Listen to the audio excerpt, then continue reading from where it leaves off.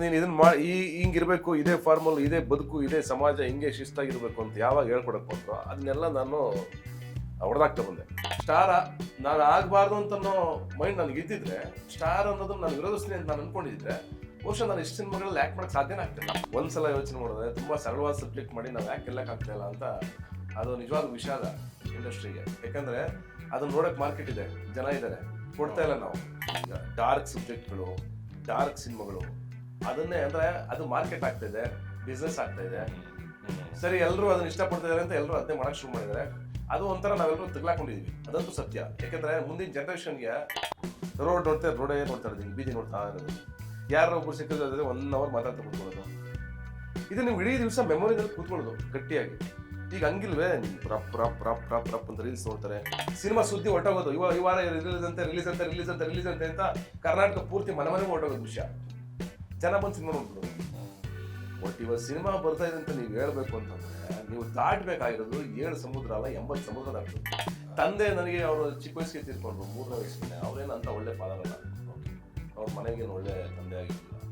ಅವನು ಶೂರತ್ವ ಇತ್ತು, 10ಊರಿಗೆ ಒಂಥರ ಪವರ್ಫುಲ್ ಪರ್ಸನ್ ಆಗಿದೆ. ಬಟ್ ಮನೆಗೆ ನಮಗೆ ಅಷ್ಟೊಂದು ಉಪಕಾರಿ ಆಗಿರಲಿಲ್ಲ. ಈ KGF ಅಂತ ಒಂದು ಸಿನಿಮಾ ಮಾಡ್ತೀನಿ, ಅಥವಾ KGF ತಗೊಂಡೋಗಿ ನಾನು ಹಿಂದಿ, ಕನ್ನಡ, ತಮಿಳು, ತೆಲುಗು ಎಲ್ಲ ಕಡೆ ಆಲ್ ಓವರ್ ದ ಇಂಡಿಯಾ ನಾನು ರೀಚ್ ಮಾಡ್ತೀನಿ ಅಂತ ಯಶ್ ಅವತ್ತು ಹೇಳಿದ್ರೆ ಇವ್ನು ಯಾರೋ ಹುಚ್ಚ ಹಾಕ್ಕೊಂಡು ಮಾಡಾದ್ಮೇಲೆ ಎಲ್ಲರೂ ಬಿಲೀವ್ ಮಾಡ್ತಾರೆ. ಇದು ಹೊಸ ಸಿನಿಮಾ ಅಂತಾನೆ ನೋಡಿ. ನೀವು ನನ್ನ ಇಲ್ಲಿ ತಮಿಳ್ ಕರ್ನಾಟಕ ಹೀರೋ ನೋಡೋದೇ ಬೇಡ, ನೀವು ಅವ್ನು ಬಿಟ್ಬಿಡಿ ಸೈಡ್ಗೆ. ಹೊಸ ಹುಡುಗ ಯಾರೋ ಒಂದು ಹೊಸ ಸಿನಿಮಾ ಮಾಡಿದ್ರೆ ಏನು ಮಾಡಿದ್ರೆ ನೋಡೋಣಪ್ಪ, ಟ್ರೈಲರ್ ಇಂಪ್ರೆಸ್ ಆಯ್ತಾ, ಸಿನಿಮಾ ನೋಡಿ. ಸಿನಿಮಾ ನೋಡಿದ್ಮೇಲೆ ಇಷ್ಟ ಆಯ್ತಾ 4 ಜನಕ್ಕೆ ಕೇಳಿ. ಈ ಲಾಜಿಕ್ ಮೇಲೆ ನಾನು ಕೆಲಸ ಮಾಡ್ತಾರೆ. ನಾನು ಯಾವ ರೆಫರೆನ್ಸ್ ಮೇಲೆ ಕೆಲಸ ಮಾಡ್ತೇನೆ, ನನ್ನನ್ನು ಮುಂದಕ್ಕೆ ಇಟ್ಕೊಂಡು ಕೆಲಸ ಮಾಡ್ತೇನೆ. ನಾನು ಸಿನಿಮಾ ಮುಂದಕ್ಕೆ ಇಟ್ಕೊಂಡೆ ಕೆಲಸ ಮಾಡ್ತೇನೆ. ನಾನು ಇನ್ನೂ ನೆನಪಿದೆ, JP ನಗರದಲ್ಲಿ ಒಂದು ಸಿಂಗಲ್ ಬೆಡ್ರೂಮ್ ಮನೆಯಲ್ಲಿ ಇದ್ದೆ. ಒಂದು ಸಣ್ಣ ಮನೆ, ಸಿಂಗಲ್ ಬೆಡ್ರೂಮ್ ಅಲ್ಲ. ಆ ಮನೆಯಲ್ಲಿ ಇರ್ಬೇಕಾದ್ರೆ ನಾನು ಮಧ್ಯರಾತ್ರಿ ಎದ್ಬಿಡ್ತಾ ಇದ್ದೆ, ಕಪ್ಪಲ್ಲಿ ಹೆಚ್ಚಳ ಆಗೋದು, ಹಿಂಗೆ ಎತ್ಕೊಂಡು ಏನೋ ಸಿನಿಮಾಗಳು ಮಾಡ್ಬಿಟ್ಟಿದ್ರೆ ಬೈಬೋದು ನನಗೆ, ನೀವು ಏನು ಹೇಳ್ತಾವೆ, ಒಂದು ಮಾತಾಗಿ ಕೇಳಬೇಕು ಅಂತ. ಬಟ್ ನಾನೊಂದು ಅಷ್ಟು ವರ್ಷ ಮಾಡಿದ್ದೀನಿ, ಆ ಜರ್ನಿ ಇದೆ. ನನ್ನನ್ನು ನಂಬಿ ನೀವು ಥಿಯೇಟ್ರ್ ಒಳಗೆ ಬನ್ನಿ.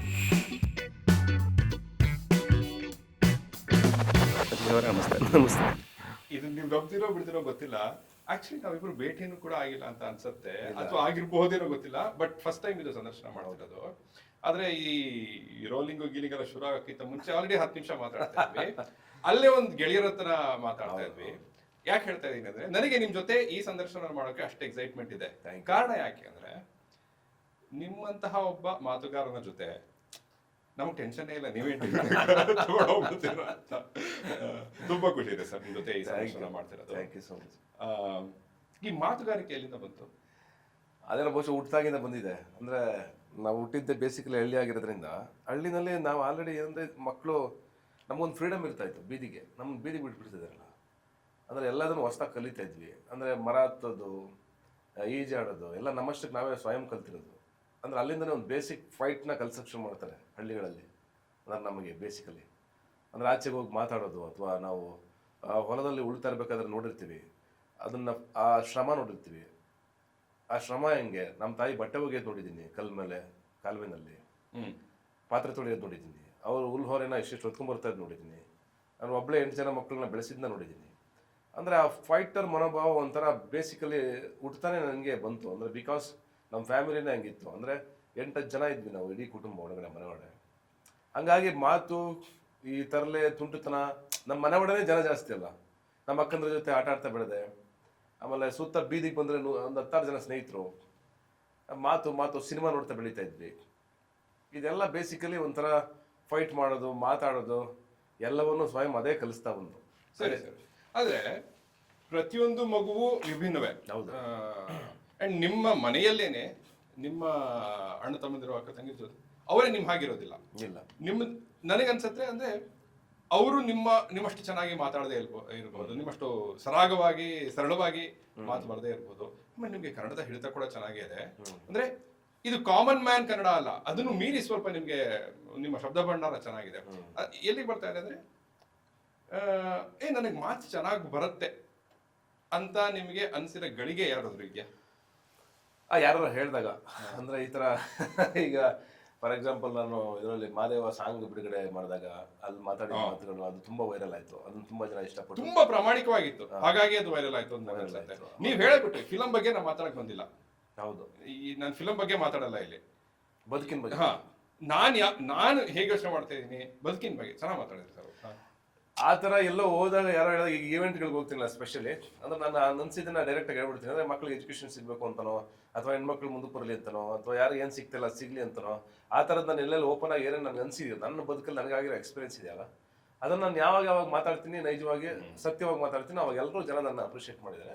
ಅವಾಗ ನನಗೆ ಅನ್ಸಿದೆ ಓಕೆ ನಾನು ಹೋಗ್ತಾ ಇರೋ ದಾರಿ ಸರಿ ಇದೆ, ನಾನೇನು ಹೇಳಕ್ ಹೊಡ್ತಾ ಇದ್ದೀನಿ ಅದನ್ನ ಸ್ಟ್ರೈಟಾಗಿ ಹೇಳ್ತಾ ಇದ್ದೀನಿ, ಅದರಲ್ಲಿ ಏನು ತಪ್ಪಿಲ್ಲ.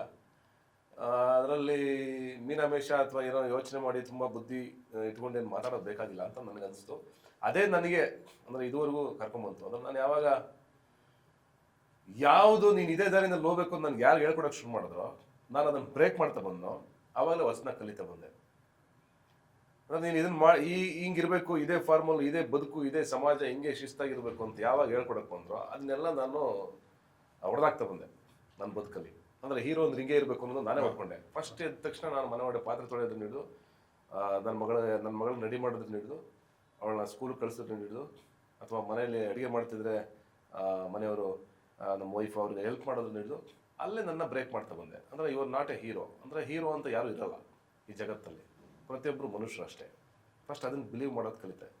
ಅದು ಕಲಿತಾ ನನ್ನಷ್ಟಕ್ಕೆ ಬದುಕು ಎಲ್ಲನೂ ಕಲಿಸ್ತಾ ಬಂತು. ಎಲ್ಲರೂ ಸಮಾನವಾಗಿ ನೋಡೋದು, ಎಲ್ರಿಗೂ ಎಲ್ಲವೂ ಸಿಗಬೇಕು ಅಂತ ಅನ್ನೋ ಆಸೆ. ಅದು ನನ್ನ ಒಳಗಡೆ ಎಲ್ಲ ನನ್ನೇ ಬೆಳೆಸ್ತಾ ಅಥವಾ ನನಗೆ ಆ ಸೆನ್ಸಿಬಿಲಿಟಿ ತಂದು ಕೊಡ್ತಾ ಅಥವಾ ನಾನು ಸೆನ್ಸಿಬಲ್ ಆಗಿದ್ದೀನಾ ಇಲ್ವಾ ನಂಗೆ ಗೊತ್ತಿಲ್ಲ. ಒಟ್ಟು ನಾನೊಂದು ದಾರಿ ಕಂಡ್ಕೊಂಡು ಹೋಗ್ತಾ ಇದ್ದೀನಿ. ನಿಮಗೆ ಈ ಹೀರೋ ಈ ಸ್ಟಾರ್ ಆಗಬೇಕು ಅನ್ನೋ ಸೆಳೆತ ನನ್ನ ಪ್ರಕಾರ ಎಲ್ಲ ಹೀರೋಗಳಿಗೂ ಇದ್ದೇ ಇರುತ್ತೆ.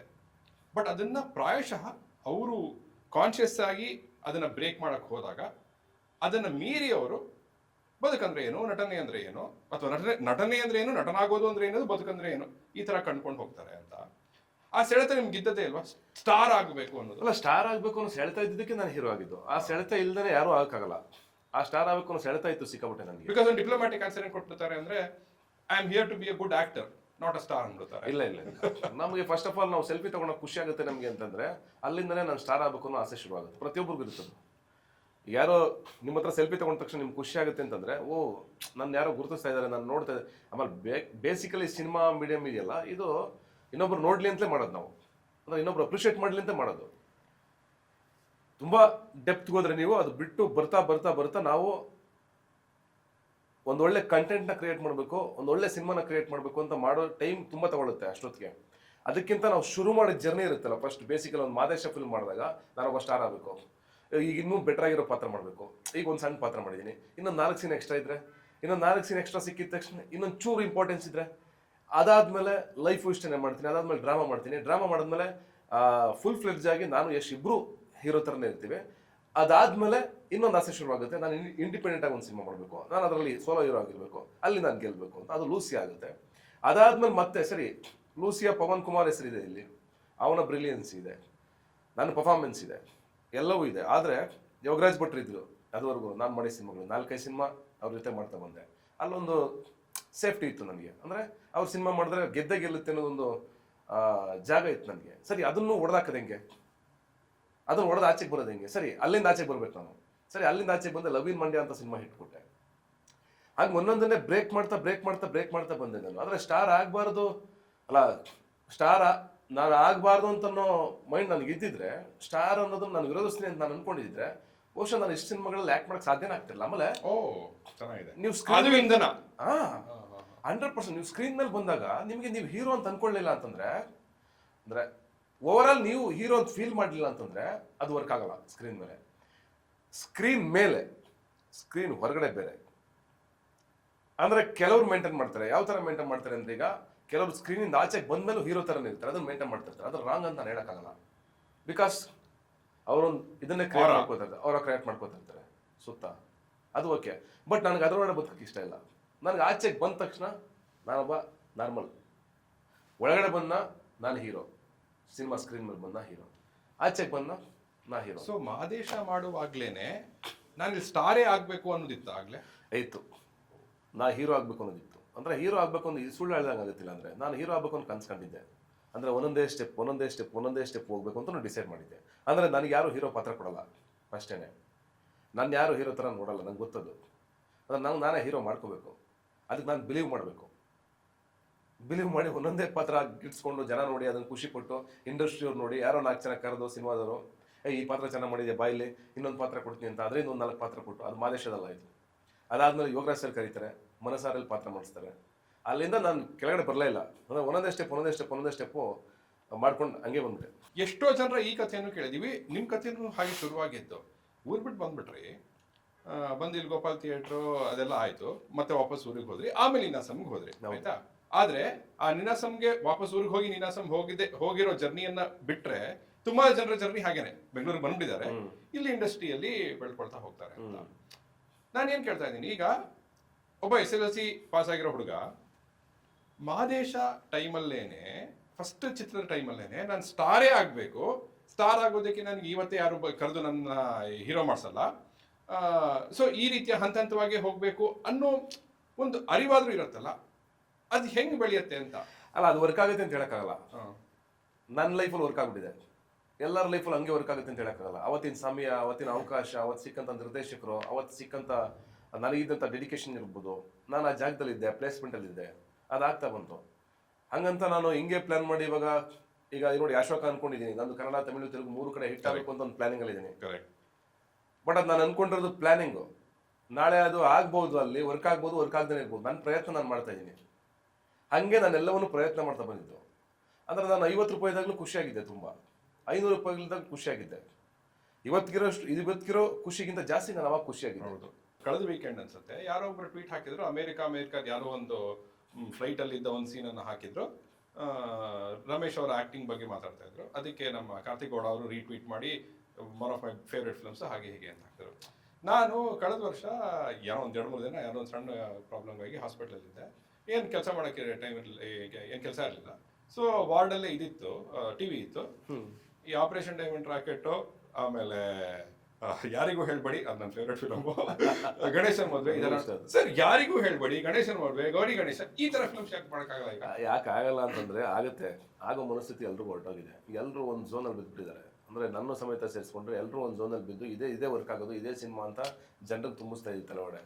ಅಂದರೆ ಒಂದ್ಸಲ ಯೋಚನೆ ಮಾಡಿದ್ರೆ ತುಂಬ ಸರಳವಾದ ಸಬ್ಜೆಕ್ಟ್ ಮಾಡಿ ನಾವು ಯಾಕೆ ಗೆಲ್ಲಕ್ಕಾಗ್ತಾ ಇಲ್ಲ ಅಂತ ಅದು ನಿಜವಾಗ್ಲೂ ವಿಷಾದ ಇಂಡಸ್ಟ್ರಿಗೆ. ಯಾಕಂದ್ರೆ ಅದನ್ನ ನೋಡಕ್ ಮಾರ್ಕೆಟ್ ಇದೆ, ಜನ ಇದ್ದಾರೆ, ಕೊಡ್ತಾ ಇಲ್ಲ ನಾವು. ಸಿಂಪಲ್ ಸಿನಿಮಾಗಳನ್ನ ಕೊಡ್ತಾರೆ. ಯಜಮಾನ ಅಂತ ಸಿನಿಮಾ ನಿಮಗೆ ಆ ತರ ಓಡುತ್ತೆ ಅಂತಂದ್ರೆ, ಸೂರ್ಯವಂಶ ಹಂಗ ಓಡುತ್ತೆ ಅಂತಂದ್ರೆ, ಆಮೇಲೆ ಒಂದು ಬಂಗಾರದ ಮನುಷ್ಯ ಆ ತರ ವರ್ಷಾನ್ಗಟ್ಲೆ ಓಡ್ತೈತೆ ಅಂದ್ರೆ, ಅವತ್ತಿಗೂ ಇವತ್ತಿಗೂ ಏನು ಡಿಫ್ರೆನ್ಸ್ ಏನಾಗಿಲ್ಲ ಮನುಷ್ಯನ ಇದರಲ್ಲಿ. ಗಾಳಿಪಟ ತನಕ ಹೇಳ್ತೀನಿ ಸರ್, ಒಂದನೇ ಗಾಳಿಪಟ ತನಕ, ಆಫ್ಕೋರ್ಸ್ ಡ್ರಾಮಾ ತನಕ ಹೇಳ್ಬೋದು. ಪಂಚರಂಗಿ, ಡ್ರಾಮಾ, ಖಂಡಿತ ಹೇಳ್ಬೋದು. ಮನಸಾರೆ ಎಲ್ಲ ಸರಳವಾದ ಕಥೆಗಳು, ತುಂಬಾ ಸರಳವಾದ ಕಥೆಗಳು. ಅದೆಲ್ಲ ಮಿಸ್ ಆಗ್ತಾ ಇದೆ ಎಲ್ಲ ಒಂದ್ ಕಡೆ ಅಂತ ಅನಿಸ್ತದೆ. ಅಂದ್ರೆ ಎಲ್ಲ ಒಂದ್ ಕಡೆ ಬರೀ ಒಂಥರ ಏನೋ ಈ ಡಾರ್ಕ್ ಸಬ್ಜೆಕ್ಟ್ಗಳು, ಡಾರ್ಕ್ ಸಿನಿಮಾಗಳು, ಅದನ್ನೇ ಅಂದ್ರೆ ಅದು ಮಾರ್ಕೆಟ್ ಆಗ್ತಾ ಇದೆ, ಬಿಸ್ನೆಸ್ ಆಗ್ತಾ ಇದೆ. ಸರಿ, ಎಲ್ಲರೂ ಅದನ್ನ ಇಷ್ಟಪಡ್ತಾ ಇದಾರೆ ಅಂತ ಎಲ್ಲರೂ ಅದನ್ನೇ ಮಾಡಕ್ ಶುರು ಮಾಡಿದ್ದಾರೆ. ಅದು ಒಂಥರ ನಾವೆಲ್ಲರೂ ತಗ್ಲಾಕೊಂಡಿದೀವಿ, ಅದಂತೂ ಸತ್ಯ. ಯಾಕಂದ್ರೆ ಮುಂದಿನ ಜನರೇಷನ್ಗೆ ಒಂದು ಬ್ಯೂಟಿಫುಲ್ ಆಗಿರೋ ಲವ್ ಸ್ಟೋರಿ ಇಲ್ಲ. ಮಕ್ಕಳು ಕಲಿಬೇಕಾಗಿರೋದಕ್ಕೆ ಒಂದು ಏನೋ ಫ್ಯಾಮಿಲಿ ಇಮೋಷನ್ಸ್ ಇಲ್ಲ ಸಿನಿಮಾಗಳಲ್ಲಿ. ಅದೆಲ್ಲ ಒಂದ್ ಕಡೆ ಮಿಸ್ ಆಗ್ತಾ ಇದೆ ನನ್ಗೆ ಅನಿಸ್ತಾ ಇದೆ. ಅದು ಬೇಕು. ಯಾಕಂದ್ರೆ ನಾವೀಗ ಅಣ್ಣವ್ರ ಸಿನಿಮಾಗಳು ನೋಡ್ಕೊಂಡ್ ಬೆಳೆದ್ವಿ, ವಿಷ್ಣು ಸರ್ ಸಿನಿಮಾಗಳು ನೋಡ್ಕೊಂಡ್ ಬೆಳೆದ್ವಿ. ಆಮೇಲೆ ಮುಂಚೆ ಎಲ್ಲ ಹೇಳ್ತಾ ಇದ್ರು, ಈ ಸಿನಿಮಾಗಳು ನೋಡಿದ್ರೆ ಸಾಕು ಮನುಷ್ಯ ಹೆಂಗಿರ್ಬೇಕು ಅಂತ ಕಲ್ತ್ಕೋಬಹುದು ಅಂತ. ಆ ಥರದ ವ್ಯಾಲ್ಯೂಸ್ ಆದ್ರೂ ಇತ್ತು ಕುತ್ಕೊಂಡು ನೋಡಕ್ಕೆ ಇವತ್ತು ಫ್ಯಾಮಿಲಿಗಳಿಗೆ. ನೀವು ಹಳೆ ಸಿನಿಮಾಗಳು ತೆಗೆದು ನೋಡಿ ಯೂಟ್ಯೂಬಲ್ಲಿ ಲಿಸ್ಟು, ಅದ್ರದ್ದು ವ್ಯೂಸ್ ಜಾಸ್ತಿ ಇರುತ್ತೆ ತುಂಬ. ಯಾಕೆ ಇವತ್ತು ಆ ಥರ ಸಿನಿಮಾಗಳು ನೋಡ್ತಾ ಇದ್ದಾರೆ? ನಮಗೀಗ ನಾವು ಎಲ್ಲ ಸಿನಿಮಾಗಳನ್ನೂ ಒಂಥರ ಡಾರ್ಕ್ ಕಡೆಗೆ ಎಳ್ಕೊಂಡು ಹೋಗ್ತಾ ಇದೀವಿ. ಆಮೇಲೆ ನೋಡೋರ್ಗು ಏನಾಗುತ್ತೆ ಗೊತ್ತಾ, ಇಂಪ್ಯಾಕ್ಟ್ ನೆಕ್ಸ್ಟ್ ಜನರೇಷನ್ ಮಕ್ಕಳಿಗೆ ಅವ್ರಿಗೂ ಒಂಥರ ಅದೇ ಬರೋದು. ಅಂದ್ರೆ ಅವರು ಬೇರೆ ಥರ ಯೋಚನೆ ಮಾಡೋಕ್ಕಾಗಲ್ಲ, ಒಂಥರ ಲೈಫನ್ನೇ ಆ ಥರ ಅದ್ರಲ್ಲಿ ಮುಳುಗೋಗ್ಬಿಡ್ತಾರ ಅಂತ. ಅಂದ್ರೆ ಮುಂದಕ್ಕೆ ಅವರು ಅದನ್ನೇ ಕ್ಯಾರಿ ಆಗ್ಬಿಡುತ್ತಾ ಅಂತ. ನೀವೊಂದು ಅದ್ಭುತವಾದ ಮಾತು ಹೇಳಿದ್ರಿ. ಇವರು ಮೋಸ್ಟ್ಲಿ ರ್ಯಾಪಿಡ್ ರಶ್ಮಿ ಅವರ ಇಂಟರ್ವ್ಯೂನಲ್ಲಿ ಅನ್ಸುತ್ತೆ, ನನ್ನ ಮಗಳಿಗೆ ಅವಳು ಬೋರ್ ಅಂತಾಳೆ, ಬೋರ್ ಆಗ್ಬೇಕು, ಬೋರ್ ಆಗೋದನ್ನು ಕಲ್ತ್ಕೋ ಹೇಳಿದ್ರಿ. ಅದೀಗ ಆಕ್ಚುಲಿ ಒಂದು ದೊಡ್ಡ ವೆಸ್ಟರ್ನ್ ವರ್ಲ್ಡ್ ಅಲ್ಲೂ ಅದೊಂದು ದೊಡ್ಡ ಟಾಪಿಕ್ ಆಗಿದೆ. ಬೋರ್ಡಮ್ಗೆ ಯೂಸ್ ಆಗಿ ನಮ್ಮ ತಲೆಗಳು ನಾನ್ ಸ್ಟಾಪ್ ಆಗಿ ರೆಸ್ಟ್ಲೆಸ್ ಆಗಿ ಕೆಲಸ ಮಾಡ್ತಾ ಇದೆ, ಕೆಟ್ಟದದು. ಸುಮ್ಮನೆ ಕೂರೋದನ್ನ ಕಲಿಯಿರಿ. ಹೌದು, ಅವಳಿಗೆ ಎಲ್ಲ ಸರನು ನಂಗೆ ಬೋರ್ ಆಗುತ್ತಪ್ಪ ಅಂತಂದ್ರೆ ಅದೇ ಹೇಳ್ತೀನಿ. ನೀವು ಬೋರ್ ಆದ್ರೆ ಆಗ್ಲಿ, ಇಟ್ಸ್ ಓಕೆ ಫೈನ್. ಅದೊಂದು ನಮ್ಮ ಏನಾದ್ರು ಪ್ರಕ್ರಿಯೆ. ಅದು ನಮ್ಮ ಬಾಡಿನಲ್ಲಿರುವಂಥ ಬೋರ್ ಆಗೋದು, ಖುಷಿ ಆಗೋದು, ಸಂತೋಷ ಆಗೋದು, ದುಃಖ ಆಗೋದು, ಕೋಪ ಬರೋದು ಎಲ್ಲ ಸಹಜ. ಅದು ಬೋರ್ ಆಗ್ಬೇಕು ನಿನಗೆ. ನೀನು ಬೋರ್ ಆದ ತಕ್ಷಣ ಏನೋ ಮಾಡ್ಲೇಬೇಕು, ಟಿವಿ ನೋಡ್ಬೇಕು, ಇಲ್ಲ ಮೊಬೈಲ್ ನೋಡ್ಬೇಕು, ಇಲ್ಲ ಆಟ ಆಡಿಸ್ಬೇಕು, ಇಲ್ಲ ಏನೋ ಮಾಡ್ಬೇಕು, ಎಂಗೇಜಿಂಗ್ ಆಗಲೇಬೇಕು ಅಂತಂದ್ರೆ ಅದು ತುಂಬಾ ಅಬ್ನಾರ್ಮಲ್ ಅದು. ನಿಜವಾಗ್ಲು. ಬಟ್ ಈಗ ನಾರ್ಮಲ್ ಆಗ್ಬಿಡಿದೆ, ಯಾಕೆಂದ್ರೆ ಪ್ರತಿಯೊಂದು ಮಿನಿಟ್ ಇಂಪಾರ್ಟೆಂಟ್, ಪ್ರತಿಯೊಂದು ಮಿನಿಟ್ ಅನ್ನು ಪ್ರೊಡಕ್ಟಿವ್ ಆಗಿ ಯೂಸ್ ಮಾಡ್ಕೋ, ಈ ತರದೆಲ್ಲ ತಲೆ ತುಂಬಿ ಈ ಮಾರ್ಕೆಟಿಂಗ್ ಇದೆಲ್ಲ ಅಲ್ವಾ? ಮಾರ್ಕೆಟಿಂಗ್ ಆಮೇಲೆ ಮನುಷ್ಯ ನೆಮ್ಮದಿಯಾಗಿರಕ್ಕೆ ಬಿಡಲ್ಲ ಯಾರು. ಆದ್ರೆ ತಲೆಗೆ ಹಿಂಗಿರು, ಇದನ್ನ ತಿನ್ನು, ಅದನ್ನು ಉಣ್ಣು, ಎಷ್ಟು ಸರ್ ಮಾಡು, ಪ್ರೋಟೀನೇ ತಿನ್ಬೇಕು, ಇನ್ನೇನೋ ಅಪ್ಪ ಅದು ಕೇಳಿಸ್ಕೊಂಡು ಇದೆಲ್ಲ ಮಾರ್ಕೆಟಿಂಗ್ ಅಂತ. ಎಲ್ಲ ಮಾರ್ಕೆಟಿಂಗ್ ಒಂದ್ ಕಡೆಯಿಂದ ಎಲ್ಲ ಪ್ರೋಟೀನ್ ಕಂಪ್ನಿಗಳು ಸೇಲ್ ಮಾಡ್ತಾ ಇರ್ತವೆ, ಎಲ್ಲ ಸೇಲ್ ಮಾಡ್ತಾ ಇರ್ತವೆ, ಎಲ್ಲ ಸೇಲಿಂಗ್ ಎಲ್ಲ ಪಾಪ. ಆಮೇಲೆ ಬ್ರೇನ್ ಹಂಗಾಗಿದೆ ಅಂದ್ರೆ, ನಿಮ್ಗೆ ಬ್ರೇನ್ಗೆ ಮುಂಚೆ ಹೆಂಗಿತ್ತು ಅಂದ್ರೆ, ನಮ್ಮ ಬ್ರೇನು ದೀರ್ಘವಾಗಿ ಅಬ್ಸರ್ವ್ ಮಾಡ್ತಾ ಇತ್ತು ಒಂದೊಂದು ವಿಷಯನ. ಅಂದ್ರೆ ನಾನು ಚಿಕ್ಕ ವಯಸ್ಸಲ್ಲಿ ನೋಡಿರೋ ನಿಂಗಣ್ಣನು ಗೊತ್ತು ನನಗೆ, ಅವನ ಮಗ ಸಿದ್ದರಾಜನು ಗೊತ್ತು, ಅವನ್ ಮದುವೆ ಆಗಿರೋದು ಯಾವ್ರು ಅಂತಾನು ಗೊತ್ತು, ಇಲ್ಲ ನಮ್ಮ ಪಕ್ಕದ ಮನೆ ಸಿದ್ದೇಗೌಡನು ಗೊತ್ತು, ಸ್ವಾಮಿನೂ ಗೊತ್ತು, ಅವ್ರು ಯಾವ ಮದುವೆ ಆಗಿದ್ದಾರೆ ಅಂತ ಗೊತ್ತು, ಅವ್ರ ಮಕ್ಕಳ ಹೆಸರು ಗೊತ್ತು ನನಗೆ. ಆದ್ರೆ ಇವತ್ತಿಗೆ ಯಾಕೆ ಗೊತ್ತಾಗಲ್ಲ ಅಂತಂದ್ರೆ, ಟೂ ಮಚ್ ಲೋಡ್ ಮಾಡ್ತಾ ಇದೀವಿ ಬ್ರೈನ್ಗೆ. ಅಂದ್ರೆ ನೀವು ರೀಲ್ಸ್ ನೋಡ್ತಾ ಇದ್ರಿ ನೀವು, so many information, so many overload ಆಗ್ತಾ ಇದೆ. ಅದಕ್ಕೆ ಸೈಂಟಿಸ್ಟ್ಗಳು ಏನ್ ಹೇಳ್ತಾ ಇದಾರೆ ಅಂತಂದ್ರೆ, ಅಷ್ಟು ಓವರ್ಲೋಡ್ ಆಗಿ ಬ್ರೈನ್ ನಿಮ್ಗೆ ಯಾವ್ದು ಮೆಮೊರಿ ನಿಲ್ತಾ ಇಲ್ಲ ಅಂತ, ಸ್ಪಾಯ್ಲ್ ಆಗ್ತಾ ಇದೆ ಮೆಮೊರಿ ಅಂತ. ಹೋಗ್ತಾ ಹೋಗ್ತಾ ನೆಕ್ಸ್ಟ್ ಜನರೇಷನ್ ನಿಮ್ಗೆ ಮೆಮೊರಿ ಅನ್ನೋದು ನಿಲ್ಲದೇ ಇಲ್ಲ. ಅಂದ್ರೆ ನಾನು ಹೇಳ್ತಾ ಇರೋದು, ಈಗ ಒಂದ್ ದಿವಸ ಅಂದ್ರೆ ನಮ್ಗೆ ಅವಾಗ ಊರಲ್ಲಿ ಇದ್ದಾಗ ದೊಡ್ಡದಾಗಿ ಫೀಲ್ ಆಗೋದು, ರಪ್ಪ ಅಂತ ಹೊಟ್ಟೋಗುತ್ತೆ ಒನ್ ಡೇ. ಊರಲ್ಲೂ ಅಷ್ಟೇ ಅಲ್ಲ, ಈಗ ಅಲ್ಲ, ಊರಲ್ಲಿ ನಿಮ್ಗೆ ಸ್ಲೋ ಆಗಿ ಫೀಲ್ ಆಗೋದು ಒಂದೇ. ಹೌದು, ಹಂಗೆ ಆ ಟೈಮಲ್ಲಿ ಅವಾಗ, ಯಾಕಂದ್ರೆ ಮೊಬೈಲ್ ಇರಲಿಲ್ಲ ನಮ್ಗೆ, ಇನ್ನೊಂದು ಆಪ್ಷನ್ ಇರಲಿಲ್ಲ. ಸೂರ್ ನೋಡ್ತಾ ಇದ್ರೆ ಕೂತ್ಕೊಂಡು ಸೂರ್ಯ ನೋಡ್ತಾ ಇರೋದು ಅರ್ಧ ಗಂಟೆ, ರೋಡ್ ನೋಡ್ತಾ ರೋಡೇ ನೋಡ್ತಾ ಇರೋದು, ಬೀದಿ ನೋಡ್ತಾ ಇರೋದು, ಯಾರೋ ಒಬ್ರು ಸಿಕ್ಕಿದ್ರೆ 1 ಅವರ್ ಮಾತಾಡ್ತಾ ಕೂತ್ಕೊಳ್ಳೋದು. ಇದು ನೀವು ಇಡೀ ದಿವಸ ಮೆಮೊರಿನಲ್ಲಿ ಕೂತ್ಕೊಳ್ಳೋದು ಗಟ್ಟಿಯಾಗಿ. ಈಗ ಹಂಗಿಲ್ವೇ, ನಿಮ್ ರಪ್ ರಪ್ ರಪ್ ರಪ್ ರಪ್ ಅಂತ ರೀಲ್ಸ್ ನೋಡ್ತಾರೆ, ಇಲ್ಲ ಏನೋ ಈವೆಂಟ್ ಆಗಬೇಕು, ಇಲ್ಲ ನಿಮ್ಗೇನೋ ಖುಷಿ ಆಗಲೇಬೇಕು, ಖುಷಿ ಆಗೋ ಥರದ್ದು ಮಾಡಲೇಬೇಕು. ಅವ್ರು ಯಾರೋ ಕಾರಲ್ಲಿ ಹೋದ್ರು, ಅವ್ರ್ಯಾರೋ ಟ್ರಿಪ್ ಹೋಗಿದ್ದಾರೆ, ಅಲ್ಲಿ ಟ್ರಿಪ್ ಹೋಗ್ಬೇಕು. ಲಾಸ್ಟ್ ಟೈಮ್ ನಾನು ಕೇಳಿದೆ, ಮನಾಲಿನಲ್ಲಿ 1.5 5 ಕಿಲೋಮೀಟರ್ 10 ಕಿಲೋಮೀಟರ್ ಜಾಮ್ ಅಂತೆ. ಅಂದ್ರೆ ಇದ್ರ ಮೇಲೆ ಬೆಟ್ಟದ ಮೇಲ್ಗಡೆ ಜಾಮ್ ಅಂತೆ, ಅಂದ್ರೆ ಕಾರ್ಗಳು. ಅಂದ್ರೆ ಆ ಲೆವೆಲ್ಗೆ ನಾವೆಲ್ಲ ತಲುಪಿಬಿಟ್ಟಿದ್ದೀವಿ. ಇದರಿಂದ ನಮ್ಮನ್ನು ನಾವು ಬಿಡಿಸ್ಕೋಬೇಕು. ಆ ಬಿಡಿಸ್ಕೊಳ್ಳೋದ್ರ ಕಡೆ ನಾನಿದ್ದೀನಿ. ಅಂದ್ರೆ ಹೆಂಗ್ ಬಿಡಿಸ್ಕೋಬೇಕು ನಾನು ಅಂತ. ಸರ್, ಈಗ ನಮಗೆ ಸಿಟಿಯಲ್ಲಿ ಹೀಗೆ ಅನ್ನಿಸ್ತಾ ಇದೆ, ಬಟ್ ಐ ಫೀಲ್ ಹಳ್ಳಿಗಳಲ್ಲೂ ಏನ್ ವ್ಯತ್ಯಾಸ ಇಲ್ಲ, ಹಳ್ಳಿಯಲ್ಲೂ ಇದೆ ರೆಸ್ಟ್ಲೆಸ್ನೆಸ್ ಬಂದ್ಬಿಟ್ಟಿದ್ಯೇನೋ ಅಂತ ಅನ್ಸುತ್ತೆ. ಬಹುಶಃ ನನಗನ್ಸುತ್ತೆ, ಎಲ್ಲ ಮೊಬೈಲ್ ನೋಡ್ಕೊಂಡು ಎಲ್ಲ ಅದರಲ್ಲೇ ಎಂಗೇಜಿಂಗ್ ಆಗ್ಬಿಟ್ಟಿರ್ತಾರೆ ಎಲ್ಲರೂ, ಪ್ರತಿಯೊಬ್ಬರು. ಅಟ್ಲೀಸ್ಟ್ ಹಳ್ಳಿನಲ್ಲಿ ಅಂದ್ರೆ ಉಸಿರಾಡಕ್ಕೆ ಒಂದು ಚೆನ್ನಾಗಿರೋ ಗಾಳಿ ಇದೆ, ಓಡಾಡಕ್ಕೆ ಜಾಗ ಇದೆ. ನಮ್ಗದಿಲ್ಲ. ಮೋಸ್ಟ್ ಕಂಜೆಸ್ಟೆಡ್ ಸಿಟಿ ಜಗತ್ತಲ್ಲಿ 2ನೇದು ನಮ್ಮದು, ಮೆಕ್ಸಿಕೋ ಬಿಟ್ರೆ ಬ್ಯಾಂಗ್ಳೂರು. ಅಲ್ಲಿ ನಾವು ಬದುಕ್ತಾ ಇರೋದು. ಇಷ್ಟು ಸಫಕೇಶನು, ಈ ಪೊಲ್ಯೂಷನು, ಇಷ್ಟು ಕೆಟ್ಟ ಗಾಳಿ, ಇದ್ರ ಮಧ್ಯೆ ನಾವೆಲ್ಲ ಸಸ್ಟೈನ್ ಆಗ್ತಾ ಇದೀವಿ, ನಾವೆಲ್ಲ ಸರ್ವೈವ್ ಆಗ್ತಾ ಇದೀವಿ. ನಾವೆಲ್ಲ ಯಾರಿಗೋಸ್ಕರ ಸರ್ವೈವ್ ಆಗ್ತಾ ಇದೀವಿ ಅಂದರೆ, 2% ಶ್ರೀಮಂತರು ಇದಾರಲ್ಲ ಅವ್ರಿಗೋಸ್ಕರ ನಾವೆಲ್ಲ ಸರ್ವೈವ್ ಆಗ್ತಾ ಇದೀವಿ. ನಾವು ಕಷ್ಟಪಡ್ತಾ ಇದೀವಿ, ನಮ್ಮ ಇಡೀ ಬದುಕನ್ನ ಅವ್ರಿಗೋಸ್ಕರ ಬದುಕ್ತಾ ಇದೀವಿ. ಅಷ್ಟೇ ದಡ್ಸಾಲ. ಇವರೆಲ್ಲ ಏನು ಮಾಡ್ತಾರೆ ಈಗ ಪಾಪ, ಅವರೆಲ್ಲ ಈಗ ನೋಡಿ, ನಮ್ಮ ಕ್ಯಾಮರಾ ಹುಡುಗ ಅಂದ್ರೆ ಅವ್ನಿಗೆ 15-20 ಸಾವಿರ ಸಂಬಳ ಕೊಟ್ಟರೆ ಅವ್ನು ಏನು ಮಾಡ್ತಾರೆ ಅನ್ಕೊಂಡಿದ್ದೀರಾ? ಅವನು ಹೋಗಿ ಊಟ ತಿಂಡಿ ಮಾಡೋಕೆ ಒಂದು 500 ರೂಪಾಯಿ ಬೇಕು, ಬಾಡಿಗೆ ಕಟ್ಟಕ್ಕೆ ದುಡ್ಡು ಬೇಕು 10,000, ಅವ್ನ ವೆಹಿಕಲ್ ದುಡ್ಡು ಬೇಕು. ಅದಾದ್ಮೇಲೆ ಏನು ಸಂಪಾದನೆ ಮಾಡಿದ್ರೆ ಇಡೀ ತಿಂಗಳು ಅವನು? ಅದರಿಂದ ಬೇರೆಯವ್ರು ಉತ್ತರ ಆಗ್ತಾ ಇರ್ತಾರೆ ಬಿಟ್ರೆ ಸರ್ವೈವಲ್ಲು.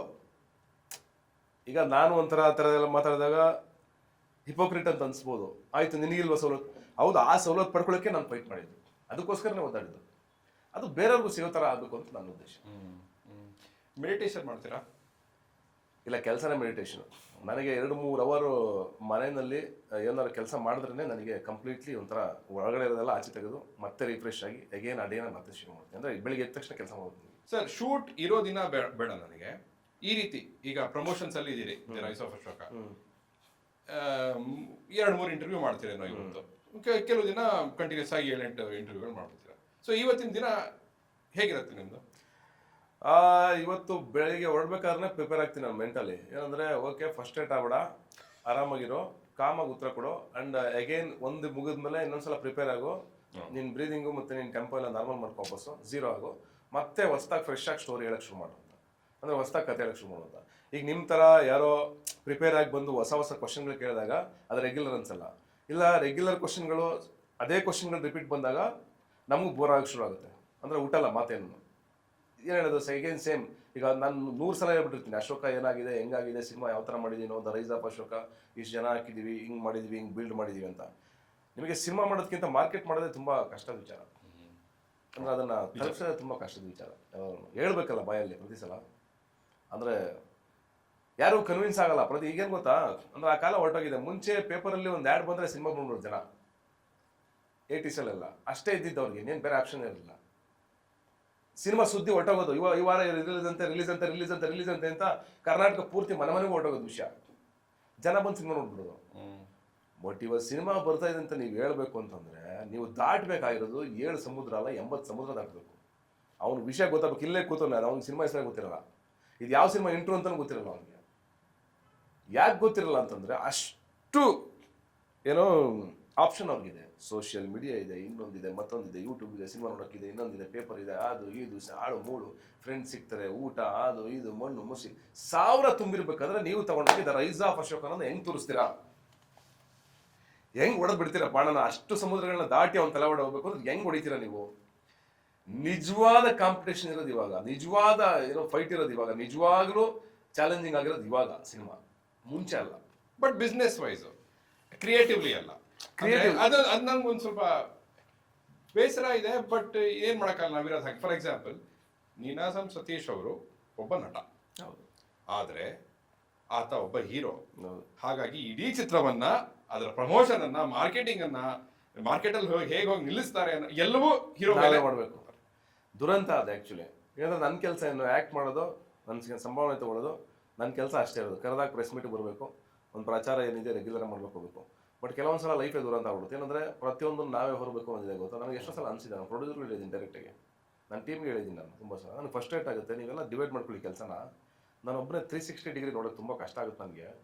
ಅಂದರೆ ಎಡಿಟಿಂಗಲ್ಲೂ ನಾನು ಹೋಗಿ ಇದು ಮಾಡಬೇಕು, ಡಿ ಐ ಕೂಡ ಹೇಳ್ತಾ ಇದ್ರಿ, ಆಮೇಲೆ ಅಟ್ಮಾಸ್ಗೆ ಹೋಗಿ ಕೂತ್ಕೋಬೇಕು ನಾನು.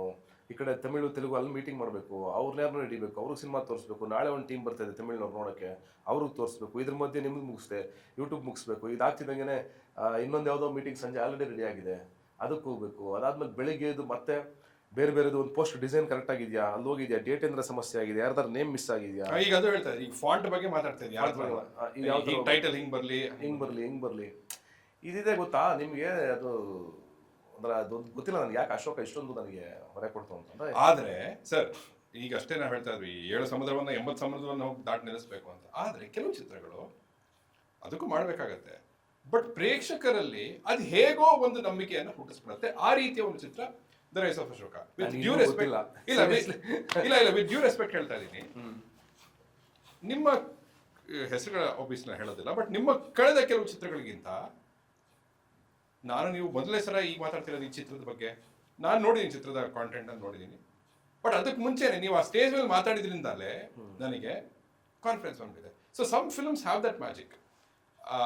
ಆಗ ನೀವು ಇನ್ನೂ ಎಕ್ಸ್ಟ್ರಾ ಎಫರ್ಟ್ ಹಾಕಿ, ಓಕೆ ಇದೇ ಆರ್ಗ್ಯಾನಿಕ್ ಆಗಿ ಹೇಗೋ ಒಂದು ಮ್ಯಾಜಿಕ್ ಅನ್ನ ಕ್ರಿಯೇಟ್ ಮಾಡಿದೆ, ಹೇಗೋ ಒಂದು ನಂಬಿಕೆಯನ್ನ ಕ್ರಿಯೇಟ್ ಮಾಡಿದೆ, ಅದನ್ನ ಹೊಡೆದು ಬಡ್ದು ಇನ್ನೊಂದು ಅಂತ ತಲುಪಿಸ್ಬೇಕು ಅಂತ ಅದು ಮೆಂಟಲಿ ಬಂದಿದೆ. ಯಾಕೆಂದ್ರೆ 3 ವರ್ಷ ಶ್ರಮ ಇದೆಯಲ್ಲ, ಆಮೇಲೆ ಏನೇನೋ ಕೇಳ್ಬಿಟ್ಟಿದ್ದೀನಿ, ಸಿಕ್ಕಾಬಿಟ್ಟೆ ಅಪವಾದಗಳು, ಮಣ್ಣು ಮಸಿ ಅದು ಇದು ಎಲ್ಲನೂ ಕೇಳ್ಬಿಟ್ಟಿದ್ದೀನಿ. ಎಲ್ಲ ತುಂಬಿ ಬ್ಲಾಸ್ಟ್ ಆಗ್ಬಿಟ್ಟಿದೆ, ಎಲ್ಲ ತುಂಬಿ ಇಲ್ಲಿಗೆ ಬಂದ್ಬಿಟ್ಟಿದೆ. ಅಂದರೆ ಈಗ ನನಗೆ ಹೆರಿಗೆ ಸಮಯ ಇದು, ಈ ಹೆರಿಗೆ ಚೆನ್ನಾಗಿ ಆಗಬೇಕು. ಇದಕ್ಕೋಸ್ಕರ ಎಷ್ಟು ಫೈಟ್ ಮಾಡೋದು ಪರವಾಗಿಲ್ಲ. ಆ್ಯಂಡ್ ಇದೊಂದು ಸಲ ನನ್ನ ಲೈಫಲ್ಲಿ ಎಷ್ಟು ಫೈಟ್ ಮಾಡ್ತೀನಿ, ಇದ್ರ ಮೇಲೆ ಮಾಡೋಕ್ಕಾಗಲ್ಲ ನನಗೆ. ಅಂದರೆ ನೆಕ್ಸ್ಟ್ ಮಾಡೋದು ನಾನು ರೆಗ್ಯುಲರ್ ಒಂದು ಸಿನಿಮಾಗೆ ಏನು ಮಾಡಬೇಕು, ಒಂದು ಸಿನಿಮಾನ ಹೆಂಗೆ ಉಳಿಸ್ಕೋಬೇಕು, ಒಂದು ಸಿನಿಮಾಗೆ ಏನು ಮಾಡಬೇಕು ಅಷ್ಟು ಮಾಡ್ತೀನಿ. ಬಟ್ ಇಷ್ಟು ಓವರ್ಲೋಡ್ ಮಾಡ್ಕೊಳ್ಳಲ್ಲ ಅಂತ ನಮ್ಮ ಮನೆಯಲ್ಲೂ ಅದು ಫೀಲ್ ಆಗಿದೆ, ಫ್ಯಾಮಿಲಿಯವ್ರಿಗೂ ಅದು ಸಿಕ್ಕಾಪಟ್ಟೆ ಫೀಲ್ ಆಗಿದೆ, ಅದು ಅನುಭವ ಆಗಿದೆ. ಅದರಿಂದ ಆಚೆಗೆ ಬರಬೇಕು ಅಂದರೆ ಇದು ಸಿನಿಮಾ ಚೆನ್ನಾಗಿ ಆಗಬೇಕು. ಸರಿ ಸರ್, ನಾವು ಫಿಲಮ್ ಬಗ್ಗೆ ಪರ್ಸನಲ್ ಲೈಫ್ ಬಗ್ಗೆ ಎರಡು ಮಿಕ್ಸ್ ಮಾಡ್ತಾ ಹೋಗೋಣ. ನಿಮಗೆ ಅಭ್ಯಂತರ ಇಲ್ಲ ಅಂದ್ರೆ ನೀವು ತಾಯಿ ಬಗ್ಗೆ ಮಾತಾಡಿದ್ದೀರಿ, ತಂದೆ ಬಗ್ಗೆ ಹೆಚ್ಚು ಮಾತಾಡಿಲ್ಲ.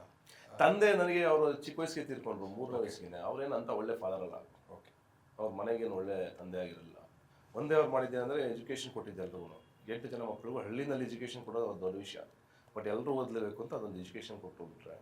ನಮ್ಮ ಅಪ್ಪನ ಬಗ್ಗೆ ಅಷ್ಟೊಂದೇನು, ಅವನು ಶೂರತ್ವ ಇತ್ತು, 10 ಊರಿಗೆ ಒಂಥರ ಪವರ್ಫುಲ್ ಪರ್ಸನ್ ಆಗಿದ್ದ. ಬಟ್ ಮನೆಗೆ ನಮಗೆ ಅಷ್ಟೊಂದು ಉಪಕಾರಿ ಆಗಿರಲಿಲ್ಲ.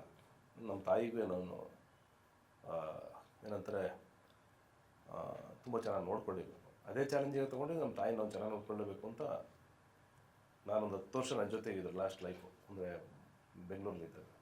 ಬಟ್ ಆ ರೀತಿಯ ಒಂದು ಮಹಿಳೆಯ, ಅಫ್ಕೋರ್ಸ್ ನಾನು ಜಡ್ಜ್ ಮಾಡ್ತಾ ಇದ್ದೀನಿ, ಬಟ್ ಸ್ವಲ್ಪ ದೂರದಿಂದ ನಾವು ನೋಡಿದಾಗ ಅಥವಾ ಅವರ ಬದುಕನ್ನ ಕೇಳಿದಾಗ ಏನ್ ಪಾಪ ಖುಷಿ ಪಟ್ರು ಇವ್ರ ಲೈಫಲ್ಲಿ ಅಂತ ಅನ್ಸ್ಬಿಡುತ್ತೆ. ಇಲ್ಲ, ನಾನು ಬಿಡ್ಲಿಲ್ಲ ಅದನ್ನ. ಅವಳು ಖುಷಿ ಕೊಡೋರ್ಗೂ ಬಿಡಲಿಲ್ಲ. ಲಾಸ್ಟ್ ಅವ್ರಿಗೆ ಏನ್ ಖುಷಿ ಕೊಡ್ತಾ ಇತ್ತು? ಅವ್ರಿಗೇನು ಖುಷಿ ಅಂದ್ರೆ ಮಕ್ಕಳ ಬೆಳವಣಿಗೆ, ಮೊಮ್ಮಗಳ ಜೊತೆ ಮೊಮ್ಮಗಳು ಬೆಂತಿಕ್ತಿದ್ಲು ಅವಳಿಗೆ. ಅಂದ್ರೆ ಅವಳು ಇದು ಇಷ್ಟು ಪುಟಾಣಿ ಮಗೋದು, 3 ವರ್ಷದ ಮಗು, ನಮ್ಮ ತಾಯಿಗೆ ಬೆಂತಿಕ್ಕಳು. ಆಮೇಲೆ ಅವಳು ನಮ್ಮ ತಾಯಿ ಕೈ ಹಿಡ್ಕೊಂಡ್ಬಿಟ್ರೆ ಹಿಂಗೆ, ನಮ್ಮ ತಾಯಿಗೆ ಊಟ ತಿನ್ನಿಸ್ತಿದ್ವಲ್ಲ ನಾವು. ಊಟ ತಿನ್ನಿಸ್ಬೇಕಾದ್ರೆ ಅವ್ರು ತಿಂತಿರ್ಲಿಲ್ಲ, ಹಠ ಮಾಡೋರು ಸಿಕ್ಕಾಬಿಟ್ಟೆ. ನಾವು ತಿನ್ನಿಸ್ತಿದ್ವಿ ಕೈಯಲ್ಲಿ. ಆ ಕೈ ಹಿಡ್ಕೊಂಡ್ಬಿಡೋಳು ಪಾಪ ಬಂದು. ನಮ್ಮ ಅಜ್ಜಿ ನಮ್ಮ ತಾಯಿ ಅಂದ್ರೆ ಕೈ ಹಿಂಗಂದ್ರೆ ಕೈ ಹಿಡ್ಕೊಂಡ್ಬಿಡೋಳು. ಅವಳ ಕೈನ ಕಿತ್ತಾಕಾಗಲ್ಲ ಅವ್ರಿಗೆ, ಈಸಿಯಾಗಿ ಕಿತ್ತಾಕ್ಬೋದು. ಬಟ್ ಕೇಳ್ತಿರ್ಲಿಲ್ಲ ಅವರು, ಅವಳು ಹಿಡ್ಕೊಂಡ್ರೆ. ಆ ಒಂದು ಖುಷಿ ಕೊಟ್ಟಿದೀವಿ ಅವಳಿಗೆ. ಅಂಡ್ ಆ ಖುಷಿನ ನಾವು ಆದ್ಮೇಲೆ 10 ವರ್ಷ ಅವಳು ಕಾಲಿಗೆ ಎತ್ತಿದ್ರು ನಾವು ಇರ್ತಿದ್ವಿ ಪಕ್ಕದಲ್ಲಿ ಏನ್ ಬೇಕು ಅಂತ, ಅಷ್ಟು ಚೆನ್ನಾಗಿ ನೋಡ್ಕೊಂಡ್ವಿ ಅವಳನ್ನ. ಅಂದ್ರೆ ಅವಳು ಬಹಳ ಖುಷಿಯಾಗಿ ಬಹಳ ಚೆನ್ನಾಗಿ ಎಂಡ್ ಮಾಡಿದ್ದೆ. ಅಂದ್ರೆ ನನ್ನ ಮಕ್ಕಳು ಹಿಂಗಾಗ್ತಾ ಇದಾರೆ, ಓಕೆ ನಾನು ಹಿಂಗ್ ನೋಡ್ಕೊಂಡ್ರು ಅನ್ನೋದಿದೆಯಲ್ಲ, ಅವಳು ಆ ಫುಲ್ಫಿಲ್ಮೆಂಟ್ ಕೊಟ್ವಿ ನಾವು 10 ವರ್ಷ. ಇದು ಕೂಡ ಬದುಕೆ ಕಲ್ಸಿದ್ದಲ್ಲ, ಈ ಕಾನ್ಫಿಡೆಂಟ್ ಆಗಿ ಇರೋ, ಇಲ್ಲದಿದ್ರೆ ಆಗಲ್ಲ. ಇಲ್ಲಿ ಆಗಲ್ಲ. ಪ್ಲಸ್ ಈ ಇಂಡಸ್ಟ್ರಿಯಲ್ಲಿ ಕಾನ್ಫಿಡೆಂಟ್ ಆಗಿ ಇಲ್ದಿದ್ರೆ ಚಾನ್ಸೇ ಇಲ್ಲ. ಆಮೇಲೆ ನೀವು ಚೆನ್ನಾಗಿದ್ದು ಚೆನ್ನಾಗಿಲ್ಲ ಅಂತಾರೆ, ನಿನ್ನ ಕೈಲಿ ಆಗುತ್ತೆ ಅಂದ್ರೂ ಆಗಲ್ಲ ಅಂತಾರೆ. ನೀನು ಮಾಡೋಕ್ಕಾಗಲ್ಲ ಅಂತ ಫಸ್ಟ್ ಹೇಳಿದೆ, ಅದು ನಿನ್ನ ಕೈಲಿ ಆಗಲ್ಲ, ನೀನು ಯಾಕೆ ಇರೋ ಆಗ್ತಾ ನೀನು ಏನು ಮಾಡ್ತಾ ಇದೆಲ್ಲ ನಿನ್ಗೆ ಆಗುತ್ತಾ, ಸುಮ್ಮನೆ ತಲೆಯಾಟೆ, ನೀನು ತಮಿಳು ತೆಲುಗು ರಿಲೀಸ್ ಮಾಡ್ತೀನಿ ನೀನು ಮೆಂಟ್ಲ್ ಆಗಿದ್ದಾನೆ ಅಂತ ಅನ್ಕೋತಾರೆ. ಈ KGF ಅಂತ ಒಂದು ಸಿನಿಮಾ ಮಾಡ್ತೀನಿ, ಅಥವಾ KGF ತಗೊಂಡೋಗಿ ನಾನು ಹಿಂದಿ, ಕನ್ನಡ, ತಮಿಳು, ತೆಲುಗು ಎಲ್ಲ ಕಡೆ ಆಲ್ ಓವರ್ ದ ಇಂಡಿಯಾ ನಾನು ರೀಚ್ ಮಾಡ್ತೀನಿ ಅಂತ ಯಶ್ ಅವತ್ತು ಹೇಳಿದ್ರೆ ಇವ್ನು ಯಾರೋ ಹುಚ್ಚ ಅನ್ಕೊಂಡ್ರು. ಮಾಡಾದ್ಮೇಲೆ ಎಲ್ಲರೂ ಬಿಲೀವ್ ಮಾಡ್ತಾರೆ. ಇಲ್ಲಿ ಮಾಡೋದು ಮುಖ್ಯ ನನಗೆ ಅನಿಸ್ತಂದ್ರೆ ಪ್ರಯತ್ನಗಳು ಅಷ್ಟೇ ಮುಖ್ಯ. ಫೇಲ್ಯೂರು ಸಕ್ಸಸ್ ನಮ್ಮ ಕೈಲಿ ಇಲ್ಲ. ಪ್ರಯತ್ನ ಮಾಡಿದ್ರೆ ಸಕ್ಸಸ್ ಫೇಲ್ಯೂರ್ ಮಾತಾಡ್ತಾ ಕೂತ್ಕೊಳ್ಳೋದ್ರಲ್ಲಿ ಅರ್ಥನೇ ಇಲ್ಲ ಅಂತ ಅನಿಸ್ತದೆ. ಸರಿ ಸರಿ ಸರ್, ಇದು ಎಕ್ಸಲೆಂಟ್ ಪಾಯಿಂಟ್. ಈಗ ನನಗೆ ಇದು ಹೇಳಿ, ನನ್ನ ಪ್ರಕಾರ ಸರ್ ಅದೃಷ್ಟ ಅನ್ನೋದಿದೆ, ಸಮಯ ಅನ್ನೋದಿದೆ. ಪ್ರತಿಯೊಂದಕ್ಕೂ ಪ್ರಾಯಶಃ ಅದಕ್ಕೆ ತಕ್ಕ ಕಾಲ ಬರಬೇಕು, ಸಮಯ ಬರಬೇಕು, ಅವಕಾಶ ಆ ಟೈಮಲ್ಲಿ ನಾವು ಇರ್ಬೇಕು. ಅದೇ ಅವ್ರು ಹೇಳ್ತಾರೆ, ಈಗ ಅದೃಷ್ಟ ಅನ್ನೋದೇನು ಗೊತ್ತಾ ನನ್ಗನ್ಸೋದು, ಈ ದಾರಿನಲ್ಲಿ ನಾವು ಇಬ್ರು ನಿಂತಿರ್ತೀವಿ, ಯಾರೋ ಒಬ್ಬ ಲಾಡು ಎತ್ಕೊಂಡು ಹೋಗ್ತಾ ಇರ್ತಾನೆ, ಆ ಟೈಮಲ್ಲಿ ನಿಂತಿರ್ತೀವಿ ನಾವು. ಅದು ಅಕಸ್ಮಾತ್ ನಮಗೆ ಸಿಕ್ಬಿಡುತ್ತೆ ಲಾಡು, ಅವ್ನು ತಗೊಂಡು ಹೋಗ್ತಾ ಇರ್ತಾನೆ, ತಗೊಳ್ಳಿ ಒಂದು ಲಾಡು ಅಂತ ಕೊಡ್ತಾನೆ. ಇದು ಅದೃಷ್ಟ. ಆದ್ರೆ ಹುಡ್ಕೊಂಡೋಗಿ ಲಾಡು ತಿನ್ಬೇಕು ಗೊತ್ತಾ ನೀವು, ಒಂದಷ್ಟು ಶ್ರಮ ಹಾಕಿ ಹುಡುಕಿ ಹುಡುಕಿ ಹುಡುಕಿ ಹುಡುಕಿ ಹೋಗಿ ಲಾಡು ತಿಂತೀವಿ ಗೊತ್ತಾ, ಅದು ಅದೃಷ್ಟ ಅಲ್ಲ, ಅದು ಶ್ರಮ. ಅದೃಷ್ಟ ಹಿಂಗೆಲ್ಲೋ ಹಿಂಗ್ ಪಾಸ್ ಆಗ್ಬೋದು ಅಷ್ಟೇ, ಆದ್ರೆ ಶ್ರಮ ಯಾವಾಗಲೂ ನಿಲ್ಲುತ್ತೆ. ಅದೃಷ್ಟ ಆದ್ಮೇಲೆ ನಂಬಕ್ಕಾಗಲ್ಲ, ಅದೃಷ್ಟದ ಮೇಲೆ ನಾವು ಬದುಕಾಗಲ್ಲ, ಶ್ರಮದ ಮೇಲೆ ಬದುಕಬೇಕು ಪ್ರತಿ ಸಲ. ಅದೃಷ್ಟ ವರ್ಕ್ ಆಗಲ್ಲ ನನಗನ್ಸೋದು, ನನ್ನ ಒಪಿನಿಯನ್. ಸರಿ, ಈ ದೊಡ್ಡ ಕನಸನ್ನ ಕಾಣೋದಿದೆಯಲ್ಲ, ನಾನು ಯಾಕೆ ಅದೃಷ್ಟ ಟಾಪಿಕ್ ಅನ್ನ ತೆಗೆದೆ ಅಂದ್ರೆ, ನನ್ನ ಪ್ರಕಾರ ಸ್ವಲ್ಪ ಬೇಕಾಗತ್ತೆ, ಎಲ್ಲೋ ಬೇಕಾಗತ್ತೆ. ಯಾಕಂದ್ರೆ ಪ್ರತಿಯೊಬ್ರು ಕನಸು ಕಾಣ್ತಾರೆ, ಬಟ್ ಎಲ್ರಿಗೂ ಅದು ಸಫಲವಾಗೋದಿಲ್ಲ ಅಂತ. ಸಿನಿಮಾ ರಂಗದಲ್ಲಿ ಒಬ್ಬ ನಟನಾಗಿದ್ದು, ಒಬ್ಬ ಪ್ರೊಡ್ಯೂಸರ್ ಆಗಿದ್ದು, ದೊಡ್ಡ ಕನಸು ಕಾಣೋದು ಅಂದ್ರೆ ಏನು? ಅಂದ್ರೆ KGF ಒಂದು ಉದಾಹರಣೆಗೆ ತಗೊಳ್ಳೋದಿದ್ರೆ, ಅದರಲ್ಲಿ ಕೆಲಸ ಮಾಡಿದ ವ್ಯಕ್ತಿಗಳ ಬಗ್ಗೆ ಬೇಡ, ಬಟ್ ಅವರು ಆ ದೊಡ್ಡ ಕನಸನ್ನ ಕಂಡು ಹೆಜ್ಜೆ ಇಟ್ಟಿರ್ತಾರ, ಅಥವಾ ಅದಾಗೆ ಆಗಿ KGF ನನಗೇನೋ ದೊಡ್ಡ ಕನ್ಸು ಕಂಡೇ ಹೆಜ್ಜೆ ಇಟ್ಟಿದ್ದಾರೆ ಅಂತ ಅನ್ಸುತ್ತೆ. ಅದೇನ್ ದೊಡ್ಡ ಕನ್ಸು ಇರ್ಬೋದು ಸರ್? ಅಂದ್ರೆ ಸಿನಿಮಾನ ದೊಡ್ಡದಾಗಿ ಮಾಡ್ಬೇಕು ಅನ್ನೋದಕ್ಕಿಂತ ಹೆಚ್ಚಾಗಿ ಸಿನಿಮಾನ ಅಂದ್ರೆ ಇಡೀ ಜಗತ್ ನೋಡೋ ತರ ಮಾಡ್ಬೇಕು ಅನ್ನೋ ಕನ್ಸು ಕಂಡ್ಕೊಂಡು ಅದ್ರ ಮೇಲ್ಗಡೆ ಸ್ಕ್ರೀನ್ ಮೇಲೆ ಅವರು ಯಾವ ತರ ಬೇಕಿದೆ ಇಡೀ ಸಿನಿಮಾ ಅಂತ ಡಿಸೈನ್ ಮಾಡಿದಾರ ಅಂತ. ಆ ಎಲ್ಲ ಪ್ಲಾನ್ ಮಾಡ್ಕೊಂಡೇ ಅವರು ಸಿನಿಮಾನ ಡಿಸೈನ್ ಮಾಡಿದಾರ ಅಂತ ಓವರ್ ಆಲ್ ನನಗನ್ಸೋದು. ಈಗ ನನಗೆ ಆಪ್ಷನ್ ಇಲ್ಲ, ಯಾಕಂದ್ರೆ ನನಗೆ ಯಾರು 100 ಕೋಟಿ ಹಾಕಲ್ಲ ಈಗ. ಬಟ್ ನಾನು ಕಂಟೆಂಟಲ್ಲೇ ಆ ಕನ್ಸು ಕಾಣಬೇಕು. ಅಂದ್ರೆ ನನಗಿರೋ ಆಪ್ಷನ್ ಏನಂದ್ರೆ, ನನ್ನ ಕಂಟೆಂಟ್ ಒಳಗಡೆ ಬಂದಾಗ ಜನ ಕೂತ್ಕೊಂಡು ಅಷ್ಟು ಖುಷಿ ಪಡಬೇಕು. ನನಗಿರೋದು ಒಂದೇ ಆಪ್ಷನ್, ನಿಮ್ಗೆ ಖುಷಿ ಕೊಡೋದು, ನಿಮಗೆ ಸ್ಯಾಟಿಸ್ಫ್ಯಾಕ್ಷನ್ ಕೊಡೋದು, ಕೊಟ್ಟಿರೋ ದುಡ್ಡಿಗೆ ವಾವ್ ಇಷ್ಟು ಚೆನ್ನಾಗಿ ಸಿನಿಮಾ ಮಾಡಿದಾರಲ್ಲ ಅಂತ ಅನ್ಸೋ ಥರ. ನಾನು ಆ ಎಕ್ಸಾಂಪಲ್ ತಗೋತೀನಿ, ಬಿಕಾಸ್ ಆ ಥರ ಸಿನಿಮಾಗಳು ತುಂಬಾ ಗೆದ್ದಿದ್ದಾವೆ. ಫಾರ್ ಎಕ್ಸಾಂಪಲ್ ಕಾಂತಾರ ಇದೆ, ಆಮೇಲೆ ಸೂಫ್ರಮ್ ಸೋ ಇದೆ, ಆಮೇಲೆ ಯಜಮಾನ ಇದೆ, ಆಮೇಲೆ ಬಂಗಾರದ ಮನುಷ್ಯ ಇದೆ. ಸಾಕಷ್ಟು ಸಿನಿಮಾಗಳು ಆ ಎಕ್ಸಾಂಪಲ್ ಸೆಟ್ ಆಗಿದ್ದಾವೆ. ಯಾಕಂದ್ರೆ ನಮ್ಗದಿಲ್ಲ ಆ ಆಪ್ಷನ್. ಸತ್ಯ ಹೇಳ್ಬೇಕಲ್ವ, ನೀವು ಸುಮ್ಮನೆ ನಿಮ್ಮ ಹತ್ರ ಕೂತ್ಕೊಂಡು ನಾನು KGF ಥರ ಮಾಡ್ತೀನಿ, KGF ಥರ ಸಿನಿಮಾ ಮಾಡೋಕ್ಕೆ ನಾನು 100 ಕೋಟಿ ಹಾಕಕ್ಕೆ ಯಾರು ಬರಲ್ಲ. ಯಾವಾಗ ನಾನು ಪ್ರೂವ್ ಮಾಡೋದು. ಈಗ ನಾನು ಇರೋ ಆಪ್ಷನ್ ಅಂದರೆ, ನನಗೆ ಆ ಥರದ್ದು ಒಂದು ಕಂಟೆಂಟ್ ಸಿಕ್ತು, ಒಂದು ಕತೆ ಸಿಕ್ತು, ಒಂದು ಸಿನಿಮಾ ಸಿಕ್ತು, ಆ ಥರ ಚೆನ್ನಾಗಿ ಮಾಡೋದಕ್ಕೆ ನನಗಿರೋ ಬಜೆಟಲ್ಲಿ, ಇದುವರೆಗೂ ನನಗೇನು ಬಜೆಟ್ ಇತ್ತು ಅದಕ್ಕೆ ಡಬಲ್ ಬಜೆಟಲ್ಲಿ ನಾವೀಗ ಯಾವ ಥರ ಸಿನಿಮಾ ಹೇಳ್ಬೋದು, ಒಂದು ಒಳ್ಳೆ ಸಿನಿಮಾ.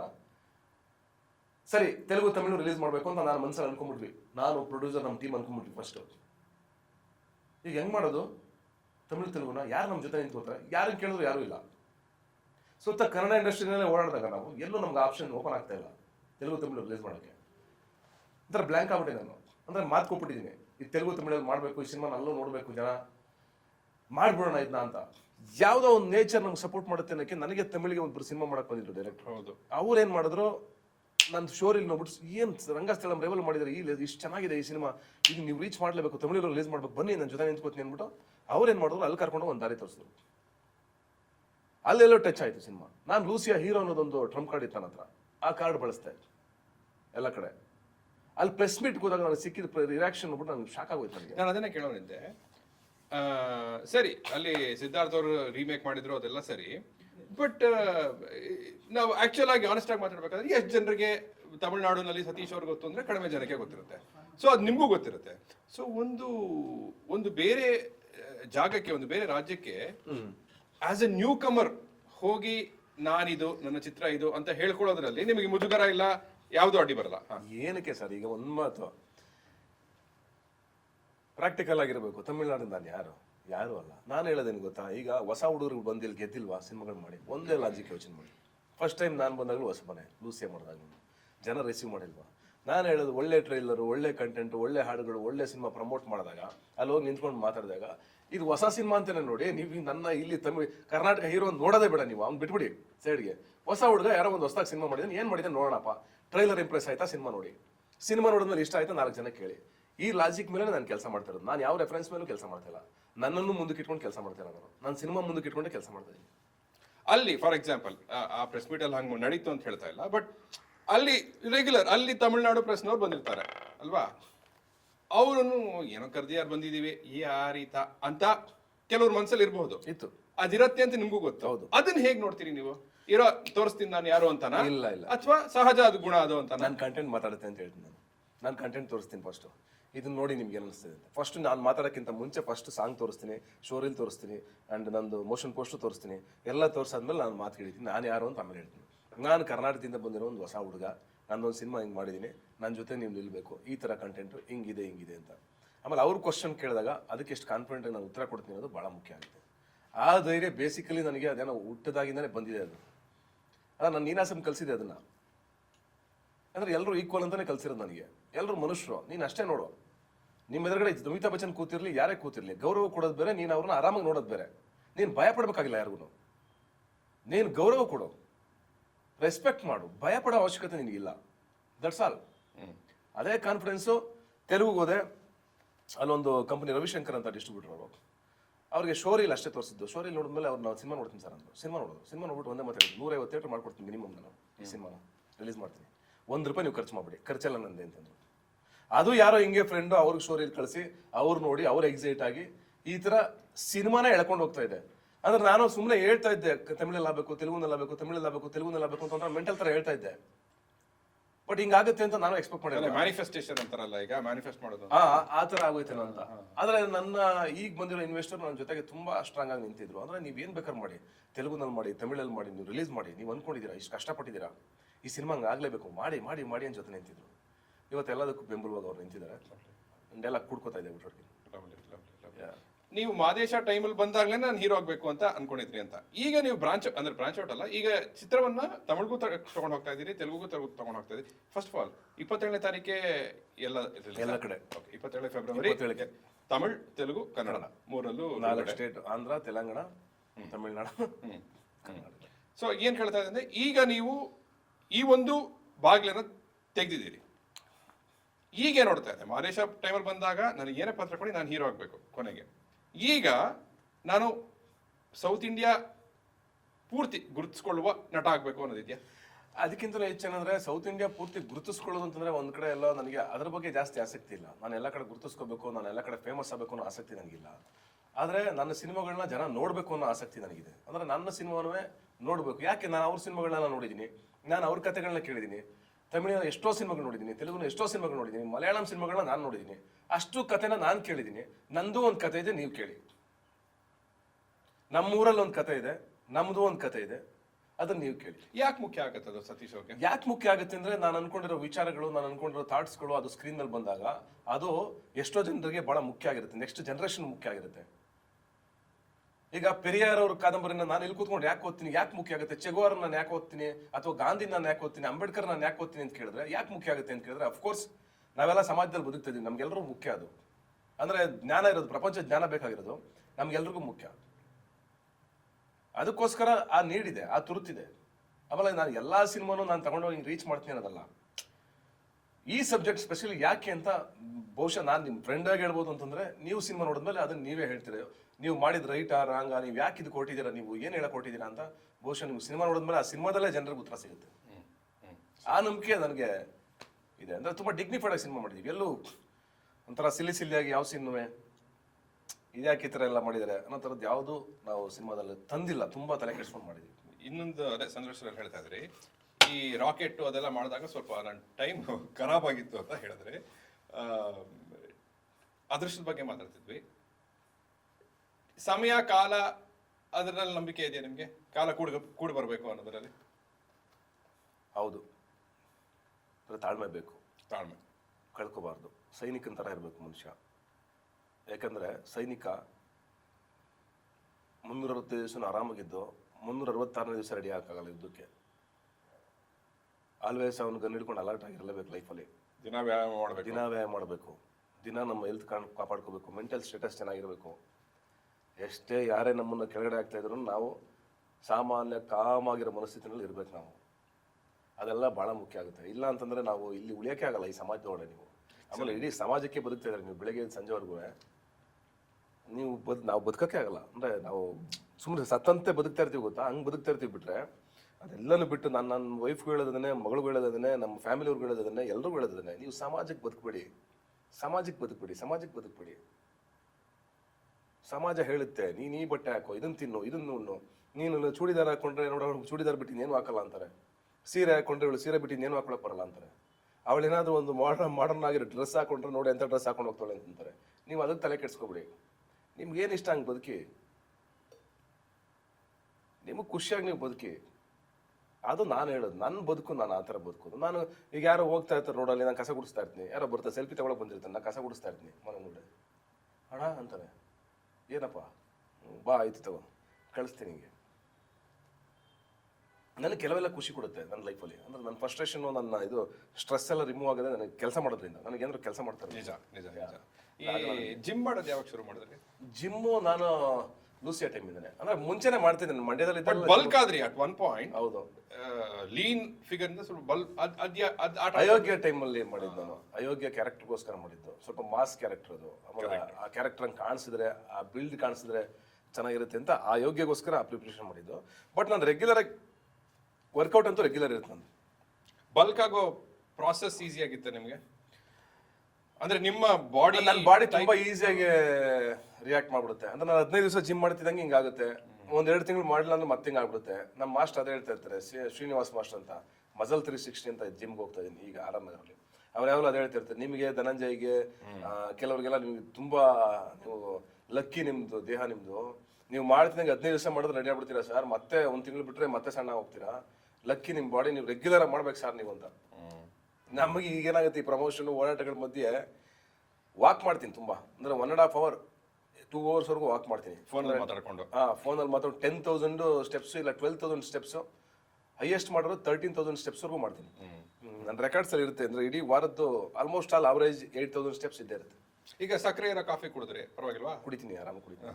ಆದರೆ ಕುಡಿಯೋದು 2 ಸಲ ನಾನು, ಡೈಲಿ 2 ಸಲ. ಇವತ್ತೇನೋ ಚೆನ್ನಾಗಿದೆ ಅಂತ 3 ಸಲ ಆಯಿತು. ಇಲ್ಲ, ಬೆಳಗ್ಗೆ ಕುಡಿದಿರಲಿಲ್ಲ ಬಿಡಿ, ಹಂಗಾಗಿ ಇವತ್ತು 2 ಸಲ. ಸರಿ, ನನಗೆ ಇದು ಹೇಳಿ, 10th ಕ್ಲಾಸ್ ಪಾಸ್ ಆಗಿತ್ತು, ಇಲ್ಲಿ ಬಂದು ಥಿಯೇಟರ್ ಕೆಲಸ ಮಾಡಿದ್ರಿ, ನೀನಾಸಮ್ಗೆ ಹೋದ್ರಿ. ಅಲ್ಲಿ ಹೋದ್ರೆ ನಿಮಗೆ ಬಂದು ಲೆಕ್ಚರ್ ಮಾಡ್ತಿರೋ ಯಾರು ಘಟಾನುಘಟಿಗಳು, ಮೇಧಾವಿಗಳು. ಹೌದು. ಏನ್ ಅರ್ಥ ಮಾಡ್ಕೊಂಡ್ರಿ ಆಗ? ಏನೋ ಅರ್ಥ ಆಗ್ತಿಲ್ಲ, ಎಲ್ಲ ಹೋಗ್ತಾ ಇರುತ್ತೆ. ಆದರೆ ಏನಂದ್ರೆ ಎಲ್ಲ ಕೂರುತ್ತೆ, ಬ್ರೈನ್ ಕೂರ್ತಾ ಇರುತ್ತೆ. ಅದಕ್ಕೆ ಕೆಲವೊಂದ್ಸಲ ಏನು ಗೊತ್ತಾ, ಡ್ಯಾನ್ಸ್ ಪ್ರಾಕ್ಟೀಸ್ ಮಾಡ್ತೀವಲ್ಲ ಹಂಗೆ. ಡ್ಯಾನ್ಸ್ ಏನು ಗೊತ್ತಾ, ಫಸ್ಟ್ ಟೈಮ್ ಬರಲ್ಲ ನಿಮ್ಗೆ ಸ್ಟೆಪ್ಪು. ಅದು 10 ಸಲ ಮಾಡಿ ಮಾಡಿ ಮಾಡಿ ಮಾಡಿ ಕಾಲು ಕೂತ್ಕೊಳ್ತಾ ಅಭ್ಯಾಸ ಆಗುತ್ತೆ.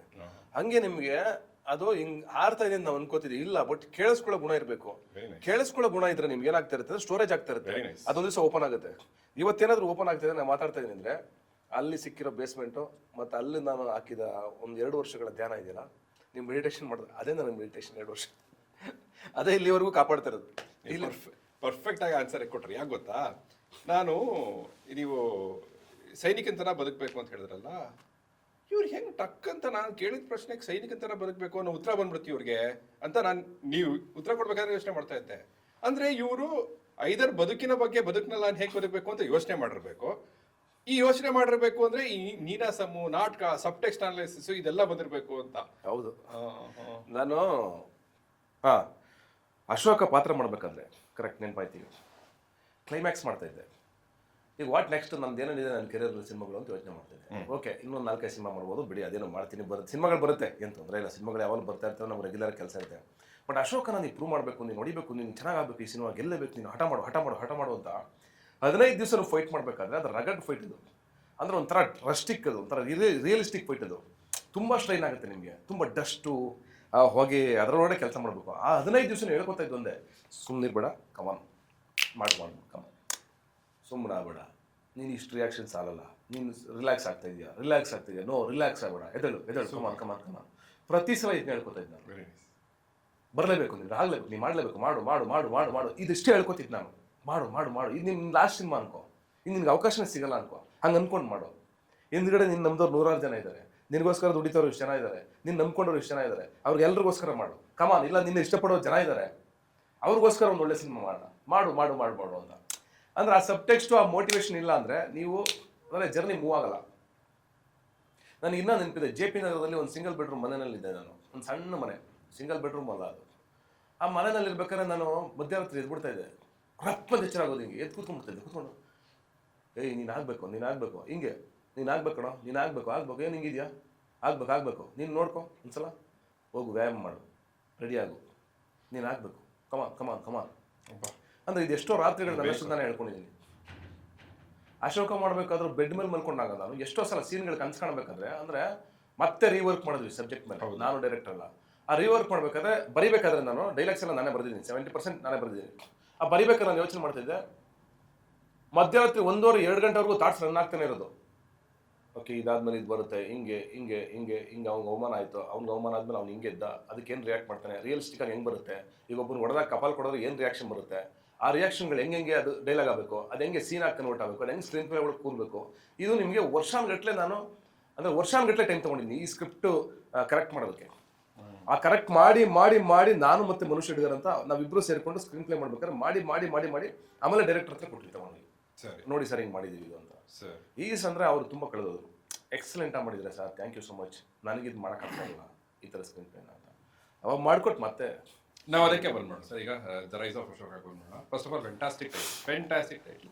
ಕೆಲವು ಟೈಟಲ್ಸ್ ಅಶೋಕ ಅಂತಿಟ್ಟರೆ ಸಾಕಾಗ್ತಾ ಇರಲಿಲ್ಲ. ದ ರೈಸ್ ಆಫ್ ಅಶೋಕ ಅಂತ ಹೇಳಿದಾಗ ಏನೋ ಒಂದು ವೈಬ್ ಇದೆ ಅದಕ್ಕೆ, ಆಯ್ತಾ. TK ದಯಾನಂದ್ ಅವರಿಂದ ಶುರು ಮಾಡೋಣ. ಒಂದು ದಿನ ಒಂದು ಸಿಂಗಲ್ ಸ್ಕ್ರೀನ್ ಥಿಯೇಟರ್ ಯಾರೋ ಒಂದು ಫಿಲಮ್ ನಾನು ನೋಡಿ ಹೊರಗೆ ಬಂದೆ. ಅಲ್ಲಿದ್ದಾಗ ಸಿಕ್ಕಿದ್ದು ನನಗೆ TK ದಯಾನಂದ್ ಅವರು, ದೇವನೂರು ಚಂದ್ರ ಅವರು. ಒಂದು ಅರ್ಧ ಗಂಟೆ ಮಾತಾಡಿದ್ವಿ, ಅದಾದ್ಮೇಲೆ ಎಕ್ಸ್ಟೆಂಡ್ ಆಯ್ತು. ಬಟ್ ಒಂದು ಸ್ಟಾರ್ಟಿಂಗ್ ಅಲ್ಲಿ ಮಾತಾಡ್ತೀವಲ್ಲ, ಕಥೆಗಳು ಹೇಳ್ತಾರೆ ದಯಾನಂದ್ ಅವರು. ಅದು ಕೆಲವ್ರಿಗೆ ಇರುತ್ತೆ, ಅದು ಅಂದ್ರೆ ಬಹುಶಃ ಪ್ರಪಂಚನ ಬೇರೆ ತರ ನೋಡೋಕೆ ಕೆಲವ್ರಿಗೆ ಮಾತ್ರ ಬರುತ್ತೆ. ಅವರು ಅಷ್ಟೇ, ಈ ದೇವನೂರು ಚಂದ್ರ ಅವರು ಅಷ್ಟೇ. ಇವರೊಂದು ಸರ್ ಹಂಗಾಗಿತ್ತು. ಈಗ ಅಂದ್ರೆ ಸ್ಪಾಯಿಲ್ ಮಾಡಲ್ಲ, ಮುಂದೆ ಅವ್ರ ಫಿಲಮ್ನ ಮಾಡಿದ್ರು ಕೂಡ ಮಾಡಿದಾರ ಗೊತ್ತಿಲ್ಲ. ಎಲೆಕ್ಟ್ರಿಸಿಟಿ ಬೆಂಗಳೂರಿಗೆ ಹೆಂಗ್ ಬಂತು ಅಂತ ಒಂದು ಕತೆ. ಹೌದು, ಕೇಳಿದ್ದೆ ನಾನು ಚಂದ್ರ ಹತ್ರ. ಆಯ್ತಾ, ಈ ತರ. ಆಮೇಲೆ ದಯಾನಂದ್ ಅವರು ನನಗೆ ಹೋಪ್ಫುಲಿ ಸ್ಪಾಯ್ಲ್ ಆಗಿದ್ರೆ ಸ್ಟಾಪ್ ಮಾಡ್ಬಿಡಿ ಅದನ್ನ. ಅಶೋಕ ಬ್ಲೇಡ್ ಹೆಂಗ್ ಹುಡ್ತು ಅಂತ ಹೇಳ್ತಾ ಇದ್ರು. ಯುದ್ಧ ಭೂಮಿಗೆಲ್ಲ ಹೋಗ್ಬಿಟ್ರು. ಹೌದು, ಅಲ್ಲಿ ಡಾಕ್ಟರ್ಸ್ ಇರ್ತಾ ಇದ್ರು, ಏನೇನೋ ಹೇಳಿಸ್ತೀನಿ. ನನಗೆ ಅಲ್ಲಿವರೆಗೂ ಗೊತ್ತಿದ್ದು ಬೆಲ್ ಬಾಟಮ್ ಕತೆ ಬರ್ದವರು ಅಂತ. ಆಮೇಲೆ ನೋಡ್ತೀನಿ ಬೆಲ್ ಬಾಟಮ್ ಏನಿಲ್ಲ, ಇವ್ರ ಹತ್ರ ಏನ್ ಲೋಡ್ ಇದ್ದ ಕತೆಗಳು ಅಂತ. ಹೆಂಗ್ ಶುರು ಆಯ್ತು ಸರ್ ಇದು? ದಯಾನಂದ್ ಅವ್ರು ಫಸ್ಟ್ ಬಂದ್ರ? ಇಲ್ಲ, ದಯಾನಂದ್ ಅವ್ರು ಬರಲಿಲ್ಲ. ದಯಾನಂದ್ ಅವ್ರು ನನಗೆ ಬೆಂಕಿ ಪೊಟ್ಟಣ ಅಂತ ಒಂದು ಸಬ್ಜೆಕ್ಟ್ ಮಾಡಕ್ ಬಂದಿದ್ರು. ಅವಾಗ ನಾನು ಡ್ರಾಮಾ ಟೈಮಲ್ಲಿ ಇರ್ಬೇಕು ಬಹುಶಃ, ಅವಾಗ ಬಂದಿದ್ರು. ಅದು ಬಿಟ್ರೆ ಅದಕ್ಕೂ ಏನೋ ಒಂದು ಹಿಸ್ಟ್ರಿ ಇರುತ್ತೆ. ಬೆಂಕಿ ಪಟ್ಟ ಎಲ್ಲಿಂದ ಬಂತು, ಏನೋ ಒಂದು ಮಾಡಿರ್ತಾರೆ. ಅದಾದ್ಮೇಲೆ ನನ್ನ ಹತ್ರ ಅವ್ರು ಬರಲಿಲ್ಲ. ಆಕ್ಚುಲಿ ನನಗೆ ಬಂದಿದ್ದವರು ಬೇರೆ ಕತೆ ಹೇಳಕ್ ಬಂದಿದ್ರು. ರವಿವರ್ಮ ಅವರು, ಡಾಕ್ಟರ್ ಕೆ ರವಿವರ್ಮ ಮತ್ತೆ ದಯಾನಂದ್ ಅವರು ಒಂದು ಕತೆ ಇಟ್ಕೊಂಡ್ ಬಂದಿದ್ರು ನನಗೆ ಹೇಳಕ್ಕೆ ಅಂತ. ಆ ಕತೆ ಕೇಳಿದೆ ನಾನು, ಚೆನ್ನಾಗಿತ್ತು ಕತೆ ಇದು. ಬಟ್ ಅವಾಗ ನನಗೆ ಅದನ್ನ ಮಾಡೋ ಮೆಂಟಾಲಿಟಿನಲ್ಲಿ ನಾನು ಇರಲಿಲ್ಲ. ಸರಿ ಫೈನ್ ಅಂತ ಬಿಟ್ವಿ. ಅದನ್ನ ಬಿಟ್ಟಾದ್ಮೇಲೆ ಶರಣು ಹುಲ್ಲೂರು ಅಂತ ನಮ್ಮ ಪತ್ರಕರ್ತರು, ಅವರು ಸರ್ ನನ್ನ ಫ್ರೆಂಡ್ ನನಗೆ ಆ್ಯಕ್ಚುಲಿ ಬೇಸಿಕಲಿ. ಅವ್ರೇನು ಮಾಡಿದ್ರು, ಸರ್ ಒಂದು ಸ್ಕ್ರಿಪ್ಟ್ ಓದಿ ಸರ್ ಅಂತ ಸುಮ್ಮನೆ ಒಂದು ಸ್ಕ್ರಿಪ್ಟ್ ಕೊಟ್ಟರು ನನಗೆ. ಆಯ್ತು ಓದ್ತೀನಿ ಸರ್, ನೀವು ಓದಲೇಬೇಕು, ಓದಿ ಒಂದ್ಸಲ. ಸರಿ ಶರಣು, ಆಯಿತು ನಾಳೆ ಓದ್ಬಿಟ್ರೆ ಹೇಳ್ತೀನಿ ಅಂತ ನಾನು ಓದಿದೆ. ಸ್ಕ್ರಿಪ್ಟ್ನ ಓದಿದ್ರೆ ನನಗೆ ಸಖತ್ ಇಂಟ್ರೆಸ್ಟ್ ಅನಿಸ್ತು. ಇದು ಅವಾಗ ಅಶೋಕ ಬ್ಲೇಡ್ ಅಂತಿತ್ತು. ಸಖತ್ತಾಗಿದೆ ಇದು, ಮಾಡೋಣ, ಇದು ಚೆನ್ನಾಗಿದೆ, ಇದು ಯಾರು ಮಾಡ್ತಿದ್ದಾರೆ, ಮತ್ತೆ ಹೆಂಗೆ ಮಾಡ್ತಿದ್ದಾರೆ ಇದನ್ನ, ಹಿಂಗೆ ವಿನೋದ್ ಅವರು ಡೈರೆಕ್ಟ್ ಮಾಡ್ತಿದ್ದಾರೆ, ವರ್ಧನ್ ಅವರು. ಸರಿ ಕರೆದ್ಬಿಟ್ಟು ಹೆಂಗಿದ್ದಾರೆ ಅಂತ. ಅವಾಗ ವರ್ಧನ್, ವಿನೋದ್, ದಯಾನಂದ್ ಅವರೆಲ್ಲ ಬಂದರು. ದಯಾನಂದ್ ಅವರು ಎಲ್ಲ ಬಂದಮೇಲೆ ನಾನು ಹೇಳಿದೆ, ಈ ಸ್ಕ್ರಿಪ್ಟ್ ಸಖತ್ತಾಗಿದೆ, ಇದು ಮಾಡೋಣ. ಇದು ಯಾವ ವಿಷಯ ಸರ್? ಇದು 70s ಬರುತ್ತೆ. ಅಲ್ಲ, ಇದು ನಡೆದಿದ್ದು ಒಂದು 3 ವರ್ಷ ಆಗಿದೆ. 3 ವರ್ಷ, 23 ಅಂತ 23, 22 ಒಂದು 22 ಬಂದರು. ಆವಾಗ ನಾನು ಸರಿ ಆಯಿತು ಒಂದು ಮಾತು ತಿಳ್ಕೊಂಡೆ. ಸರಿ ಈ ಬಜೆಟ್ ಇದೆ ಈ ಸಿನಿಮಾಗೆ ಅಂತ. ಏನು ಬಜೆಟು ಇದು? ಸರಿ ನೀವು ಹೇಳ್ತಾರೆ ಬಜೆಟ್ ನನಗೆ ಕೊಡ್ಬೇಕಾಗತ್ತೆ, ನೀವು ಸಿನಿಮಾಗೆ ಏನಿದೆ ಅಂತಂದೆ ನಾನು. ಈ ಬಜೆಟ್ ಇಟ್ಕೊಂಡು ಸಿನಿಮಾ ಹೆಂಗೆ ಮಾಡ್ತೀರಾ? ಗೊತ್ತಿಲ್ಲ ಸರ್. ಸರಿ ಒಂದು ಕೆಲಸ ಮಾಡಿ, ಸಿನಿಮಾ ಮಾಡಿ ನೀವು ನನಗೆ ದುಡ್ಡು ನೀವು ಆಮೇಲೆ ಕೊಡಿ, ಸಿನಿಮಾ ಎಲ್ಲ ಚೆನ್ನಾಗಾದ್ಮೇಲೆ ನನಗೆ ದುಡ್ಡು ಕೊಡಿ, ಪರವಾಗಿಲ್ಲ ನೀವು ಸಿನಿಮಾ ಮಾಡಿ ಆಯಿತು ಅಂತ. ಹಾಗೆ ಶುರುವಾಗಿ ಸಿನಿಮಾ ಅಶೋಕ. ಮಾಡ್ತಾ ಮಾಡ್ತಾ ಅದು ಕಥೆಯಾಗಿ ಬರಬೇಕಾದ್ರೆ ಒಂದೊಂದು ಶಾರ್ಟ್ ತೆಗಿಬೇಕಾದ್ರೂ ಡೈರೆಕ್ಟ್ರು ಮತ್ತು ಡಿ ಟೀಮ್ ಎಕ್ಸೈಟ್ ಆಗಿ ಆವಾಗ ನಾವೆಲ್ಲರೂ ಮಾತಾಡ್ಕೊಂಡಿದ್ದು, ಓ ಇದು ಬೇರೆ ಲೆವೆಲ್ಗೆ ಆಗುತ್ತೆ ಸಿನಿಮಾ. ಸೊ ಆರಂಭ ಎಂದಿನಂತೆ ಇನ್ನೊಂದು ಚಿತ್ರ ತರಾನೇ ಆಯ್ತಿದ್ದು.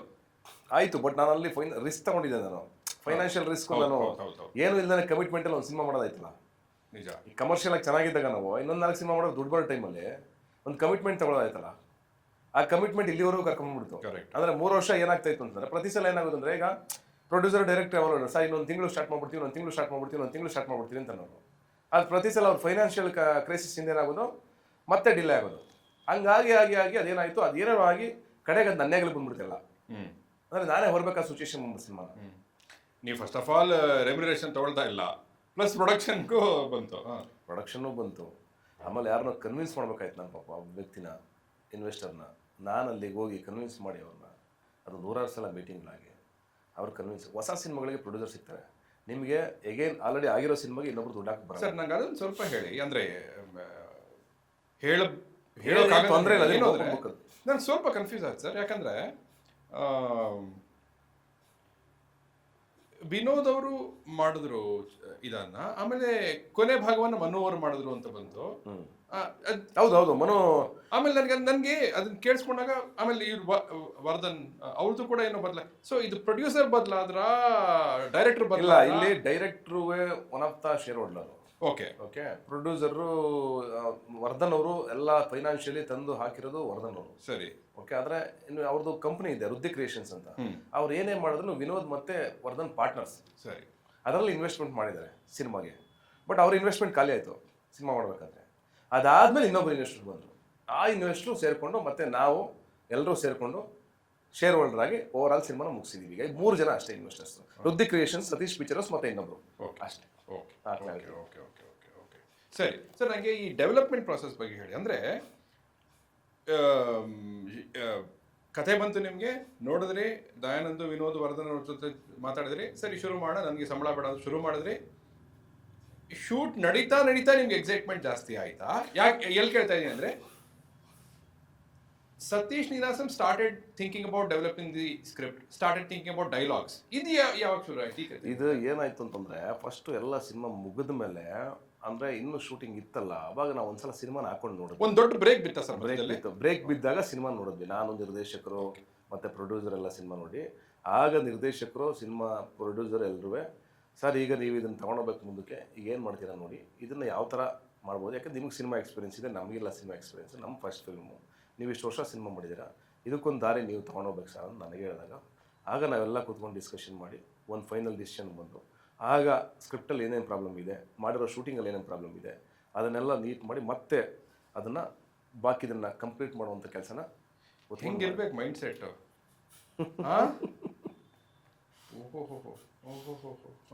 ನನ್ನ ಕೈಗೆ ತಂದು ಹಿಂಗೆ ಕೊಟ್ಟಿದ್ದು, ಮಗುನ ಕೊಡ್ತಾರೆ ಗೊತ್ತಾ, ಹಂಗೆ ಕೊಟ್ಟಿದ್ದು ನನ್ನ ಕೈಗೆ ಮಗುನ. ಏನು ಕಾಣಿಸ್ತು ನಿಮ್ಗೆ ಆ ಥರ ಪೊಟೆನ್ಷಿಯಲ್ ಈ ಫಿಲಮಲ್ಲಿ? ಆ ಪೊಟೆನ್ಷಿಯಲ್ ಇತ್ತು, ಅದಕ್ಕೋಸ್ಕರ ಈ ಅಶೋಕನ ಉಳಿಸ್ಲೇಬೇಕು ಅಂತ ನಾನು ಫೈಟ್ ಮಾಡಿದ್ದು. ಇಲ್ಲ ನಾನು ಅವತ್ತೇ ಬೇಡ ಅಂದ್ಬಿಡ್ತಿದ್ದೆ. ಆ ಸಿನಿಮಾದಲ್ಲಿ ಅಷ್ಟು ಅಷ್ಟೇ ಸಂಬಳ ಇಲ್ಲದೆ ಕೆಲಸ ಮಾಡ್ತಾ ಇದ್ದಿಲ್ಲ.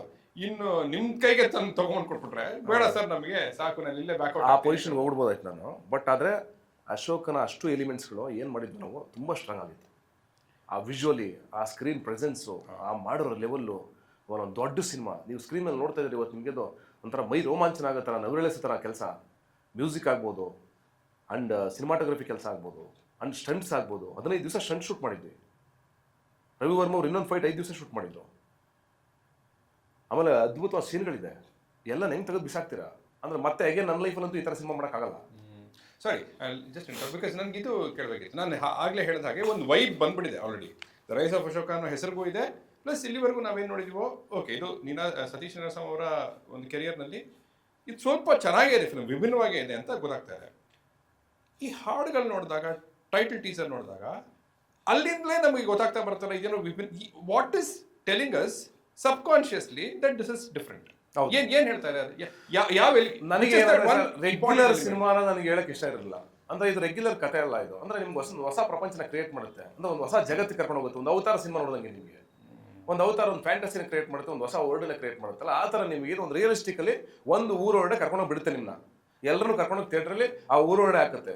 ಅಲ್ಲಿ ನಡೆಯೋ ಪಾತ್ರಗಳು ನಿಮ್ಮಂತೆ ಇರ್ತವೆ, ಸಹಜವಾಗಿರ್ತವೆ. ಆ ಎಲಿವೇಶನ್ಸು, ಆ ಪ್ರೆಸೆಂಟೇಷನ್ ಎಲ್ಲವೂ ನಿಮ್ಗೆ ದೊಡ್ಡದಾಗಿರುತ್ತೆ.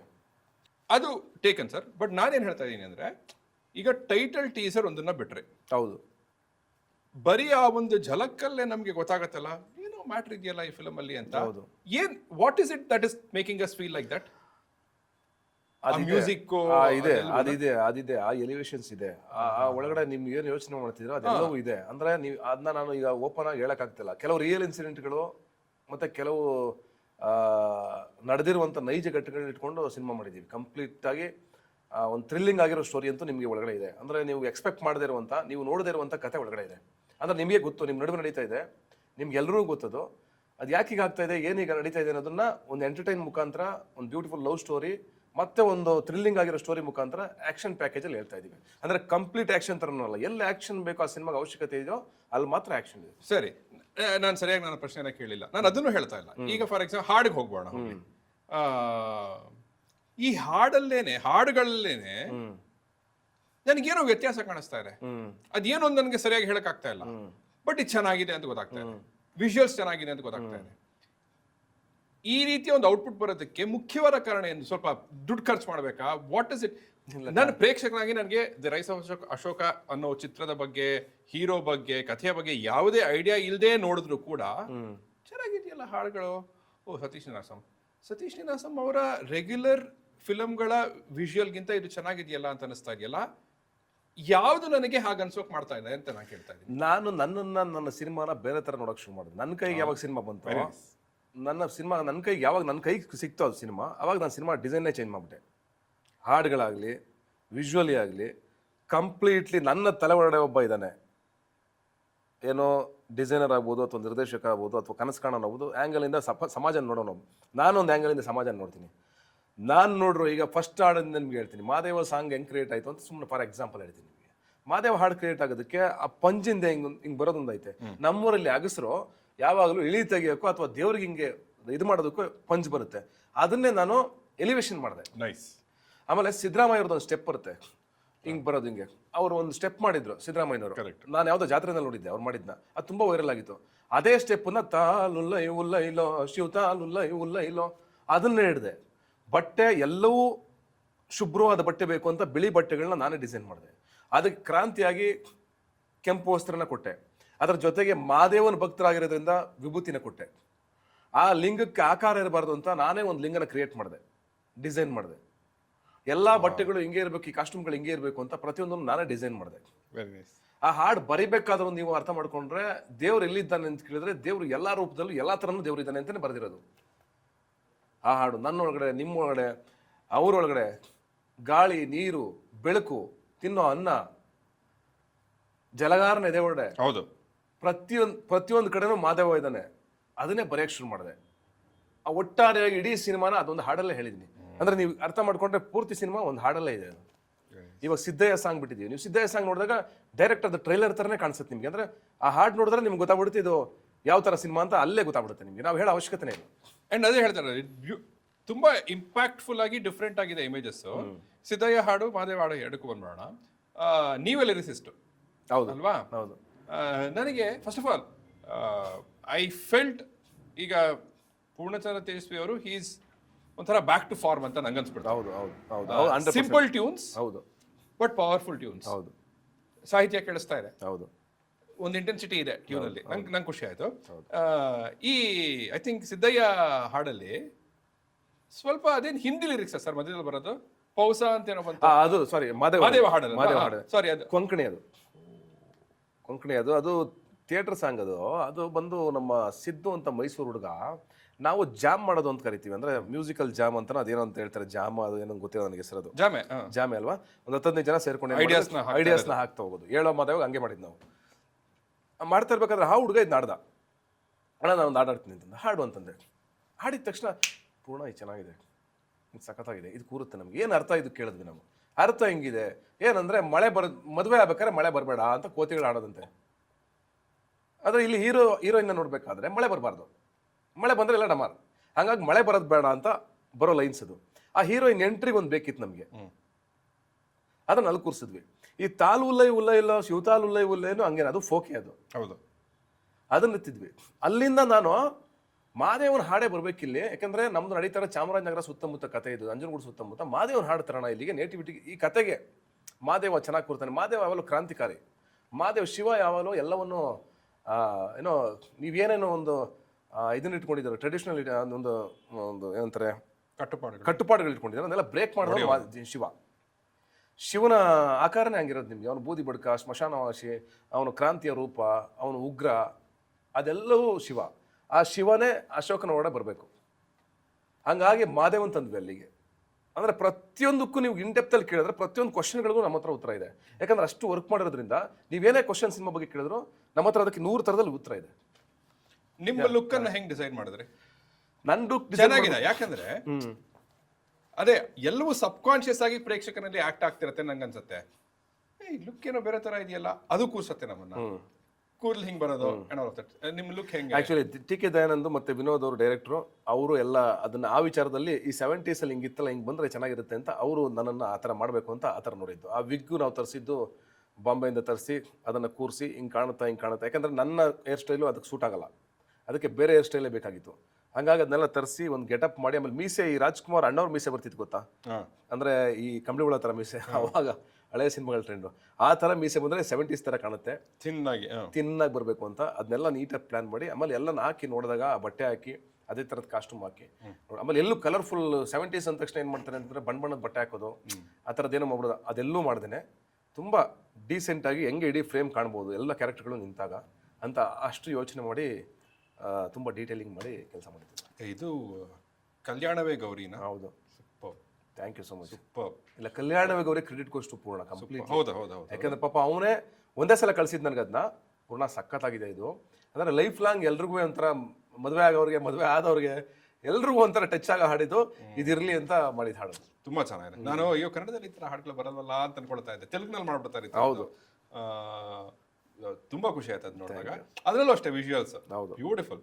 ಇಲ್ಲ, ಒರಿಜಿನಲ್ ವಿಜುವಲ್ಸ್ ನೋಡಿದ್ರೆ ನೀವು ತುಂಬಾ ಖುಷಿ ಆಗ್ತೀರಾ. ಯಾಕಂದ್ರೆ ಆ ಇಡೀ 70s ಅಲ್ಲಿ ನಡೀತಾ ಇದ್ದಂತ ಆ ಮ್ಯಾರೇಜ್ ಒಂದು ಪ್ರೊಸೆಸ್ ಇದೆಯಲ್ಲ, ಅದನ್ನ ರಿಚುವಲ್ಸ್ ನ ತುಂಬಾ ಚೆನ್ನಾಗಿ ಕ್ರಿಯೇಟ್ ಮಾಡಿದ್ವಿ. ಅದು ನಾನು ನೋಡಿರೋ ರಿಚುವಲ್ಸ್ 80s ಅಲ್ಲಿ 90s ಅಲ್ಲೆಲ್ಲ ನಾನು ನಮ್ಮ ಊರಲ್ಲಿ ಮದುವೆ ಆಗ್ತಾ ಇದ್ದು ನೋಡಿದ್ದೀನಿ ನಾನು. ಅಂದ್ರೆ ಮನೆ ಒಡೆ, ತೊಟ್ಟಿ ಮನೆ ಒಡೆನೆ ಮದುವೆ ಆಗೋರು ಎಲ್ಲರೂ. ಅಂದ್ರೆ ತುಂಬಾ ಸಿಂಪಲ್ ಆಗಿ ಅಲ್ಲೇ ಮದುವೆ ನಡೆಯೋದು. ಆ ಥರದ್ದು ಕ್ರಿಯೇಟ್ ಮಾಡಬೇಕು ಅಂತ ನಾನು ಕಂಡಿರೋದನ್ನೇ ವಿಜುವಲಿ ತಂದಿರೋದು.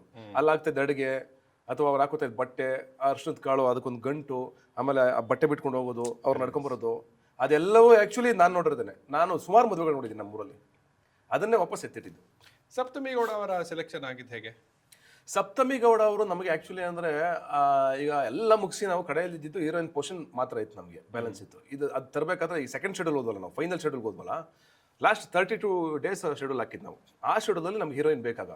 ನಮ್ಗೆ ಹೆಂಗಿತ್ತು ಪರಿಸ್ಥಿತಿ ಅಂತಂದ್ರೆ, ಈಗ ಯಾರು ಹೀರೋಯಿನು ಅಂತ ಈ ಸಿಚುವೇಶನ್ ಹಾಗೆ ಯೋಚನೆ ಮಾಡ್ತಿದ್ದೀರಾ, ಯಾರಪ್ಪ ಈಗ ಹೀರೋಯಿನ್? ನಮಗೆ ಯಾರ್ಯಾರ್ದು ಹೆಸರು ಹೇಳ್ತಾ ಇದ್ರೆ ಯಾರು ಹೇಳಿದ್ರು ವರ್ಕೌಟ್ ಆಗ್ತಿಲ್ಲ. ಒಂದು ದಿವಸ ಯಾರೋ ನನಗೆ, ನಾನು ಹಿಂಗೆ ನೋಡ್ತಾ ಕೂತಿರ್ಬೇಕು, ಸಪ್ತಮಿ ಗೌಡ ಮಾಡಿದ್ರೆ ಚೆನ್ನಾಗಿರುತ್ತೆ ಅಂತ ನಾನು ಅನ್ಕೊಂಡೆ. ಎಲ್ರಿಗೂ ಹೇಳಿದೆ ಟೀಮ್ಗೆ, ಹಿಂಗೆ ಸಪ್ತಮಿ ಗೌಡ ಮಾಡಿದ್ರೆ.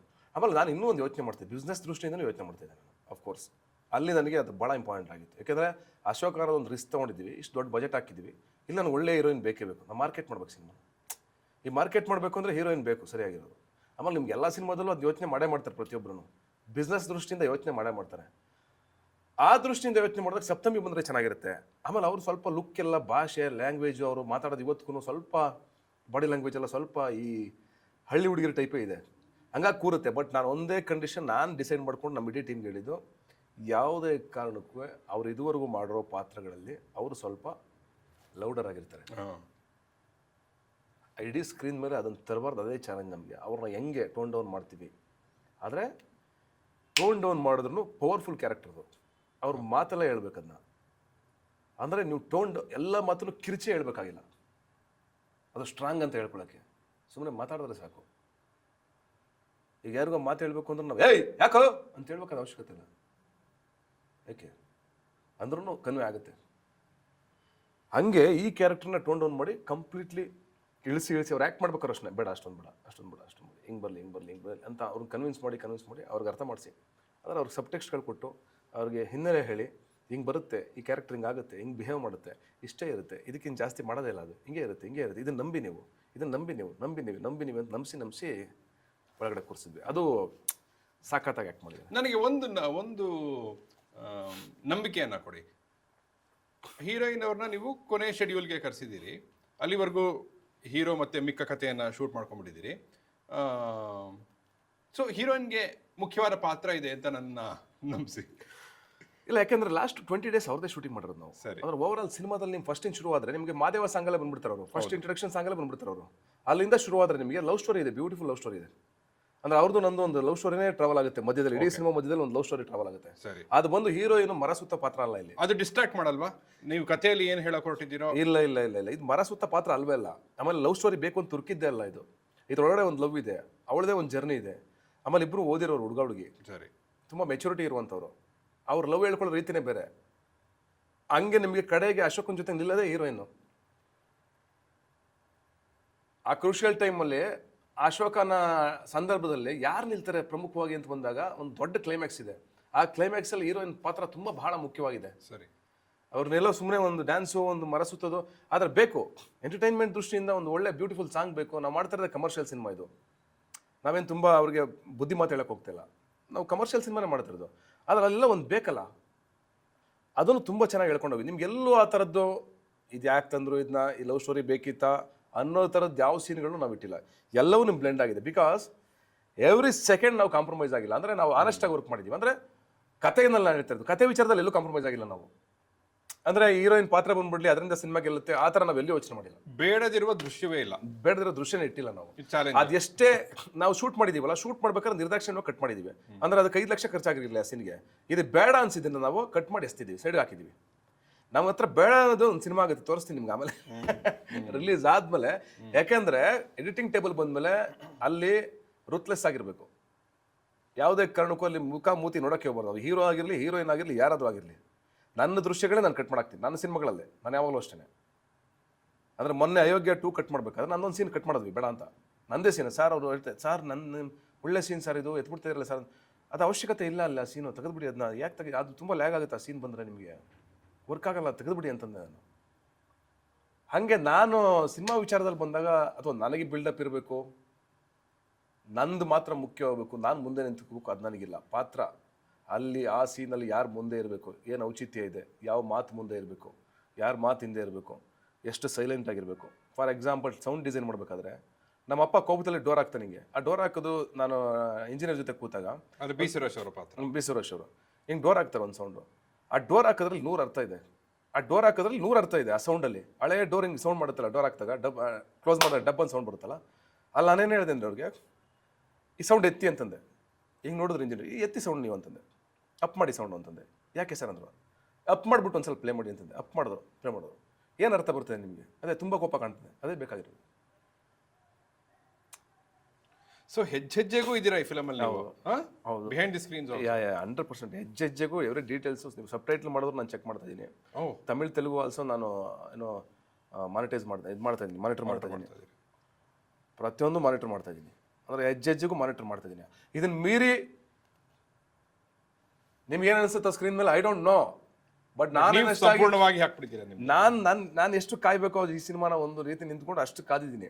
ಇದಾದ್ಮೇಲೆ ನೀವು ಹೇಳಬೇಕು ನಾನು ಹೇಗೆ ಮಾಡಿದ್ದೀನಿ ಏನು ಅನ್ನೋದು ನೀವು ಹೇಳಬೇಕು. ಅಂದರೆ ನಾನೇ ತುಂಬ ಎಕ್ಸ್ಪೆಕ್ಟೇಷನ್ ಕ್ರಿಯೇಟ್ ಮಾಡ್ತಾ ಇಲ್ಲ. ದಯವಿಟ್ಟು ಏನಂದರೆ ನಿಮ್ಗೆ ಹೇಳೋದು, ಯಾರು ಎಕ್ಸ್ಪೆಕ್ಟೇಷನ್ ಇಟ್ಕೊಳ್ದೇನೆ ತುಂಬ ಸಿಂಪಲ್ ಆದ ಒಂದು ಆರಾಮಾದ ಸಿನಿಮಾ. ನಮ್ಮ ಮನೆ ಹುಡುಗ ಒಂದು ಸಿನಿಮಾ ಮಾಡಿದ್ದಾನಪ್ಪ, ನೋಡ್ಕೊಂಬರೋಣ ಬರ್ರಯ್ಯ, ಅವ್ನಿಗೊಂದು ಸಪೋರ್ಟ್ ಮಾಡೋಣ ಬರ್ರಯ್ಯ ಅಂತ ಬನ್ನಿ ದಯವಿಟ್ಟು. ಒಳಗಡೆ ಏನು ಎಕ್ಸ್ಪೆಕ್ಟೇಷನ್ ಇಟ್ಕೊಬೇಡಿ. ಬಹುಶಃ ಆವಾಗ ನಿಮ್ಗೆ ಇನ್ನೂ ಜಾಸ್ತಿ ಇಷ್ಟ ಆಗುತ್ತೆ ಸಿನಿಮಾ. ಸರಿ ಸರಿ ಸರಿ. ಇನ್ನೊಂದು ಚಾಲೆಂಜಿಂಗ್ ಪ್ರಶ್ನೆಯನ್ನು ಕೇಳ್ತೀನಿ. ಇನ್ನೊಂದು ಒಳ್ಳೆ ಕೆಲಸವನ್ನು ನೀವೇನು ಮಾಡಿದ್ದೀರಿ ಅಂದರೆ, ಕಥೆಯ ಬಗ್ಗೆ ಎಲ್ಲೂ ಬಿಟ್ಕೊಟ್ಟಿಲ್ಲ. ದಯವಿಟ್ಟು ಹಾಗೆ 27ನೇ ತಾರೀಕು ತನಕ ಹಾಗೇ ಇರಲಿ.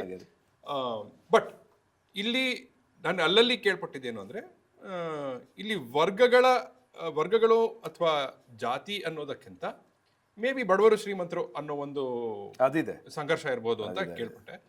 ಬಟ್ ಎನಿವೆ, ಅದು ಏನೇ ಕಾನ್ಫ್ಲಿಕ್ಟ್ ಇರಲಿ, ಹೀರೋ ತನ್ನ ಹಳ್ಳಿಗಾಗಿನೇ ತನ್ನ ಸಮಾಜಕ್ಕಾಗಿಯೇ ಏನೋ ನಿಲ್ತಾನೆ ಪ್ರತಿನಿಧಿಯಾಗಿ, ಯಾವುದೋ ಒಂದು ಕಾರಣಕ್ಕಾಗಿ ಅಂತ. ಪ್ಲಸ್ ಕೊನೆಯಲ್ಲಿ ಹೀರೋ ಗೆಲ್ತಾನೆ. ಇಲ್ಲಿ ವಿಲ್ಲನ್ ಅಂತ ಇಲ್ಲದೆ ಇರಬಹುದು, ಹೀರೋ ಗೆಲ್ತಾನೆ ಇಲ್ಲತಾನೆ. ಸರಿ ಸರಿ.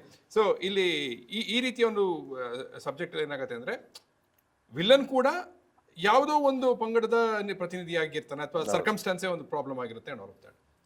ಸೊ ತಕ್ಕ ಮಟ್ಟಿಗೆ ಪ್ರೇಕ್ಷಕನಾದ ನನಗೆ ನೀವು ಆಲ್ರೆಡಿ ಹೇಳಿದ್ರಿ ಏನು ಎಕ್ಸ್ಪೆಕ್ಟೇಷನ್ಸ್ ಇಟ್ಕೋಬೇಡಿ ಅಂತ, ಬಟ್ ನಾನು ಕೇಳ್ತಾ ಇದ್ದೀನಿ, ಒಂದು ಈ ಕಥೆ ಹೀರೋ ಯಾವ್ದ್ರ ಬಗ್ಗೆ ಹೋರಾಡ್ತಾನೆ, ಯಾವ್ದ್ರ ವಿರುದ್ಧವಾಗಿ ಹೋರಾಡ್ತಾನೆ, ಕೊನೆಯಲ್ಲಿ ಏನಾಗುತ್ತೆ ಅಂತ. What more can be special? ನಾವು ಸರ್ ನಾವು ತುಂಬಾ ನೋಡ್ಬಿಟ್ಟಿದೀವಿ ಸರ್ ಅಂತ ನಾನು ಹೇಳ್ತೀನಿ. ನಿಮ್ಮನ್ನ ಒಳಗಡೆ ಕೂತಾಗ ನಾವು ಅಳಿಸ್ತೀವಿ, ನಿಮಗೆ ನಗಿಸ್ತೀವಿ, ನಿಮ್ಮನ್ನ ಒಂದು ಎಮೋಷ್ನಲ್ ನಿಮ್ಮನ್ನ ಟ್ರಾವೆಲ್ ಮಾಡಿಸ್ತೀವಿ ನಾವು. ಆಮೇಲೆ ಆ 2 ಗಂಟೆ 10 ನಿಮಿಷ ಕೂತ್ಕೊಂಡಾಗ ನಿಮ್ಗೊಂದು ಥ್ರಿಲ್ ಅಂತೂ ಕ್ರಿಯೇಟ್ ಮಾಡ್ತೀವಿ, ಒಂದು ಸಿನಿಮ್ಯಾಟಿಕ್ ಫೀಲ್ ಅಂತೂ ನಿಮ್ಗೆ ಇರುತ್ತೆ. 2 hours 10 minutes ಅಷ್ಟೇ. 2 hours 10 minutes ಅಷ್ಟೇ. ಆ 2 hours 10 minutes ನಿಮ್ಮನ್ನ ಆ ಕಡೆ ಈ ಕಡೆ ಅಲ್ಲಾಡ್ದಂಗೆ ನಾವು ಕೂರಿಸ್ತೀವಿ. ಆ ಎಂಗೇಜಿಂಗ್ ಅಂತೂ ನಾವು ಕೊಡ್ತೀವಿ. ಆ ಗ್ಯಾರಂಟಿ ಅಂತಿದೆ. ನಾವು ಸೌಂಡ್ ಡಿಸೈನ್ ಹಿಡಿದು, ಆಮೇಲೆ ಒಂದು DI ಹಿಡಿದು, CG ವರ್ಕ್ ಹಿಡಿದು, ಟೈಟಲ್ ಕಾರ್ಡ್ ಹಿಡಿದು, ಪ್ರತಿಯೊಂದ್ರ ಬಗ್ಗೆನೂ ನಾವು ಆ ಸ್ಟ್ಯಾಂಡರ್ಡ್ ಸೆಟ್ ಮಾಡಲೇಬೇಕು. ಆಮೇಲೆ ನನ್ನ ಕರಿಯರಲ್ಲಿ ಇದುವರೆಗೂ ಏನಾಗಿದೆಯೋ ಅದನ್ನೆಲ್ಲ ಮೀರಿ ಒಂದು ಸಿನಿಮಾ ಆಗಲೇಬೇಕು ಅಂತ ತುಂಬ ಎಫರ್ಟ್ ಹಾಕಿ. ಆ್ಯಂಡ್ ನಾನು ಅಂದರೆ ನನ್ನನ್ನು ನಂಬೇಕಲ್ವ ನೀವು ಕೆಲವು ಸಲ, ಅಂದರೆ ಇಷ್ಟು ವರ್ಷ ಸಿನಿಮಾಗಳು ಮಾಡಿದ್ದೀನಿ ನಾನು. ಅಂದರೆ ಒಳ್ಳೆ ಪಾಯಿಂಟ್. ನನ್ನನ್ನು ನಂಬೇಕಲ್ವ. ಅಂದರೆ ಈಗ ನಾನೇನೋ ಫಸ್ಟ್ ಟೈಮ್ ಮಾಡ್ತಾ ಇದ್ದೀನಿ, ಇಲ್ಲ ಏನೋ ಸಿನಿಮಾಗಳು ಮಾಡ್ಬಿಟ್ಟಿದ್ದೀನಿ ಅಂದರೆ ಬೈಬೋದು ನನಗೆ, ನೀವು ಏನು ಹೇಳ್ತಾವೆ ಒಂದು ಮಾತಾಗಿ ಕೇಳಬೇಕು ಅಂತ. ಬಟ್ ನಾನೊಂದು ಅಷ್ಟು ವರ್ಷ ಮಾಡಿದ್ದೀನಿ, ಆ ಜರ್ನಿ ಇದೆ. ನನ್ನನ್ನು ನಂಬಿ ನೀವು ಥಿಯೇಟ್ರ್ ಒಳಗಡೆ ಬನ್ನಿ, ನಿಮ್ಗೆ 100% ನಾವು ಮೋಸ ಮಾಡಲ್ಲ. ಆಮೇಲೆ ನಾನು ಇವಾಗಲೂ ಹೇಳ್ತಾ ಇದ್ದೀನಿ, ಯಾರಿಗೂ ಈ ಸಿನಿಮಾನ ನಾನು ದುಡ್ಡು ಕೊಟ್ಟಿರಲಿ, ಕಮರ್ಷಿಯಲ್ ಕೊಟ್ಟಿರಲಿ, ಏನೇ ಕೊಟ್ಟಿರಲಿ, ನಾನು ಇದ್ರ ಮುಖಾಂತರ ಹೇಳ್ತೀನಿ, ನೀವು ಯಾರು ಪ್ರಮೋಟ್ ಮಾಡಬೇಡಿ ಸಿನಿಮಾ ಚೆನ್ನಾಗಿಲ್ಲ ಅಂದರೆ. ನಾನು ನಿಮಗೂ ಹೇಳ್ತಾ ಇದ್ದೀನಿ, ಅಂದರೆ ಅದಿಷ್ಟ ಆಗಿಲ್ಲ ಅಂದರೆ 100% ಪ್ರಮೋಟ್ ಮಾಡಬೇಡಿ. ಅದು ನಿಮ್ಗೆ ಆನೆಸ್ಟಾಗಿ ಅನಿಸಿದ್ರೆ ನೀವು ರಿವ್ಯೂ ಮಾಡೋದ್ರಲ್ಲಿ ಅರ್ಥ ಇದೆ. ಇಲ್ಲಾಂದರೆ ಅದು ರಿವ್ಯೂ ಮಾಡಿ ಏನು ಗೊತ್ತಾ, ಸತೀಶ್ ಅವ್ರು ಒಳ್ಳೇದಾಗ್ಬಿಡ್ಲಿ ಅಂತ ಮಾಡೋದು ಬೇಡ. ಏನೋ ಮಾಡಿಬಿಟ್ಟಿದ್ದಾರೆ, ಎಷ್ಟು ಕಷ್ಟಪಟ್ಬಿಟ್ಟಿದ್ದಾರೆ, ಅದು ಬೇಡ ನಮಗೆ. ಆ ಕ್ರೆಡಿಟ್ ಬೇಡ ನಮಗೆ. ನಮಗೆ ಕ್ರೆಡಿಟ್ ಬೇಕಾಗಿರೋದು ನಮ್ಮ ಸಿನಿಮಾ ಇಷ್ಟ ಆಯಿತಾ, ಆವಾಗ ನೀವು ನಿಜವಾಗ್ಲೂ ಮಾತಾಡಿ, ಅದು ನಮ್ಗೆ ಖುಷಿ ಕೊಡುತ್ತೆ. ನಾಟ್ ಬಿಕಾಸ್ ಆಫ್ ಕೆಲವು ಕಂಡೀಷನ್ಸ್ ಮೇಲೆ ಅದನ್ನು ಮಾಡೋದ್ರಲ್ಲಿ ಅರ್ಥನೇ ಇಲ್ಲ ಅಂತ ನನಗೆ ಅನಿಸ್ತದೆ. ಅಂದರೆ ಆ ಗೆಲುವು ಆಗಬಾರ್ದು ಇದು. ಯಾಕೆಂದರೆ ಅಶೋಕ ಅನ್ನೋದು ತುಂಬ ಅಂದರೆ ಪ್ರಾಮಾಣಿಕವಾಗಿ ಚೆನ್ನಾಗಿ ಒಂಥರ ಭಾಳ ಪ್ರೀತಿಯಿಂದ ಸಿನಿಮಾ ಮಾಡಿದ್ದೀವಿ ಇದನ್ನ. ಅಂದರೆ ಆ ಗೆಲುವು ಇದು ಅಶೋಕ ಆಗಬಾರ್ದು ಅಂತ ನನ್ನ ಆಸೆ. ಅಂದರೆ ಅದಕ್ಕೆ ನಾನು ಆಂಧ್ರದಲ್ಲಿ ರಿಲೀಸ್ ಆಗ್ತಾಯಿದ್ದೆ, ಈಗ ತಮಿಳ್ನಾಡಲ್ಲಿ ರಿಲೀಸ್ ಆಗ್ತಿದೆ. ನನಗೆ ಎಲ್ಲ ಕಡೆನೂ ಗೆದ್ದರೆ ಅದು ಬೇರೆ ಥರನೇ ಆಗುತ್ತೆ. ಅಂದರೆ ಓಕೆ, ಈ ಹುಡುಗರ ಎಫರ್ಟು, ಈ ಹುಡುಗರ ಶ್ರಮ, ಓಕೆ ಇವ್ರ ಜೊತೆ ನಿಂತ್ಕೋಬೇಕು ನಾವು ಅಂತ ಇನ್ನೊಂದಷ್ಟು ನಮ್ಮ ಜೊತೆ ಬರ್ತಾರೆ. ನೀವು ಆಗ್ಬೋದು, ಫಾರ್ ಎಕ್ಸಾಂಪಲ್ ಯಾರ್ಯಾರು ಇರ್ತಾರೆ ನಮ್ಮನ್ನು ಪ್ರೀತಿಸೋರು, ಅವರೆಲ್ಲರೂ ನಮ್ಮ ಜೊತೆಗೆ ಬರ್ತಾರೆ. ಹಾಗಾಗಿ ನಂಬಿಕೆ ಹುಸಿಯಾಗಬಾರ್ದು ಅಂತ ನಾನು ಅನ್ಕೋತಾ ಇದ್ದೀನಿ. Very nice. ಇಲ್ಲ, ಚೆನ್ನಾಗಿ ಹೇಳಿದ್ರಿ. ಅಂದರೆ ನೀನಾಸಂ ಸತೀಶ್ ಚಿತ್ರ ಗೆದ್ಬಿಡ್ಲಿ ಅಂತ ಸಪೋರ್ಟ್ ಮಾಡಬೇಡಿ, but at the same time ನನ್ನ ಬಾಡಿ ಆಫ್ ವರ್ಕ್ ಅನ್ನು ನೋಡಿ. ಹೌದು, ನನ್ನ ಮೇಲೊಂದು ನಂಬಿಕೆ ಇದೆ ಅಲ್ವಾ, ಆ ನಂಬಿಕೆಯನ್ನು ಇಟ್ಕೊಂಡು ಬನ್ನಿ ಅಂತ. ಚೆನ್ನಾಗಿದೆ. ವಯಲೆನ್ಸ್ ಅದೊಂದೇನ ಉತ್ತರ ಯಾವುದೇ ಒಂದು ಕಾನ್ಫ್ಲಿಕ್ಟ್ ಅನ್ನ ಅಲ್ಲ, ಈ ಕತೆಗೆ ಸ್ವಲ್ಪ ಅದು ಬೇಕಿತ್ತು ನಮಗೆ. ಅಂದ್ರೆ ಈ ಕತೆ ಅದನ್ನ ಕೇಳುತ್ತೆ. ಅಂದ್ರೆ ಈಗ ಒಂದೊಂದು ಕತೆನ ಒಂದೊಂದು ಥರ ಮಾಡ್ತೀವಿ ನಾವು. ಅಂದ್ರೆ ಒಂದು ಕತೆ ಮಾಡ್ಬೇಕಾದ್ರೆ ಒಂದೊಂದು ರೀತಿ ಇರುತ್ತೆ. ಅಂದ್ರೆ ಅದನ್ನ ಯಾವ ಥರ ಡಿಸೈನ್ ಮಾಡ್ಕೋತೀವಿ ನಾವು, ಅಂದ್ರೆ ಯಾವ ಥರ ಹೋಗ್ತೀವಿ ನಾವು ಅನ್ನೋದು. ಅಂದ್ರೆ ಇದರಲ್ಲಿ ಈ ಸಿನಿಮಾದಲ್ಲಿ ವೈಲೆನ್ಸೇ ಪ್ರಮುಖ ಪಾತ್ರ ಅಲ್ಲ. ಇದರಲ್ಲಿ ತುಂಬ ಟಚ್ ಆಗುವಂಥ ಸಾಕಷ್ಟು ದೃಶ್ಯಗಳಿದ್ದಾವೆ. 80% ಆಫ್ ದಿ ಸಿನಿಮಾನ ನಾವು ವೈಲೆನ್ಸ್ ಇಲ್ದೇ ಕೂರಿಸ್ತೀವಿ. ನಿಮಗೆ ಫಸ್ಟ್ ಹಾಫಲ್ಲಿ ಎಲ್ಲೂ ವೈಲೆನ್ಸ್ ಇಲ್ವೇ ಇಲ್ಲ, ಹಂಗೆ ಕೂರಿಸ್ತೀವಿ ನಿಮ್ಮನ್ನ, ಸ್ಟ್ರಾಂಗಾಗಿ ಕೂರಿಸ್ತೀವಿ, ಕತೆ ಮುಖಾಂತರನೇ ಕೂರಿಸ್ತೀವಿ ನಿಮ್ಮನ್ನ. ಅದು ನಮಗಿರೋ ಚಾಲೆಂಜು. ಆ ಚಾಲೆಂಜ್ ನಾನು ಆಲ್ರೆಡಿ ನಮ್ಮ ಫ್ರೆಂಡ್ ಒಬ್ಬರು ವಿಡಿಯೋ ಆ್ಯಕ್ಚುಲಿ ನನ್ನ ಹತ್ರ ಇದೆ, ಕದ್ದು ಶೂಟ್ ಮಾಡ್ಕೊಂಡಿದ್ದೆ. ನಾನು ಮಾತಾಡ್ಸ್ಬೇಕಾದ್ರೆ ಸುಮ್ಮನೆ ಹೇಳು ಹೆಂಗನಿಸ್ತು ಸಿನಿಮಾ ಅಂದ್ಬಿಟ್ಟು ಹಿಂಗೆ ಮೊಬೈಲ್ ಇಟ್ಕೊಂಡಿದ್ದೆ. ಅವ್ನಿಗೆ ಗೊತ್ತಿಲ್ಲ. ಆದರೆ ಅವ್ನ ರಿಯಾಕ್ಷನ್ ಎಲ್ಲ ಗೊತ್ತಾಗುತ್ತೆ ನನಗೆ. ಫಸ್ಟ್ ಹಾಫ್ ಏನು ಅನಿಸ್ತು ನಿನಗೆ ಅಂದಾಗ, ಎಲ್ಲರೂ ಫಸ್ಟ್ ಹಾಫ್ ಸೆಕೆಂಡ್ ಹಾಫ್ ನಿಲ್ಲಿಸಬೇಕು ಅಂತ ಫಸ್ಟ್ ಹಾಫ್ ಮಾಡ್ತಾರೆ. ನೀವು ಆದರೆ ಫಸ್ಟ್ ಹಾಫ್ನ ಇಷ್ಟು ಗ್ರಿಪ್ಪಿಂಗ್ ಆಗಿ ಮಾಡಿದ್ದೀರಾ. ಈ ಲೈಫು ನನ್ನಂತೂ ಹೇಳ್ತಾ ಇದ್ದೀನಿ, ನಿಮ್ಮ ಕರಿಯರಲ್ಲಿ ಇದೇ ಒಂದು ಒಳ್ಳೆ ಸಿನಿಮಾ, ನಿಮ್ಮದು ಬೆಸ್ಟ್ ಸಿನಿಮಾ ಇದೇನೆ ಅಂತ ಅವ್ರು ಹೇಳಿದ್ದು ನನ್ನ ಹತ್ರ ರೆಕಾರ್ಡ್ ಇದೆ. ಅದನ್ನು ಬಿಡ್ತೀನಿ ಆಚೆಗೆ. ಅಟ್ಲೀಸ್ಟ್ ನೋಡಿರೋರು ಯಾರೋ ಒಂದು ಹೇಳಿದಾಗ 4 ಜನಕ್ಕೆ ನಂಬಿಕೆ ಬರುತ್ತಲ್ಲ. ಇಲ್ಲ, ಇದು ಉತ್ಪ್ರೇಕ್ಷೆ ಆಗಿದ್ರೆ ನಾನು ಬಿಡ್ತಿರಲಿಲ್ಲ, 100% ಬಿಡ್ತಿರಲಿಲ್ಲ. ನನ್ನ ಸಿನಿಮಾಗಳನ್ನೇ ನಾನು ಫ್ರೈಡೇ ಮೇಲ್ಗಡೆ ಸ್ಯಾಟರ್ಡೆ ರಿಸಲ್ಟ್ ಸಿಗಲಿಲ್ಲ ಅಂದಾಗ ನಾನು ಪ್ರಮೋಷನ್ ಮಾಡಿಲ್ಲ. ನೀವು ಅಬ್ಸರ್ವ್ ಮಾಡೋದು ನನ್ನ ಕರಿಯರಲ್ಲಿ. ಜನ ಅಕ್ಸೆಪ್ಟ್ ಮಾಡಿದಾಗ ನಾ ಪ್ರಮೋಷನ್ಗೆ ಹೋಗಲ್ಲ. ಬಿಕಾಸ್ ಅವ್ರು ರಿಜೆಕ್ಟ್ ಮಾಡಿದ್ಮೇಲೂ ನಾವು ಹೋಗಿ ಕಿರ್ಚಾಡ್ತಾ ಇದ್ರೆ ಬಲವಂತ ಮಾಡಿ ಬನ್ನಿ ಅನ್ನೋಕ್ಕೆ ನಮ್ಗೆ ಯಾವ ರೈಟ್ಸು ಇಲ್ಲ. ಆಮೇಲೆ ನಮ್ಮ ಫ್ರಸ್ಟ್ರೇಷನ್ ಕಾಣುತ್ತಲ್ಲಿ, ಅದನ್ನು ನಾನು ಯಾವತ್ತೂ ಮಾಡಲ್ಲ. ಅದಕ್ಕೆ ಮುಂಚೆ ನಾನು ಏನು ಮಾಡಬೇಕು, ನಾನು ಎಷ್ಟು ಮಾಡಿಕೊಡ್ಬೇಕು ಪ್ರೊಡ್ಯೂಸರ್ಗೆ ಒಂದು ಸಿನಿಮಾಗೋಸ್ಕರ ನಾನು ಅದನ್ನು ಮಾಡ್ತೀನಿ. ಅದಾದಮೇಲೆ ನಮ್ಮ ಕೈಲಿರಲ್ಲ ಸಿನಿಮಾ. ಈಗ ಹುಡುಗರು ಟಿಕೆಟ್ ತೊಗೊಂಡು ನೋಡೋನಿಗೆ ನೀನು ನೋಡಲೇಬೇಕು, ಹೋಗಿ ತೊಗೊಂಡೋ ಅವ್ನಿಗೆ ಅರ್ಜೆನ್ಸ್ಬೇಕು. ಆ ಪೋಸ್ಟ್ ನೋಡಿನೋ, ಇಲ್ಲ ಒಂದು ಟ್ರೈಲರ್ ನೋಡಿನೋ, ಒಂದು ಟೀಸರ್ ನೋಡಿನೋ, ಅವ್ನಿಗೆ ಅನಿಸ್ಬೇಕಲ್ವ ಈ ಸಿನಿಮಾ ಒಳಗೆ ಬರಬೇಕು ಅಂತ. ಇಲ್ಲ, ಸಿನಿಮಾ ನೋಡಾದ್ಮೇಲೆ ಅವ್ನು ಯಾರಿಗಾರು ಹೇಳ್ಬೇಕಲ್ವ ಈ ಸಿನಿಮಾ ನೋಡು ಹೋಗಿ ಅಂತ. ಆ ಥರದಿಲ್ಲದಾಗ ನಾವು ಎಷ್ಟೇ ಬಾಯ್ ಪಡ್ಕೊಂಡ್ರು ಸಿನಿಮಾ ವರ್ಕೌಟ್ ಆಗಲ್ಲ. ಅಂದರೆ ನಾನು ನಂಬೋದೇನು ಗೊತ್ತಾ, ಪಬ್ಲಿಸಿಟಿ ಇವೆಲ್ಲವೂ ನಮ್ಮ 5% ಅಷ್ಟೇ ನಾನು ನಂಬೋದು. ಇನ್ನು ಉಳಿದ 95% ಸಿನಿಮಾನೇ. ಬೈದಿವೆ. ಇದೊಂದು ನ್ಯಾಚುರಲ್ ಕ್ವಶನ್ ಬಂದ್ಬಿಡುತ್ತೆ ಸರ್. ಈಗ ನಾವೆಲ್ಲರೂ ಪಾರ್ಟ್ 1 ಪಾರ್ಟ್ 2 ನೋಡಿರೋದ್ರಿಂದ ಇಲ್ಲಿ ರೈಸ್ ಅಂತ ಇಟ್ಟಿದಾರಲ್ಲ, ಆಮೇಲೆ ಇನ್ನೇನಾದ್ರೂ ಬರ್ತಾರ ಅಂತ? ಅಲ್ಲ, ಚಾನ್ಸ್ ಇದೆ ಆ ಕತೆಗೆ, ಅಂದ್ರೆ ಆ ಸಾಧ್ಯತೆಗಳಿದೆ. ಬಟ್ ಇಲ್ಲಿ ಎಂಡ್ ಮಾಡಿದೀವಿ ನೀಟಾಗಿ. ಅಂದ್ರೆ ಇದಕ್ಕೊಂದು ಎಂಡಿಂಗ್ ಕೊಟ್ಟಿದ್ದೀವಿ. ಅಂದ್ರೆ ಏನು ಕನ್ಫ್ಯೂಷನ್ ಏನು ಇಟ್ಟಿಲ್ಲ, ಕ್ಲಿಯರ್ ಆಗಿ ಒಂದು ಎಂಡಿಂಗ್ ಕೊಟ್ಟಿದ್ದೀವಿ. ಬಟ್ ಆ ಚಾನ್ಸಸ್ ತುಂಬಾ ಇದೆ. ಅಂದ್ರೆ ನೀವು ನೋಡಿದಾಗ ನಿಮ್ಗೆ ಅನ್ಸುತ್ತೆ, ಅಂದ್ರೆ ಮಾಡ್ಬೋದು, ಪಾರ್ಟ್ 2 ಮಾಡ್ಬೋದು ಅಂತ ಒಂದು ಅನ್ಸುತ್ತೆ. ಪಾರ್ಟ್ 2 ಶೂಟ್ ಮಾಡಿದ್ವಿ ನಾವು. ಆ್ಯಕ್ಚುಲಿ ಒಂದು ಸೀಕ್ವೆನ್ಸ್ ಶೂಟ್ ಮಾಡಿದ್ವಿ. ಶೂಟ್ ಮಾಡಿ ಕೂರ್ಸ್ ನೋಡಿದ್ವಿ ಎಂಡಿಗೆ. ಅದು ವರ್ಕ್ ಆಗಲಿಲ್ಲ ನಮಗೆ. ಈಗ ಸದ್ಯಕ್ಕೆ ವರ್ಕ್ ಆಗಲಿಲ್ಲ. ಅದು ಬೇಡ, ಅದು ಮಾಡಿ ಸಪ್ರೇಟ್ ಸಿನಿಮಾನೇ ಮಾಡಬೇಕು. ಅದು ಬಹುಶಃ ಅಕಸ್ಮಾತ್ ಈಗ ಇದೆಲ್ಲ ಆದ್ಮೇಲೆ ನಾವು ಪಾರ್ಟ್ 2ಗೆ ಅದನ್ನ ಟೀಸರ್ ಥರ ಬಿಡ್ಬೋದು. ಅಂದರೆ ಈ ಸಿನಿಮಾ ಆದ್ಮೇಲೆ ಬಿಡ್ಬೋದು ಅದನ್ನ. ಪಾರ್ಟ್ 2 ಸದ್ಯಕ್ಕಂತೂ ಈಗ ಸದ್ಯಕ್ಕೆ ಈಗ ಕತೆ ಏನು ಎಂಡ್ ಮಾಡಿದ್ದೀವೋ ಈ ಎಂಡಿಂಗಲ್ಲಿದೆ. ಇದು ಯಾವ ರೀತಿ ಆಗುತ್ತೆ ನೆಕ್ಸ್ಟ್ ಅನ್ನೋದ್ರ ಮೇಲೆ ಅದು ಡಿಪೆಂಡ್ ಆಗುತ್ತೆ. ಅಂದರೆ ಈ ಸಿನಿಮಾ ಕಮರ್ಷಿಯಲ್ ಏನಾಗುತ್ತೆ, ಹೆಂಗೆ ವರ್ಕ್ ಆಗುತ್ತೆ ಅನ್ನೋದ್ರ ಮೇಲೆ ಡಿಪೆಂಡ್ ಆಗುತ್ತೆ. ಅದು ಸತ್ಯ, ಅದು ಸುಮ್ಮನೆ ಸುಳ್ಳು ಹೇಳೋಕ್ಕಾಗಲ್ಲ. ಎಲ್ಲರೂ ಹಾಗೆ ಮಾಡೋದು. ಈ ಪಾರ್ಟ್ 1 ವರ್ಕ್ ಆದ್ರೆ ಪಾರ್ಟ್ 2 ಕೈ ಹಾಕೋದು. ಪಾರ್ಟ್ 1 ವರ್ಕ್ ಆಗಲಿಲ್ಲ ಅಂದ್ರೆ ಪಾರ್ಟ್ 2 ನೋಡೋಕೆ ಯಾರು ಬರ್ತಾರೆ? ಕರೆಕ್ಟ್, ಯಾರು ಬರಲ್ಲ. ಕರೆಕ್ಟ್. 70ರ ದಶಕ ಅಂತ ಹೇಳಿದಾಗ ಆ ಅಥೆಂಟಿಸಿಟಿಯನ್ನು ಹೇಗೆ ತರೋದು? ಇಲ್ಲಿವರೆಗೂ ಬಂದ ಎಲ್ಲ promotional material, like I go back to ಕಲ್ಯಾಣ ಬೇಗ ಅವ್ರಿಗೆ, ನಂಗೆ ತುಂಬಾ ಇಷ್ಟ ಆಯ್ತು ಅದು. ಅಲ್ಲಿ ನನಗೆ ಗೊತ್ತಾಗತ್ತೆ ಆ ಆಚಾರ ವಿಚಾರಗಳಿಂದಾನೇ ಅಥೆಂಟಿಸಿಟಿ ಬಂದ್ಬಿಡ್ತಾರೆ ನನಗೆ. ಆ ಕಾಲಕ್ಕೆ ಕರ್ಕೊಂಡು ಹೋಗ್ಬಿಟ್ರೆ ಬೇರೆ ಏನೇನ್ ಮಾಡ್ಬೇಕಾಗಿ ಬರುತ್ತೆ? ಓವರ್ ಆಲ್ ಸಿನಿಮಾ ಚಾಲೆಂಜಿಂಗ್ ಆಗಿತ್ತು ನಮಗೆ. ಏನಂದ್ರೆ ನಿಮಗೆ 70ರ ದಶಕ ಅಂದ ತಕ್ಷಣ ನಿಮ್ಗೆ ಹಳ್ಳಿನಲ್ಲಿ ಇದು ಕ್ಯಾಮ್ರಾ ಇಟ್ಟ ತಕ್ಷಣ ನಿಮಗೆ ಅಪ್ಡೇಟ್ ಆಗಿರೋ ಹಳ್ಳಿಗಳು ಇವಾಗೆಲ್ಲ ಬಿಲ್ಡಿಂಗ್ಗಳು ಬಂದ್ಬಿಟ್ಟಿದೆ. ಡಿಶ್ ಅದೆಲ್ಲ, ಆಮೇಲೆ ಪವರ್ ಕೇಬಲ್ಗಳು, ಇನ್ನೊಂದು ಮತ್ತೊಂದು ಎಲ್ಲ ಬಂದ್ಬಿಟ್ಟಿದೆ. ನಮಗೇನಂದ್ರೆ ತುಂಬಾ ಪವರೇ ಬರದೇ ಇರೋ ಊರು ಹಳ್ಳಿ ಇರುತ್ತಲ್ಲ, ಆ ಥರ ಊರನ್ನ ತೋರಿಸ್ಬೇಕು ಅಂತ ನಮ್ಗೆ ಚಾಲೆಂಜ್ ಇತ್ತು. ನಮಗೆ ಎರೇಸಿಂಗೇ ಬಂದು ಹೆಚ್ಚು ಕಡಿಮೆ 1400 ಶಾಟ್ ಎರೇಸಿಂಗ್ ಇತ್ತು. ಅಂದರೆ ಲೈಟ್ ಕಂಬ ಹೋಗಿರೋದು, ಒಂದು ಬೋರ್ಡ್ ಇರೋದು, ಅಥವಾ ಮಾಡರ್ನ್ ಆಗಿರೋದು ಯಾವುದೋ ಒಂದು ವಿಷಯ, ಅಥವಾ ಏನೋ ಒಂದು ಗ್ರೀನ್ ಮ್ಯಾಟ್ ಬಂದು ಏನೋ ಒಂದು ತಂತಿ ಬೆಲೆಗೆ ಒಂದು ಗ್ರೀನ್ ಬಟ್ಟೆ ಹಾಕ್ಬಿಟ್ಟಿರ್ತಾರೆ, ಅಥವಾ ಇನ್ನೆಲ್ಲ ಶೂಟ್ ಮಾಡಬೇಕಾದ್ರೆ ಯಾವುದೋ ಒಂದು ಬಿಲ್ಡಿಂಗ್ ಕಾಣ್ತಾ ಇರುತ್ತೆ ಪಾಶ್ ಆಗಿರೋದು, ಅಥವಾ ಇನ್ನೆಲ್ಲ ಮಾಡ್ತಿರ್ಬೇಕಾದ್ರೆ ಯಾವುದೋ ಒಂದು ಕಾರ್ ಪಾಸ್ ಆಗ್ಬಿಟ್ಟಿರುತ್ತೆ, ಇನ್ನೇನಾಗ್ಬಿಟ್ಟಿರುತ್ತೆ. ಈ ಥರ ನಮಗೆ ಅಂದರೆ ಎರೇಸಿಂಗ್ ಪಾರ್ಟೇ ಸಿಕ್ಕಾಬಿಟ್ಟು 1400 ಶಾರ್ಟ್ಸ್ ಇತ್ತು ನಮಗೆ. CGಗೆ ನಮಗೆ ತುಂಬ ಮ್ಯಾಕ್ಸಿಮಮ್ ಅಂದರೆ ಒಂಥರ ಬಜೆಟ್ ಆಗಿದ್ದು, ನಮಗೆ ಜಾಸ್ತಿ ಬಜೆಟ್ ಆಗಿ CGಗೆ. ಅದಾದ್ಮೇಲೆ ಎಕ್ಸ್ಟೆನ್ಷನ್ಗಳಿತ್ತು. ನೀವು ಏನು ನೋಡ್ತಾ ಇದ್ರೆ ಯಾಕೋ ಸಾಂಗಲ್ಲಿ ಫ್ಲವರ್ ಫೀಲ್ಡ್ಗಳೆಲ್ಲ ನಾವು ಶೂಟ್ ಮಾಡೋದು ಅರ್ಧ ಎಕರೆ ಅಷ್ಟೇ. ನಿಮ್ಗೆ ನೋಡಿರೋದು ನಮ್ಮ ಒರಿಜಿನಲ್ ಆಗಿದ್ದು ಆ ಊರಲ್ಲಿ. ನಿಮಗೆ ಇದು 100 ಎಕರೆ ಕ್ರಿಯೇಟ್ ಮಾಡಿದ್ದೀವಿ.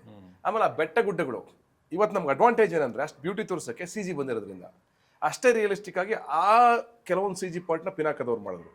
ಓಕೆ, ಚೆನ್ನಾಗಿ ಮಾಡಿಕೊಟ್ರು. ಆಮೇಲೆ ಕೆಲವೊಂದೆಲ್ಲ CG ವರ್ಕ್ಗಳು ಇನ್ನೂ ತುಂಬ ಇದೆ. ನೀವು ಸಿನಿಮಾ ನೋಡಿದಾಗ ಗೊತ್ತಾಗುತ್ತೆ. ಕೆಲವೊಂದು ಸೀನ್ಗಳಿಗೆಲ್ಲ CG ವರ್ಕ್ಗಳು ಭಾಳ ರಿಯಲಿಸ್ಟಿಕ್ CG. ಇಡೀ ಸಿನಿಮಾ ನಮ್ಮದು ಇವ್ರು CG ಮಾಡಿದಾರಾ ಅಂತ ಅನ್ಸುತ್ತೆ. ಎಲ್ಲೂ ಗೊತ್ತಾಗಲ್ಲ ನಿಮಗೆ CG. ಫಾರ್ ಎಕ್ಸಾಂಪಲ್, ಹೀರೋಯಿನ್ ಬಂದು ನಿಂತ್ಕೊಂಡಾಗ ಹಿಂದ್ಗಡೆ ಒಂದು ಇದು ಜಲಪಾತ ಬೀಳ್ತಾ ಇದೆ, ಅದೆಲ್ಲ CG. ಹೌದು.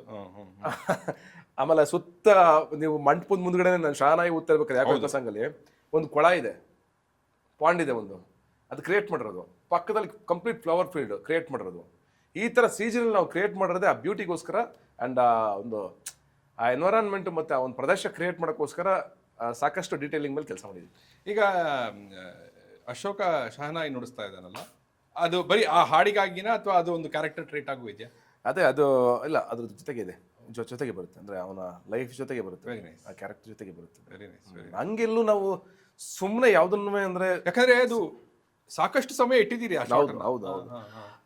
ಅದೇನಾಗ್ಬಿಡುತ್ತೆ ಸಿನಿಮ್ಯಾಟಿಕ್ ಅಂತ ಇಲ್ಲಿ ಏನು ಈಗ ಒಂದು ಏನಾಗುತ್ತೆ ಅಂದರೆ, ನಾವು ಸಿನಿಮಾ ಮಾಡಬೇಕಾದ್ರೆ ಕೆಲವೊಂದು ಸಿನಿಮಾಗಳನ್ನ ನಾವು ಕಮರ್ಷಿಯಲ್ ಆಡಿಯನ್ಸ್ ದೃಷ್ಟಿಯಿಂದ ಅಂತ ಯೋಚನೆ ಮಾಡ್ತೀವಿ. ಕೆಲವೊಂದು ಸಿನಿಮಾಗಳನ್ನ ಇಲ್ಲ, ಈ ಕತೆ ಹಿಂಗೆ ಇರಬೇಕು, ಇದಿಷ್ಟೇ ಆಗಬೇಕು, ಹಿಂಗೆ ಬರಬೇಕು, ಇದು ಆನೆಸ್ಟಾಗೆ. ಇಲ್ಲೆಲ್ಲೂ ನಾವು ಏನನ್ನು ಯೋಚನೆ ಮಾಡ್ದೇನೆ, ಪೂರ್ವಪರ ಯೋಚನೆ ಮಾಡ್ದೇನೆ, ಅಥವಾ ಮುಂದಿನ ಯೋಚನೆ ಮಾಡ್ದೇನೆ, ಅಥವಾ ಆಡಿಯನ್ಸ್ ಬಗ್ಗೆ ಯೋಚನೆ ಮಾಡ್ದೇನೆ ಸಿನಿಮಾ ಮಾಡೋದು ಒಂಥರ. ನಾವೆಲ್ಲೂ ಅದನ್ನು ಯೋಚನೆ ಮಾಡಿಲ್ಲ ನಾವು ಕಮರ್ಷಿಯಲ್ ಅಂತ. ಆದರೆ ಇಡೀ ಸಿನಿಮಾ ಒಟ್ಟಾರೆ ಕಮರ್ಷಿಯಲ್ ಸಿನಿಮಾನೇ. ಅದ್ರ ಕಟ್ಟಬೇಕಾದ್ರೆ ನಾವು ಇದಿದ್ರೆ ಹೀರೋಗೆ ಇದು ವರ್ಕ್ ಆಗುತ್ತಾ, ಇದಿಟ್ಟರೆ ಸುಮ್ಮನೆ ಶಾರ್ಟ್ ಬ್ಯೂಟಿಗೋಸ್ಕರ ಒಂದು ಶಹನಾಯಿ ಥರದ, ಇಲ್ಲಿ ಮ್ಯೂಸಿಕ್ಗೋಸ್ಕರ ಶಹನಾಯಿ ಥರದ, ಆ ಥರದ್ದು ಯಾವುದೂ ತಂದಿಲ್ಲ. Very nice. ನೀವು ಡ್ಯಾನ್ಸ್ನ ಸೀರಿಯಸ್ ಆಗಿ ಫಿಲ್ಮಿ ಆಗಿ ಸಿನಿಮ್ಯಾಟಿಕ್ ಆಗಿ ಮಾಡಕ್ಕೆ ಶುರು ಮಾಡಿದ ಅಯೋಗ್ಯದಲ್ಲ, ಲೂಸಿಯಾದಲ್ಲೂ ಇತ್ತು. ಅದು ಸರಿ. ಲೂಸಿಯಾದಿಂದ ಇದರಲ್ಲಿ ಇವತ್ತಿನ ಕಾಂಟೆಂಪ್ರರಿ ಸ್ಟೆಪ್ಸ್ ಅದೆಲ್ಲ ಬಂದಿದ್ದು ನನ್ನ ಪ್ರಕಾರ ಅಯೋಗ್ಯದಲ್ಲಿ ಜಾಸ್ತಿ. ಅಂದ್ರೆ ಪರ್ಫೆಕ್ಟ್ ಒಂದು ಕಮರ್ಷಿಯಲ್ ಆಗಿ ಶುರು ಮಾಡಿದ್ದು ಅಯೋಗ್ಯದಿಂದ ಶುರು ಮಾಡಿದ್ದು. ಆದ್ರೆ ನಾನು ಬೇಸಿಕಲಿ ಯಾವತ್ತು ಏನು ಈ ಸಿನಿಮಾ ಡ್ಯಾನ್ಸ್ ಮಾಡಿದವನಲ್ಲ. ಅಂದ್ರೆ ಸಿನಿಮಾಗಿಂತ ಬರೋಕ್ಕಿಂತ ಮುಂಚೆ ಇಲ್ಲಿಗೆ ಬಂದ್ಮೇಲೆ ಎಲ್ಲ ಕಲ್ತಿದ್ದು. ಅಂದ್ರೆ ಇದಕ್ಕೋಸ್ಕರ ಲೂಸಿಯಾ ಟೈಮಿಂದನೇ ಒಂದು ಸ್ವಲ್ಪ ಪರ್ಸನಲ್ ಕೋಚ್ ಇಟ್ಕೊಂಡು ಪ್ರಾಕ್ಟೀಸ್ ಶುರು ಮಾಡಿದೆ.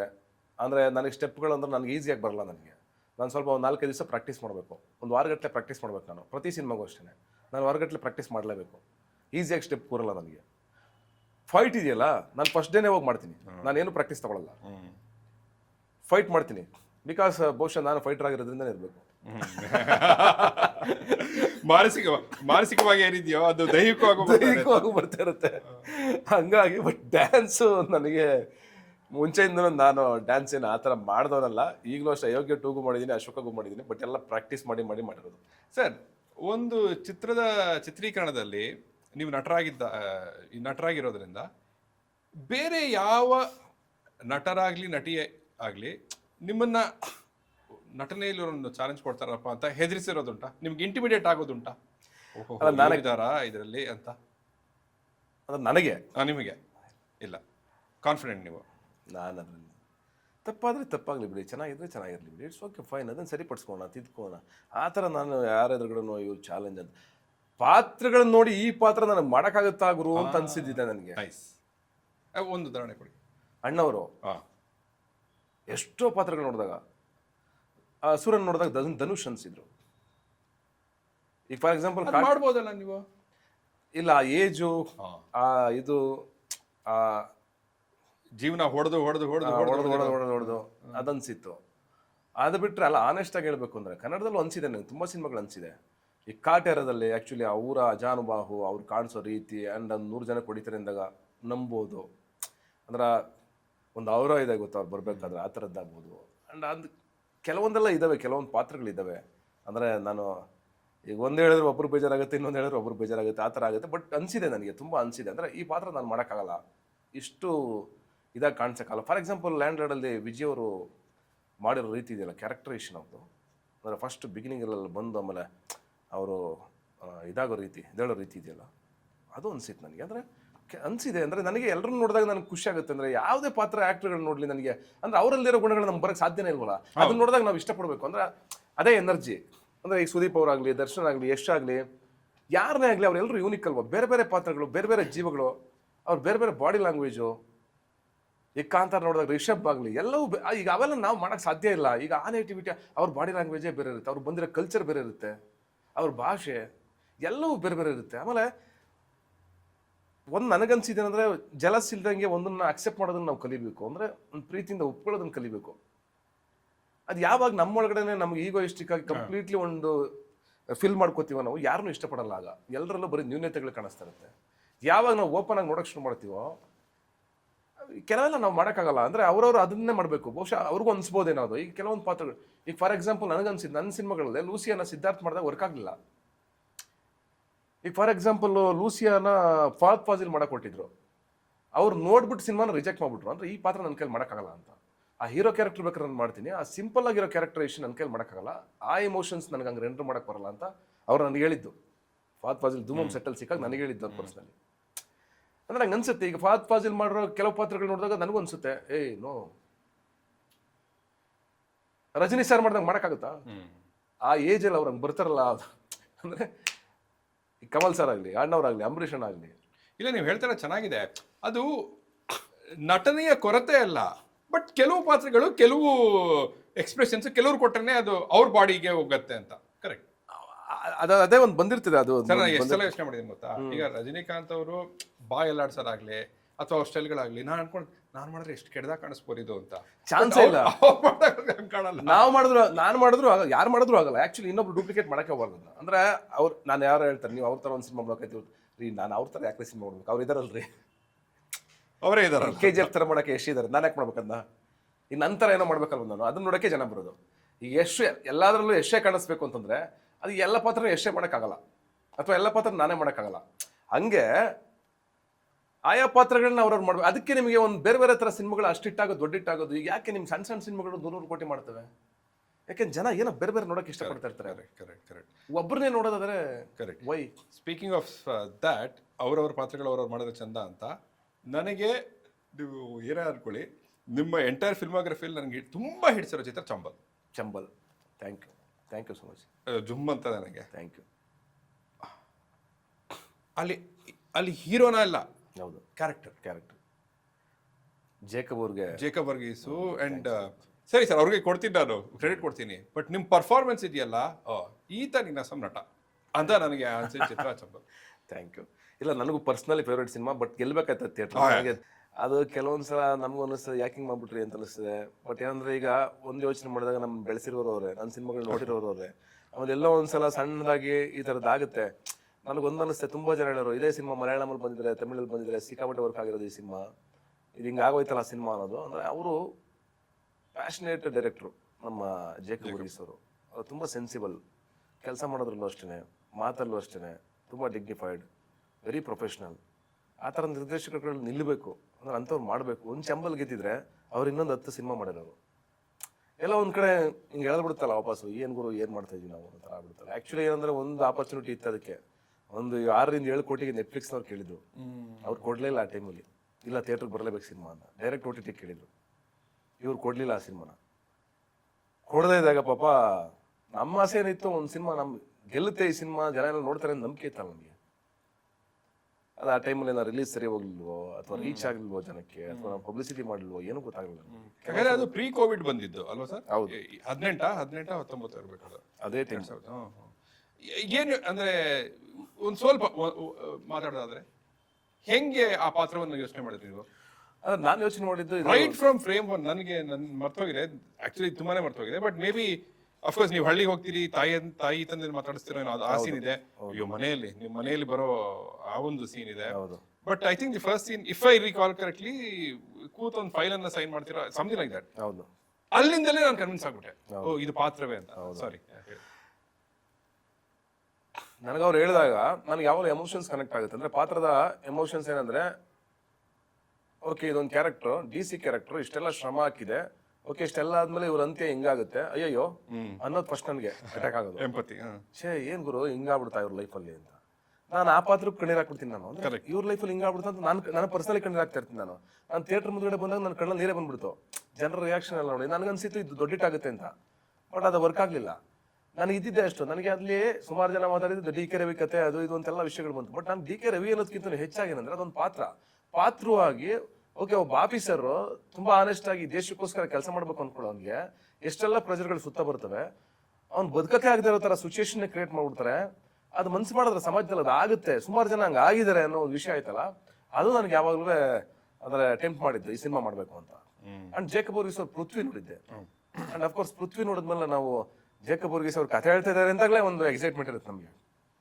ಆ ಖುಷಿನಲ್ಲೇ ಆ ಸಿನಿಮಾ ಮಾಡಿದ್ದು. ಅಂಡ್ ಅಷ್ಟೇ ಈಸಿಯಾಗಿ ಅಷ್ಟೇ ಚೆನ್ನಾಗಿ ಮುಗಿಸಿದ್ರು ಆ ಸಿನಿಮಾನ. ಆ ಕ್ಯಾರೆಕ್ಟರ್ ಇವತ್ತು ನನಗೆ ಪರ್ಸನಲಿ ಕಾಡುವಂತ ಕ್ಯಾರೆಕ್ಟರ್ನೇ. ಅಂದ್ರೆ ಕೆಲವೊಂದು ಮಾತುಗಳ ತುಂಬಾ ಡೇರಿಂಗ್ ಆಗಿದೆ. ಅಂದ್ರೆ 3 ಜನ ಎಲೆಕ್ಷನ್ ನಿಲ್ತಾರೆ, 3 ಜನ ಕಳ್ಳರು, ಅದ್ರಲ್ಲಿ ಯಾರು ವೋಟ್ ಹಾಕ್ಬೇಕು ಡಿಸೈಡ್ ಮಾಡೋದು ನಮ್ಮ ಕರ್ಮ ಅಂತ. ಅಷ್ಟು ಬೋಲ್ಡ್ ಆಗಿ ಮಾತಾಡಕ್ಕೆ ಅವಕಾಶ ಇರೋದು ಸಿನಿಮಾದಲ್ಲಿ. ಅಂದ್ರೆ ಅಂತವೆಲ್ಲ ಗೆದ್ರೆ ಇನ್ನೂ ನನಗೂ ತುಂಬಾ ಖುಷಿ ಆಗುತ್ತೆ. ಅಂದ್ರೆ ಸಮ್ಟೈಮ್ಸ್ ಅದು ನಮ್ಮನ್ನು ಲೋ ಮಾಡುತ್ತೆ. ಅಂದ್ರೆ ಏನಂದ್ರೆ, ಒಂದು ಒಳ್ಳೆ ಸಿನಿಮಾ ಸೋತಾಗ, for example Kwatle Satisha theatre ಅಲ್ಲಿ ಇಟ್ಟಾಗ್ಲಿಲ್ಲ. ಈಗ ಎಲ್ಲೋದ್ರೂ ಕ್ವಾಟ್ಲೆ ಸತೀಶ ಅಷ್ಟು ಜನ ನೋಡಿದಾರೆ ಸಿನಿಮಾನ. ಅಂದ್ರೆ ನಮ್ಗೆಲ್ಲ ಒಂದ್ ಕಡೆ ಅದಾದ್ರೆ ಪಾಪ ಇನ್ನೂ ಪ್ರೊಡ್ಯೂಸರ್ಸ್ ನಾವು ಏನೋ ಧೈರ್ಯ ಮಾಡ್ಬೋದಲ್ಲ. ಅಂದ್ರೆ ಆ ತರ ಸಿನಿಮಾ ಮಾಡಕ್ಕೆ ಬರುತ್ತಲ್ಲ, ಇನ್ನು ಶಕ್ತಿ ಬರುತ್ತೆ. ಅದೇ ರೀತಿಯ ಒಂದು ಚಿತ್ರ ನೀವು ಪ್ರೆಸೆಂಟ್ ಮಾಡಿದ ಚಿತ್ರ, ನಾನು ಎಲ್ಲೆಡೆ ಮಾತಾಡ್ಕೊಂಡ್ ಬರ್ತಿರೋ ಚಿತ್ರ. ಪ್ರತಿಯೊಬ್ಬ ರಿವ್ಯೂವರನು ವರ್ಷದ ಅಂತ್ಯದಲ್ಲಿ ತನ್ನ ಟಾಪ್ 5 ಫಿಲ್ಮ್ಸ್ ಆ ತರ ಮಾಡೋದುಂಟು. ನನಗೆ ಆ ಟಾಪ್ 5 ಅಲ್ಲಿ ಹೆಬ್ಬುಲಿ ಕಟ್ ಇದ್ದೇ ಇತ್ತು. ಎಲ್ಲಾ ಕಡೆ ಹೆಬ್ಬುಲಿ ಕಟ್ ಬಗ್ಗೆ ಮಾತಾಡ್ಕೊಂಡ್ ಬಂದಿದ್ದೀನಿ. ಮೊನ್ನೆ ಕೂಡ ಅವ್ರು ಯಾರೋ ಇಂಟರ್ವ್ಯೂನಲ್ಲಿ ಸಿಕ್ಕಿದ್ರು, ಅದಕ್ಕೆ ಕ್ಯಾಮ್ರಾ ಮಾಡಿದವರು, ಹೆಸರು ನೋಡ್ತಿತ್ತು. ಅದನ್ನು first of all what did you like about that film? ಅಲ್ಲ, ನಾನು ಎಲ್ಲನೂ ಮೀರಿ ಏನು ಗೊತ್ತಾ, ಆ ಕ್ರಾಫ್ಟ್ ತುಂಬಾ ಇಷ್ಟ ಆಯ್ತು ನನಗೆ. ಅಂದ್ರೆ ಕತೆ ಹೇಳಿರೋ ರೀತಿ ಅವರು, ಆಮೇಲೆ ಅವರು ತುಂಬಾ ನಮ್ಮ ಹಿಡಿದಿಟ್ಟು ಕೂರಿಸ್ತಾರೆ ಥಿಯೇಟರ್ ಒಳಗಡೆ. ಆ 2.25 ಗಂಟೆ ನಮ್ಮನ್ನ 2.25 ಗಂಟೆ ಅಲ್ಲಾಡಕ್ಕೆ ಬಿಡಲ್ಲ ಅವರು. ಅಷ್ಟು ಟ್ರಾಜಿಡಿ. ಬಟ್ ಅದು ಕೊನೆಯ ತನಕ ನಮ್ಗೆ ಆ ಫೀಲ್ ಕೊಡೋದೇ ಇಲ್ಲ. ಲೈವ್ಲಿ ಆಗಿರ್ತಾರೆ. ಯಾಕೆ ಆ ಸಿನಿಮಾ ವರ್ಕ್ ಆಗಲಿಲ್ಲ ಅಂತ ಕೆಲವೊಂದು ಪ್ರಶ್ನೆಗಳಿಗೆ ನಮ್ಮ ಹತ್ರನೂ ಉತ್ತರ ಇರಲ್ಲ. ಅಂದ್ರೆ ಎಂತೆಂಥ ಸಿನಿಮಾಗಳು ಗೆಲ್ತವೆ, ಏನೇನೋ ಆಗ್ತವೆ. ಪಾಪ ಅಷ್ಟು ಆನೆಸ್ಟ್ ಆಗಿ ಹುಡುಗರು ಒಂದು ಒಳ್ಳೆ ಕತೆ ಹೇಳಿದ್ದಾರೆ. ಆ ಕತೆಗೆ ಯಾಕೆ ನಿಲ್ಲಲ್ಲ ನಾವು ಒಂದೊಂದ್ಸಲ ಅಂತ ಅನ್ಸ್ಬಿಡುತ್ತೆ ನನಗೆ. ನಾನು ಅಟ್ಲೀಸ್ಟ್ ಏನು ಗೊತ್ತಾ, ಅದು ಏನೋ ಒಂದು 5-6 ಕೋಟಿ ಕಲೆಕ್ಷನ್ ಅಲ್ಲ, ಒಂದು 50 ಲಕ್ಷ ಕಲೆಕ್ಷನ್ ಆದ್ರೂ ಬಂದಿದ್ರು ಆ ಹುಡುಗರು ತುಂಬಾ ಖುಷಿಯಾಗಿರೋರು. ಆಮೇಲೆ ಒಳ್ಳೆ ಮೇಕರ್ ಭೀಮರಾವ್, ಸಾಕ ಸೆನ್ಸಿಬಲ್ ಟೀಮ್. ಅದು ಮ್ಯೂಸಿಕ್ ಹೆಂಗಿದೆ, ಮ್ಯೂಸಿಕ್ ಅಷ್ಟು ಚೆನ್ನಾಗಿ ಮಾಡಿದಾರೆ ನವನೀತು. ಆ ಹುಡುಗರು ಪರ್ಫಾರ್ಮೆನ್ಸು ಯಾರೋ ಸಣ್ಣ ಧನುಷ್ ನೋಡ್ದಂಗೆ ಆಗುತ್ತೆ. ಇಲ್ಲ ಲೂಸಿಯಾದಲ್ಲಿ ನಾನಿದ್ನಲ್ಲ, ಅದರ ಇನ್ನೊಂದು ಸಣ್ಣ ವರ್ಷನ್ ತರ ಕಾಣ್ತಾನ ಹುಡುಗ. ಅಂತ ಆಕ್ಟರ್ಗಳು, ಆ ಹುಡುಗರುಗಳು ಸೆನ್ಸಿಬಿಲಿಟಿ ಇರೋರಲ್ಲ ನೋಡಿ. ಈಗ ಅವರೆಲ್ಲ ನೆಕ್ಸ್ಟ್ ಏನ್ ಮಾಡ್ಬೇಕು ಏನ್ ಗೊತ್ತಾ, ಒಂದು ಸಿನಿಮಾ ಚೆನ್ನಾಗಿದೆ ಅಂತ ನೀವೆಲ್ಲ ರಿವ್ಯೂ ಕೊಟ್ಟು ಎಲ್ಲ ಅಪ್ರಿಷಿಯೇಟ್ ಮಾಡಾದ್ಮೇಲೆ ಒಬ್ಬ ಡೈರೆಕ್ಟರ್ ಅಗೇನ್ ಮತ್ತೆ ಇನ್ನೊಬ್ಬ ಪ್ರೊಡ್ಯೂಸರ್ ಮನೆ ಮುಂದ್ಗಡೆ ನಂದೊಂದು ಸಿನಿಮಾ ಇದೆ, ನನ್ನ ಕತೆ ಕೇಳಿ ನಾನು ಸಿನಿಮಾ ಮಾಡ್ಬೋದು. ಆಕ್ಚುಲಿ ನಮ್ಮಂತವ್ರ ಹತ್ರ ದುಡ್ಡಿದ್ರೆ ಅವರೆಲ್ಲ ನೆಕ್ಸ್ಟ್ ಬರಬೇಕು. ನನ್ಗೆ ಯಾಕೆ ದುಡ್ಡು ಬೇಕು ಗೊತ್ತಾ, ನನಗೆ ಇದೇ ಕಾರಣಕ್ಕೆ ದುಡ್ಡು ಬೇಕು. ಬೇರೆ ಕಾರಣ ಅಲ್ಲ. ಅಂದ್ರೆ ಇಂಥ ನಿರ್ದೇಶಕರುಗಳು ಇರ್ತಾರಲ್ವಾ, ಯಾರಿಗೋ ಒಂದು ಸಿನಿಮಾ ಕೊಡ್ಬೋದು, ನಾನು ಒಂದು 50 ಲಕ್ಷ 1 ಕೋಟಿನ ಕೊಟ್ಟು ಈ ಸಿನಿಮಾ ಮಾಡಿ ಅಂತ ಒಂದು ಸಿನಿಮಾ ಕೊಡ್ಬೋದು, ಅದಕ್ಕೆ ದುಡ್ಡು ಬೇಕು ನನಗೆ, ಅದಕ್ಕೆ ಅಶೋಕ ಗೆಲ್ಬೇಕು. 100 ರೀಸನ್ಗಳಿರುತ್ತೆ ಒಂದು ಸಿನಿಮಾ ಗೆಲ್ಲೋದ್ರಿಂದ. ನಾನೇನು ಪಾಲಿಟಿಕ್ಸ್ಗೆ ಹೋಗ್ಬೇಕಾಗಿಲ್ಲ, ಅಥವಾ ನಾನೇನೋ ಬೇರೆ ದಂಧೆ ಮಾಡ್ಬೇಕಾಗಿಲ್ಲ. ನನಗಿರೋದು ಒಂದೇ ಉದ್ದೇಶ, ಸಿನಿಮಾಗಳು ಮಾಡಬೇಕು, ನಮ್ಮ ನೆಕ್ಸ್ಟ್ ಜನರೇಷನ್ ದಾಟಿಸ್ಬೇಕು, ಅಂಡ್ ಬರೋರಿಗೆ ದಾರಿನ ಓಪನ್ ಮಾಡಿಕೊಡ್ಬೇಕು. ನಮ್ಗೆ ಶಕ್ತಿನ ಜನ ಕೊಟ್ಟಿದ್ದಾರೆ, ನಮ್ಗೆ ಪ್ರಿವಿಲೇಜೇ ಇರಲಿಲ್ಲ, ನಮಗೆ ತಿನ್ನಕ್ಕೆ ಓದಾಡ್ತಾ ಇದೀವಿ, ಬಾಡಿ ಕಟ್ಟಕ್ಕೆ ಓದಾಡ್ತಾ ಇದೀವಿ, ಇವತ್ತು ಎಲ್ಲರೂ ಕೊಟ್ಟಿದ್ದಾರೆ. ಈಗ ಇನ್ನೊಂದು ಡೋರ್ ಓಪನ್ ಮಾಡ್ಬೇಕು ನಾವು. ಈಗ ನಮ್ಮ ಕರ್ತವ್ಯ ಇರೋದು ಅಷ್ಟೇನೆ. ಕರೆಕ್ಟ್. ಕಂಫರ್ಟ್ ಝೋನ್ ಬಂದಿದೀವಲ್ವಾ, ನಿದ್ದೆ ಮಾಡಕ್ಕೆ ಜಾಗ ಇದೆ, ಓಡಾಡಕ್ಕೆ ಕಾರ್ ಇದೆ, ಮನೆ ಇದೆ, ಊಟ ತಿಂಡಿ ಇದೆ, ಎಲ್ಲ ಇದೆಯಲ್ವಾ. ಇದಾದ್ಮೇಲೆ ಏನು ಕೆಲಸ? ಸರಿ, ನಿಂತರನೇ ಬರ್ತಾರೋ ಒಂದಷ್ಟು ಜನ ಹುಡುಗರುಗಳಿಗೆ ಡೋರ್ ಓಪನ್ ಮಾಡ್ಬೇಕಲ್ಲ ನಾವು, ಬನ್ನಿ ಬನ್ನಿ ಅಂತ. ಆ ಡೋರ್ ಓಪನ್ ಮಾಡೋ ಕೆಲಸ ಮಾಡುವ. ಅದಕ್ಕೆ ನಾನು ಹೆಬ್ಬುಲಿ ಕಟ್ಟಾಗ್ಲಿ ಎಲ್ಲ ಕಡೆ ಟ್ರೈ ಮಾಡ್ತಾ ಇದ್ದೀನಿ ನಾನು. ಅಂದ್ರೆ ಒಂದು ಡಿಯರ್ ವಿಕ್ರಮ್ ಮಾಡಿದ್ದಾಗ್ಲಿ ಅಥವಾ ಚಂಬಲ್ ಮಾಡಿದ್ದಾಗ್ಲಿ, ಚಂಬಲಲ್ಲೂ ನಾನು ಹೇಳಿದ್ದು ಪರ್ಸೆಂಟೇಜ್. ಇನ್ನೊಂದು ಇದೇ ರೀತಿಯ ಒಂದು ಸ್ಮಾಲ್ ಬಜೆಟ್ ಫಿಲ್ಮ್ ಸಪೋರ್ಟ್ ಮಾಡಿದ್ರಿ, ನಂಗೆ ಟಕ್ಕಂತ ನೆನಪಾಗ್ತಲ್ಲ ಸಿನಿಮಾನ, ವೃತ್ತ ಅಂತ ಒಂದು ಸಿನಿಮಾ. ವೃತ್ತ ಅಂತ ಒಂದು ಸಿನಿಮಾ ನನಗೆ ಇಷ್ಟ ಆಗಿತ್ತು. ಒಂಥರ ಲೂಸಿಯಾ ಟೀಮ್ ತರ ಅದು. ಆ ಹುಡುಗರು ಇಂಟ್ರೆಸ್ಟಿಂಗ್ ಆಗಿ ಮಾಡಿದಾರೆ ಸಿನಿಮಾನ. ಬಟ್ ಎಲ್ಲ ಅದನ್ನು ರಿಸೀವ್ ಆಗಲಿಲ್ಲ ನಮಗೆ. ಆವಾಗ ಅಂದ್ರೆ ನಾನು ಯಾರನ್ನು ಬ್ಲೇಮ್ ಮಾಡೋಕ್ಕಾಗಲ್ಲ, ಬಟ್ ಏನಾಗ್ತಿದೆ ಅಂತ ನಮಗೂ ಗೊತ್ತಾಗಲ್ಲ. Panic ಆಗ್ಬಿಡ್ತೀವಿ sometimes. ಓಕೆ, ಏನೋ ಮಾಡ್ಬೇಕಾಗಿತ್ತು, ಟ್ರೈ ಮಾಡ್ತಾ ಇದೀವಿ, ಓಕೆ ಇರಲಿ. ಫೋಟೋ ಕೂಡ ನಿಮಗೆ ಬಂದಿತ್ತಾ? ಫೋಟೋ ಆಕ್ಚುಲಿ ನಾನೇ ಮಾಡ್ಬೇಕಾಗಿತ್ತು. ಫೋಟೋ ನಾನು ಮಾಡ್ಬೇಕಾಗಿ ನಮ್ಮ ಪ್ರಕಾಶ್ ರಾಜ್ ಅವರು ಫೋನ್ ಮಾಡಿ ನನಗೆ, ಇಲ್ಲ ನಾನು ಮಾಡ್ತೀನಿ ಇದು ಅಂತಂದ್ರು. ಆಮೇಲೆ ಮಾಡಿ ಸರ್ ಅಂತಂದ್ರು. ಅವ್ರು ಕೇಳಿದ್ಮೇಲೆ ನಾನು ಬೇಡ ನಾನು ಡೈರೆಕ್ಟರ್ ಉತ್ಸವ್ ಜೊತೆ ಮಾತಾಡ್ತಾ ಇದ್ದೆ. ಇಲ್ಲ ಸರ್, ನೀನಾಸಂ ಸತೀಶ್ ಅವ್ರ ಜೊತೆ ಮಾತಾಡ್ತೀವಿ ಅಂತ ಹೇಳಿದ್ರು. ಆಗಿತ್ತು, ಎಲ್ಲ ಆಗಿ ನಾನು ರಿಲೀಸ್ ಮಾಡಕ್ಕೆ ರೆಡಿ ಆಗಿದ್ದೆ. ಅದಾದ್ಮೇಲೆ ಪ್ರಕಾಶ್ ರಾಜ್ ಅವ್ರು ಫೋನ್ ಮಾಡಿ ಬಿಟ್ಬಿಡೋದು, ನಾನು ಮಾಡ್ತೀನಿ ಅಂತಂದ್ರು.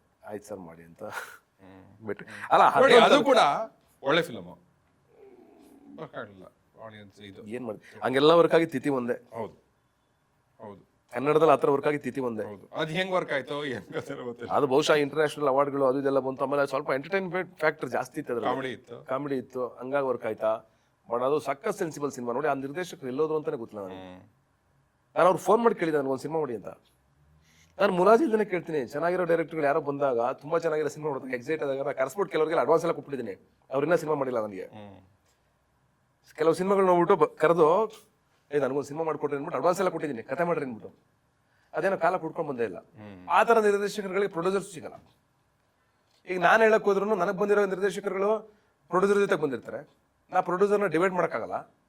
ಆ ಥರ ನಿರ್ದೇಶಕರುಗಳಿಗೆ ಈಗ ಭೀಮರಾವ್ ಸಿನಿಮಾ ಮಾಡ್ಬೇಕು, ನಾನು ನೆಕ್ಸ್ಟ್ ಮಾಡ್ಕೊಡ್ಬೇಕು ಪಾಪ ಏನಾರು ಒಂದು. ಹೌದು, ಅದೆಲ್ಲ ಅವರು ನೋಡ್ತಾ ಇದ್ದಾರೆ. ಅಶೋಕ ಗೆಲ್ಲಿ ಒಳ್ಳೇದಾಗ್ಬಿಟ್ರೆ ಸರ್ ನಮ್ಗೊಂದು ಸಿನಿಮಾ ಮಾಡ್ತಾರೆ ಅನ್ನೋ ಥರದ್ದೆಲ್ಲ ಆಸೆ ಇದೆ ಪಾಪ.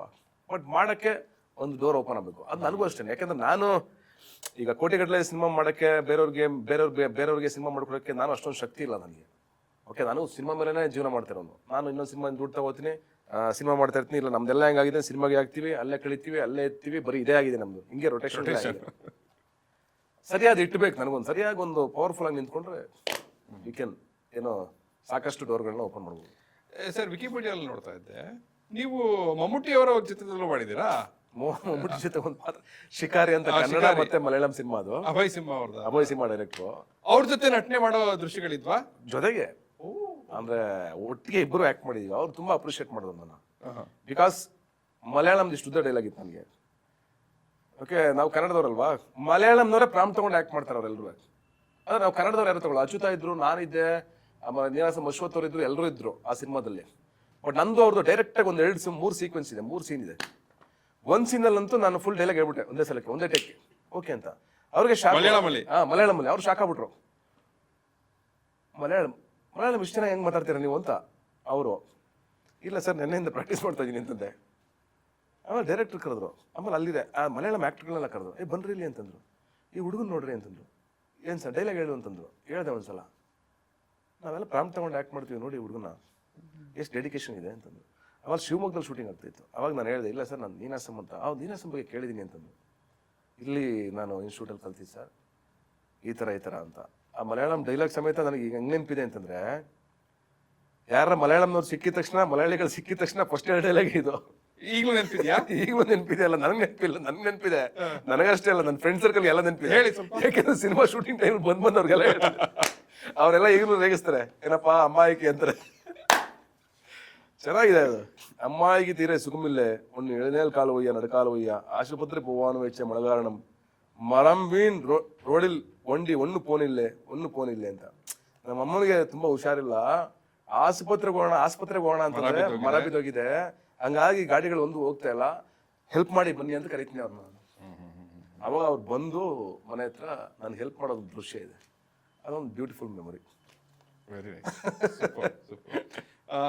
ಈಗ ಕೊನೆ ಪ್ರಶ್ನೆ, ಮೈ ನೇಮ್ ಇಸ್ ಸಿದ್ದೇಗೌಡನ ನೆಕ್ಸ್ಟ್ ಬರ್ತಾ ಇರೋದು, ಬಿಕಾಸ್ ನೀವು ನಿರ್ದೇಶನ ಮಾಡ್ತಾ ಇದ್ದೀನಿ ಅಂತ, ಅದೇನಾ? ಹೌದು ಅದೇನೆ. ಬಟ್ ಆದ್ರೆ ಈಗೆಲ್ಲ ತುಂಬಾ ಜನ ಮೈ ನೇಮ್ ಇಸ್ ಅಂತ ಇಡ್ತಾವ್ರೆ. ಬಟ್ ನಂಗೆ ಟೈಟ್ಲ್ ಚೇಂಜ್ ಮಾಡ್ಬೇಕಾ ಏನೋ ಒಂದು ಗೊತ್ತಿಲ್ಲ ಇನ್ನ. ಬಟ್ ಆ ಟೈಟ್ಲ್ ತುಂಬಾ ಚೆನ್ನಾಗಿ ಆಪ್ಟ್ ಆಗಿದೆ. ಅಲ್ಲಿ ಬರ್ದಿದ್ದೀನಿ, ದಯವಿಟ್ಟು ಯಾರು ಕಾಪಿ ಮಾಡ್ಬಿಡ್ರಪ್ಪ. ಮಾಡಲ್ಲ ಬಿಡಿ. ದೇರ್ ಇಸ್ ನೋ ಟುಮಾರೋ ಅಂತ ಟ್ಯಾಗ್ಲೈನ್ ಹಾಕಿದ್ದೀನಿ. ಅಂದ್ರೆ ನಾಳೆ ಅನ್ನೋದಿಲ್ಲ, ಇವತ್ತಿಗೆ ಬದುಕಬೇಕು ಅನ್ನೋದೇ ಆ ಕತೆ. ಒಟ್ಟಾರೆ ಕತೆನೇ ಅಷ್ಟು, ಸಿನಿಮಾ ಕತೆನೇ ಅಷ್ಟು. ನಾಳೆ ಅನ್ನೋದಿಲ್ಲ, ಇವತ್ತಿಗೆ ಬದುಕಬೇಕು ಅನ್ನೋದು ಮೈ ನೇಮ್ ಇಸ್ ಸಿದ್ದೇಗೌಡ. ತುಂಬಾ ಆಸೆ ಇಟ್ಕೊಂಡಿದ್ದೀನಿ ಮಾಡಬೇಕು ಅಂತ. I hope Ayogya two release ಆಗ್ತಿದ್ದಂಗೆ ಅದಕ್ಕೆ ಬಿಫೋರೇನೆ ಶೂಟಿಂಗ್ ಹೊರಟೋಗ್ತೀನಿ ಮೈ ನೇಮ್ ಇಸ್ ಸಿದ್ದೇಗೌಡಗೆ. ನಿಮ್ದೇ ಪ್ರೊಡಕ್ಷನ್ ಎಲ್ಲ ಆಗುತ್ತೆ ಅದು? ನಂದೇ ಪ್ರೊಡಕ್ಷನ್ ಆಗ್ಬೋದು. ಅಶೋಕ ಎಲ್ಲ ಚೆನ್ನಾಗಿ ಗೆದ್ರೆ ನಮ್ದೇ ಆಗ್ಬಿಡ್ತದೆ, ಗೆಲ್ಲಿಲ್ಲ ಅಂದ್ರೆ ಬೇರೆಯವ್ರು ಆಗ್ತಾರೆ. ಗೆಲ್ಲುತ್ತೆ ಅಂತ ಹೋಪಿದೆ. ಚೆನ್ನಾಗಿ ಬಂದಿದೆ ಸಿನಿಮಾ, ನೀವೆಲ್ಲ ಇಷ್ಟಪಡ್ತೀರಾ. ಖಂಡಿತ ಖಂಡಿತ. ಇಲ್ಲಿವರೆಗೂ ನಾನ್ ನೋಡಿರೋ ಟ್ರೈಲರ್ ಯಾವಾಗ ಬಿಡ್ತಾ ಇದ್ದೀರಾ? ಟ್ರೈಲರ್ 18ನೇ ತಾರೀಕು ಕನ್ನಡದಲ್ಲಿ, 20ನೇ ತಾರೀಕು ಹೈದರಾಬಾದಲ್ಲಿ ರಿಲೀಸ್. ಸರಿ ಸರಿ ಸರಿ. ನೀವು ತಮಿಳಿನಲ್ಲೂ ಒಂದು ಚಿತ್ರ ಮಾಡಿದ್ದೀರಾ, 2 ಮಾಡಿದ್ದೀರಾ? ತಮಿಳಲ್ಲಿ ಪಗೆವನು ಕೊರಳುವಾಯಿ ಅಂತ ಶಶಿಕುಮಾರ್ ಅವ್ರ ಜೊತೆ ಆಕ್ಟ್ ಮಾಡಿದ್ದೀನಿ. ಅದು ಒಂದೇ ಸಿನಿಮಾ. ಇನ್ನೊಂದು ಸೈನ್ ಮಾಡಿದ್ದೀನಿ ಈಗ. 2ನೇ ಸಿನಿಮಾ ಶೂಟಿಂಗು ಅದೇ ಮಾರ್ಚಿಂದ ಕೇಳ್ತಾ ಇದ್ದಾರೆ ಡೇಟು. Okay okay. ಅದೊಂದು ಶುರು ಆಗುತ್ತೆ. ಈಗ ಶಶಿಕುಮಾರ್ ಅವ್ರ ಫಿಲ್ಮ್ ಅಲ್ಲಿ ಆಂಟಗನಿಸ್ಟ್ ಪಾತ್ರವಾ ಅಥವಾ ಒಂಥರ ಇಬ್ರು ಹೀರೋನೇ? ಇಬ್ರು ಹೀರೋನೇ. ಇಬ್ರು ಒಟ್ಟಿಗೆ ಟ್ರಾವೆಲ್ ಆಗುತ್ತೆ. ಇಬ್ರು ಹೀರೋನೇ. ಅದು ಹೇಗಿತ್ತು ಸರ್ ಅನುಭವ? ಸಖತ್ತಾಗಿತ್ತು. ಅಂದ್ರೆ ತಮಿಳ್ ಫಸ್ಟ್ ಟೈಮ್ ಕೇಳ್ತಾ ಇದೀನಲ್ಲ, ಅಂದ್ರೆ ಯಾವುದು ಕನ್ನಡ ಲ್ಯಾಂಗ್ವೇಜ್ ಇದ್ದಂಗೆ ಒಂದ್ಸಲ ಹೊಸ ಲೋಕಕ್ಕೆ, ಒಂದು ಪ್ರಪಂಚಕ್ಕೆ ಹೋಗೋದು ಒಂದು ಹೊಸ ಅನುಭವ ಅಲ್ವಾ. ಅಲ್ಲಿ ಕಲ್ಚರು, ಅಲ್ಲಿ ನೇಚರ್ ಏನು, ಅವ್ರದ್ದು ಯಾವ ತರ ಯೋಚನೆಗಳು ಇದೆಲ್ಲ. ಆಮೇಲೆ ನನಗೆ ತಮಿಳ್ ಕಲಿಯಕ್ಕೆ ಒಂದು ಅವಕಾಶ ಆಯಿತು. ಅಂದ್ರೆ ಅಟ್ಲೀಸ್ಟ್ ಬೇಸಿಕ್ ತಮಿಳ್ ಕಲಿಯಕ್ಕೆ ಒಂದು ಚಾನ್ಸ್ ಸಿಕ್ತು ನನಗೆ. ಆಮೇಲೆ ಒಂದು ದೊಡ್ಡ ವಿಷಯ ಏನಂದ್ರೆ, ನಾನು ಯಾರೋ ಇಲ್ಲಿರೋನ್ನ ಅವರು ಕರ್ಕೊಂಡೋಗಿ ಆಕ್ಟ್ ಮಾಡಿಸೋದು ನಮಗೆ ದೊಡ್ಡ ವಿಷಯ. ಅವರೇ ಬಂದಿದ್ದು ಲೂಸಿಯಾ ನೋಡಿ ಬಂದಿದ್ದು. ಅದು ನಮಗೆ ಒಂಥರ ಖುಷಿ ವಿಷಯ. ಅಷ್ಟು ನಮ್ಮನ್ನ ಅಲ್ಲಿಂದ ಬಂದು ಕರ್ಕೊಂಡು ಹೋಗ್ತಿದ್ದಾರೆ ಅನ್ನೋದು. ಯಾರು ಕರ್ಕೊಂಡು ಹೋಗ್ತಾರೆ? ಒಂದು ಆಪರ್ಚುನಿಟಿ. ನಾನು ಅಲ್ಲಿಗೆ ಯಾರು ಅಲ್ಲ, ಅಂತ ಆಪರ್ಚುನಿಟಿ ಸಿಕ್ಕಿದಾಗ ನಾನು ಹೋಗದೆ ಇರೋಕ್ಕಾಗಲ್ಲ. ಹಂಗಾಗಿನೇ ನಾನು ಅದಕ್ಕೆ ಹೋಗಿದ್ದು. ಈಗ ನೋಡಿ, ಅದೇ ತರ ಮಾದೇವ ಸಾಂಗ್ ನೋಡಿ, ಪಗೆವನು ಕೊರಳುವಾಯಿ ನೋಡಿ, ಈಗ ಇನ್ನೊಂದು ಆಪರ್ಚುನಿಟಿ ಬಂದಿದೆ. ಇನ್ನೊಂದು ಸಿನಿಮಾ, ದೊಡ್ಡ ಪ್ರೊಡಕ್ಷನ್, ತಮಿಳಲ್ಲೇ, ಹೀರೋ ಆಗಿ, ಫುಲ್ ತಮಿಳೇ ಹೀರೋ ಆಗಿ, ಅಂದ್ರೆ ಇಂಡಿಪೆಂಡೆಂಟ್ ಹೀರೋ ಕಂಪ್ಲೀಟ್ಲಿ. ಈ ಥರದೊಂದು ಶುರು ಆಗಿದೆ. ಅದೊಂದು ಜರ್ನಿ ಶುರು ಆಗ್ತಿದೆ. ನೋಡೋಣ ಎಲ್ಲೆಲ್ಲಿ ಕರ್ಕೊಂಡು ಹೋಗುತ್ತೆ, ಹೋಗ್ತಾ ಇರೋದು. ನಾನು ಆ ಥರನೇ ಸ್ವಲ್ಪ ಅಂದ್ರೆ ಎಲ್ಲಾನು ಬ್ರೇಕ್ ಮಾಡ್ಕೊಂಡು ಮುಂದಕ್ಕೆ ಹೋಗ್ಬೇಕು ಅಂತ ಯೋಚನೆ ಮಾಡೋದು. ಎಲ್ಲಿಯೋ ನಿಲ್ಲದಿರು, ಮನೆಯನೆಂದು ಕಟ್ಟಿದಿರು, ಕೊನೆಯನೆಂದು ಮುಟ್ಟದಿರು, ಹೋಯ್ತಾ ಇರುವಂತ ಜಂಗಮರಾಗೆ. ಮನೆಯನೆಂದು ಕಟ್ಟದಿರು ಒಂದಿದ್ದಕ್ಕೆ ಯಾರೋ ಕಮೆಂಟ್ಗಳಲ್ಲಿ ನೋಡ್ತಿದ್ದೆ ಕೆಲವೊಂದು ಕಡೆ. ಮತ್ತೆ ಮನೆ ಕಟ್ಕೊಂಡಿದ್ರು ಕುವೆಂಪು ಅವರು ಅಂತಾರೆ. ಹಂಗೆಲ್ಲ ಕಟ್ಕೊಂಡು ಇಲ್ಲ, ಎಲ್ಲವನ್ನೂ ನಾವು ಅರ್ಥೈಸ್ಬೇಕೀಗ, ಹಾಗಾಗ್ತದೆ. But lovely lovely lovely. The rise of Ashoka, the rise of Ninasam Satish ಕೂಡ ಆಗ್ಲಿ. ಅದಕ್ಕೆ ಬೇಕಾದ ಶಕ್ತಿಯನ್ನ, ಬಲವನ್ನ, ಇನ್ನೂ ಹೆಚ್ಚು ನಂಬಿಕೆಯನ್ನ ಪ್ರೇಕ್ಷಕರಲ್ಲಿ ನಿಮ್ಮ ಮೇಲಿರೋ ನಂಬಿಕೆಯನ್ನ ಹೆಚ್ಚಿಸುವಂತಾಗ್ಲಿ.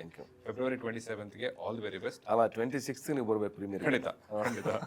ಎಸ್ ಎಸ್ ಖಂಡಿತ. ಅವತ್ತು ನಾನು ಹೇಳ್ತೀನಿ ನಿಮ್ಗೆ, ನೀವು ನಿಮ್ಗೆ ಅನಿಸ್ಲಿಲ್ಲ ಅಂದ್ರೆ ನೀವು ರಿವ್ಯೂ ಮಾಡ್ಬಿಡಿ.